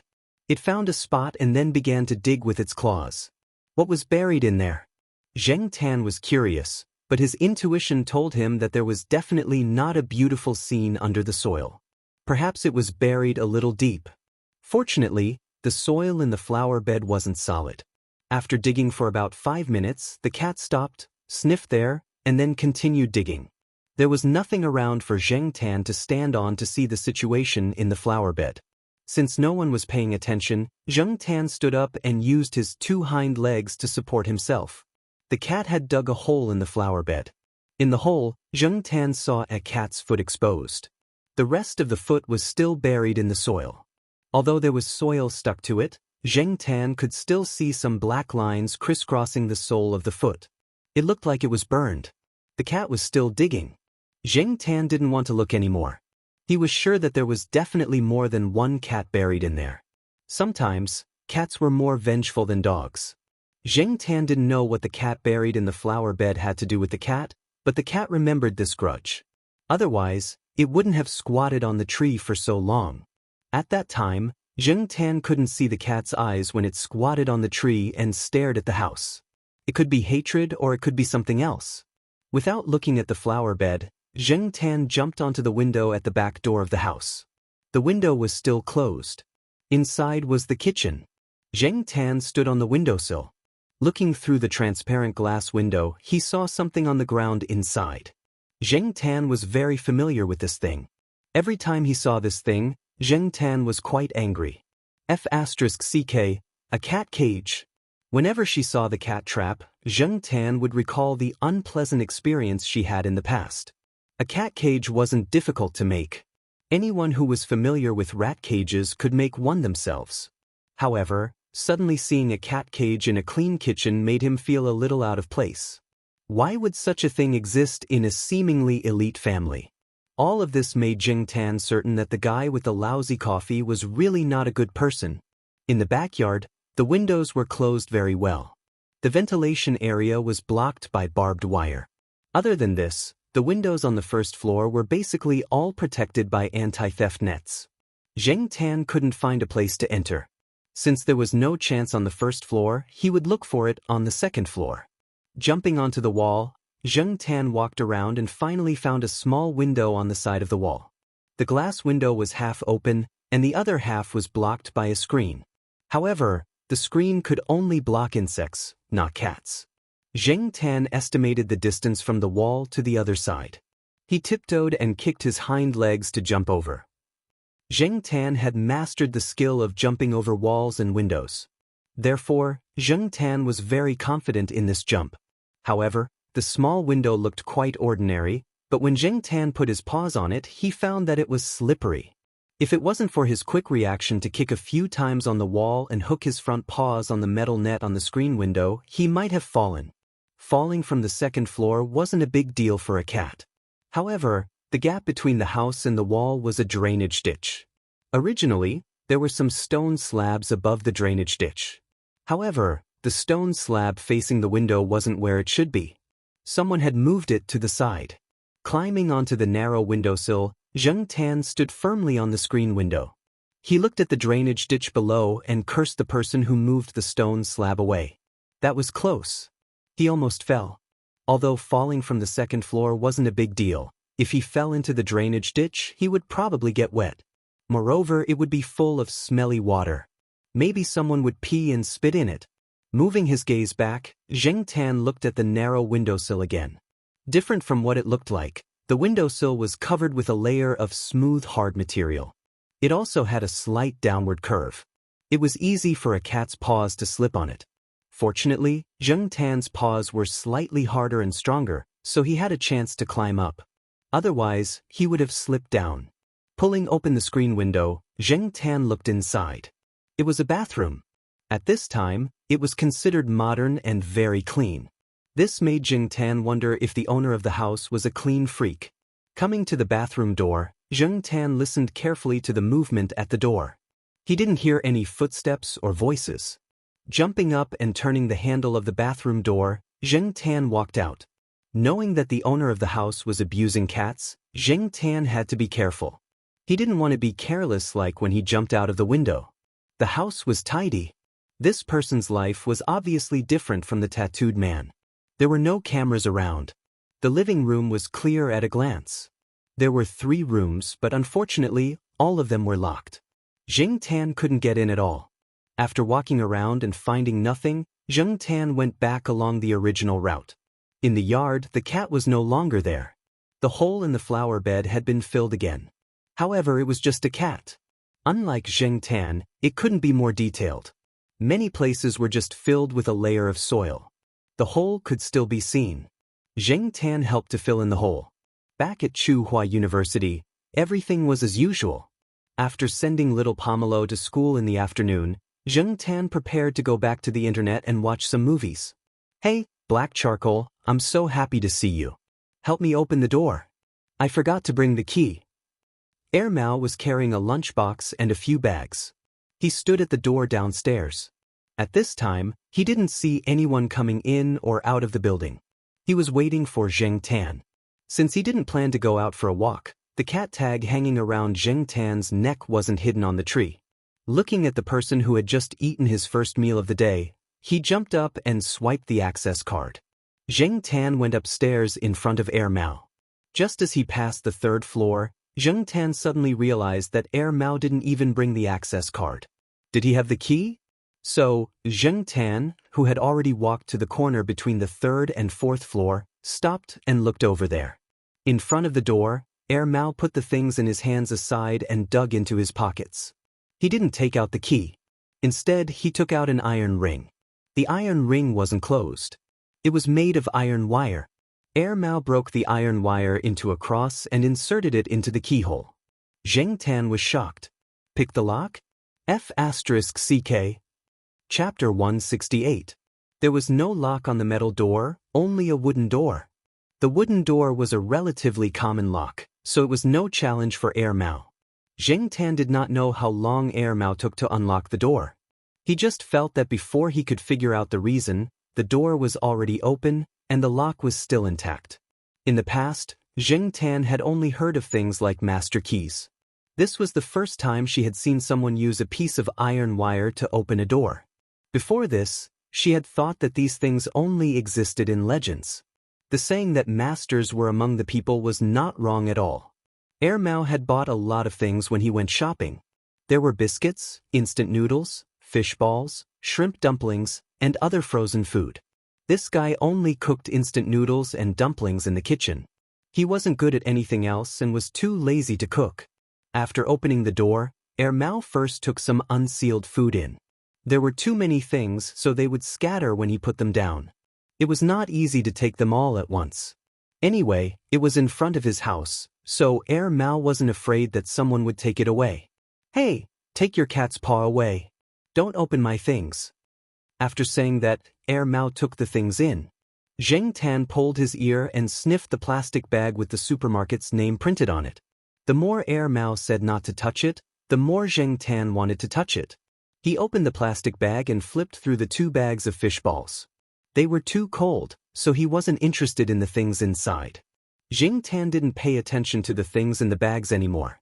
He walked into the house and watched as Air Mao put the first batch of things away and went out to take the rest. Just then, Zheng Tan jumped up and pushed the door open. Bang! The door closed. Air Mao, who was locked outside, was stunned. F***CK. Air Mao wanted to swear but was afraid of disturbing Professor Lon next door. He cursed in a low voice, put down the bag in his hand, and took out the wire to open the door. Zheng Tan looked at the clock hanging in the living room, counting the time it took Air Mao to unlock the door. From the time the door was closed to when Air Mao opened the door with the wire, it took less than 10 seconds. That meant that the time it took him to unlock the door was even shorter, probably less than 5 seconds. It seemed that Air Mao was a habitual offender. He was quite skilled. Air Mao came in with a bag, cursing. Zheng Tan turned a deaf ear to his words. Zheng Tan really wanted to learn the skill of picking locks, but cat claws were too weak and inflexible, so the difficulty of picking locks was quite high. Air Mao tidied up everything and sat in the living room, watching TV and eating his lunchbox. Zheng Tan squatted on the chair beside him and stared at Air Mao's iron wire pocket. He was thinking about how to trick Air Mao into helping him. Being stared at like this, Air Mao found it hard to ignore. The cat in front of him didn't seem to want to eat the food in his bowl. If it wanted to eat, it would have already started barking. "What are you looking at?" Air Mao was chewing rice. A grain of rice was stuck to his chin. This. Following Zheng Tan's line of sight, Air Mao took out the iron wire from his pocket. The iron wire was already placed around the city wall. Air Mao seemed to have found someone to show off to. "What's wrong? Do you admire my lock-picking skills? Hey, this kind of lock can be opened with just an iron wire." Air Mao bragged for a while, his saliva flying everywhere. Zheng Tan stepped back in disgust. "Have you heard of tinfoil picking? Someone said that a piece of tinfoil can open the locks of an entire neighborhood. Although it's a bit exaggerated, tinfoil is indeed a good tool. Also, different locks may look similar, but they may require different tools to open." Air Mao took out a small leather bag from the inside pocket of his jacket. "Hey, this is my treasure bag. With this, I can open most of the locks in the school, not to mention all the locks in the school, except for the electronic locks." Zheng Tan was just thinking that this guy wasn't invincible when Air Mao added another sentence. "There's another set of tools for the electronic lock. Unfortunately, I didn't bring it with me." Zheng Tan was speechless. What exactly did Wei Ling's junior brother do in the past? Did he have a black file or something? Tell the Jiao family to stay away from this guy in the future. He didn't know where Air Mao learned these things, but he had to admit that this guy was a talent in some ways. However, this kind of talent was not a good role model. It was easier to label him as a bad guy. However, for Zheng Tan, there was no absolute standard for judging a bad guy. If he could help him, he was a good guy. After Air Mao finished eating, he was about to lie down on the bed to sleep. Just as he lay down, Xianxia grabbed his sleeve and dragged him out.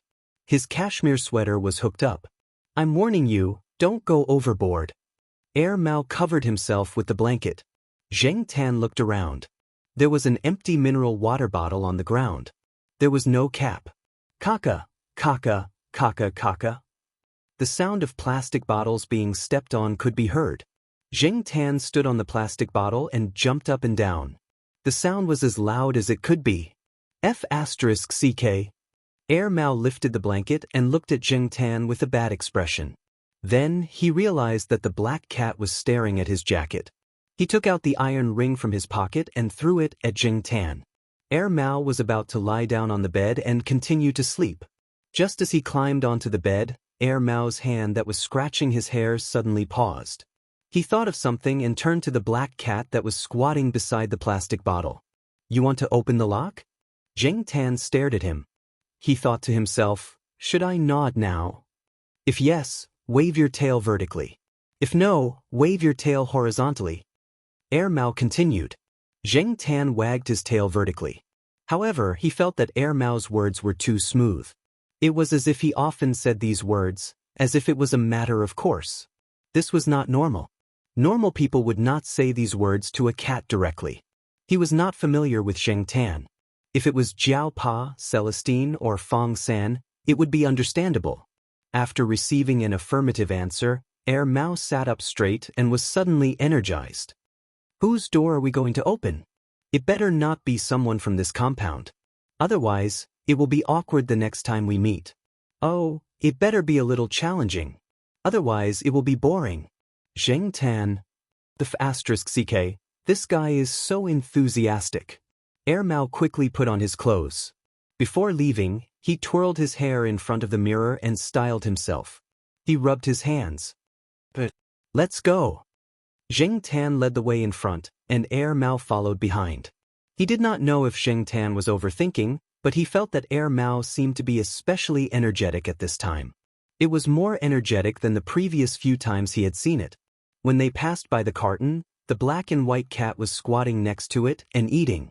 Sensing Xianxia and Air Mao's approach, the cat raised its head and glanced at them before continuing to eat. After the temperature rose, some of the food became rancid easily. However, it was different from the morning. The bowl was filled with fresh food again. It was still leftovers, but it was still relatively fresh. The fish head was picked and eaten, followed by the rice. The fish bones were thrown aside. Xianxia did not continue to disturb it and left after taking a look. He brought Air Mao to the tree in the small alley. Xianxia looked at the tightly shut window, jumped up the tree, and climbed higher to see the situation on the other side of the wall. It was similar to the morning. It seemed that the man did not return at noon. "So it's this place. You still hold a grudge?" Air Mao interpreted Xianxia's behavior as revenge for the coffee spilled last time. Xianxia jumped up the wall and walked to the small yard. Air Mao followed him outside and looked around from time to time. Fortunately, there were not many residents around at this time. Air Mao followed Xianxia over the wall and landed in the yard. It did not step on the flower bed, but chose a relatively clean place. This way, its shoes would not be stained with mud, and it would not easily leave footprints when entering the house. The lock on the back door of the house was slightly more complicated than the lock on the door of the old house in the eastern compound. However, Air Mao had brought some tools and opened the door quickly. The layout of the first floor was relatively simple. There was also a gym. Those who could afford such equipment were considered to be in good condition in the area. Air Mao also saw the cat cage in the kitchen. It just frowned and did not say anything. As for what it was thinking, Xianxia did not know. When they came to the second floor, there were 3 closed doors. Xianxia did not care which one to open first. Since the man abused cats, and there were no other suspicious items on the first floor except for the cat cage, it must be in the 3 locked rooms on the second floor. He just had to wait for Air Mao's performance. Air Mao did not feel nervous about illegally entering someone's house at all. At the same time, it did not have the excitement and liveliness that it had when it first came. It looked quite calm, and its behavior was very natural. Air Mao did not immediately take out the tools to open the door. Instead, it walked around the second floor and looked at the doors one by one. This should be the bedroom. This is the study. As for this, I don't know. Let's open this first. The lock of this room is also more complicated. It should give us a surprise. Zheng Tan did not know how Mao determined which room was used for what, but it seemed to be quite professional. Although the lock of this room was a little complicated, it did not take too long for Mao to come prepared. After fixing the lock, Mao pushed the door open a gap and looked inside. The door was a little thick. Zheng Tan felt that it could be used as a security door outside, but it was just a door to a room here. After making sure that there was no one inside, Mao opened the door and walked in. The sound insulation in the room should be very good. The chirping of the sparrows outside could not be heard at all. The room could be seen at a glance. There was a desk on one side, and there were some simple decorations on the desk. And on the opposite side of this office desk was Mao walked over and pulled open the cloth curtain, revealing the object that was blocking it. It was about 1.5 meters long, close to 1 meter wide, and close to 2 meters tall. One side was transparent, and there was a layer of tempered glass facing the desk. The person sitting at the desk could clearly see the inside of the object. At first glance, Zheng Tan did not know what the object was used for. He even thought that it was some kind of bathroom. But seeing that Mao's expression was not right, Zheng Tan climbed onto Mao's shoulder and looked inside. I saw this thing on TV when I was young. This is just a simplified version. But I really did not expect that there would be people in this place who would make this in their own home. Mao said in a low voice, "There is a dish called roast duck feet. It is to put a live duck on a slightly hot iron plate, and then heat up the iron plate with seasoning. The duck moves on the iron plate because of the heat. In the end, the duck feet are cooked, but the duck is still alive. This is similar to this." Zheng Tan's eyes looked through the transparent tempered glass and stopped at a layer of metal net at the bottom of the object. It turned out that the burns on the cat's feet came from this. Mao looked around the room, and then walked to the window. The window in the room seemed to have not been opened for a long time. The thick curtain completely blocked the light outside. Mao found a suitable place and took out a miniature camera that was only half the size of a pinky finger and installed it.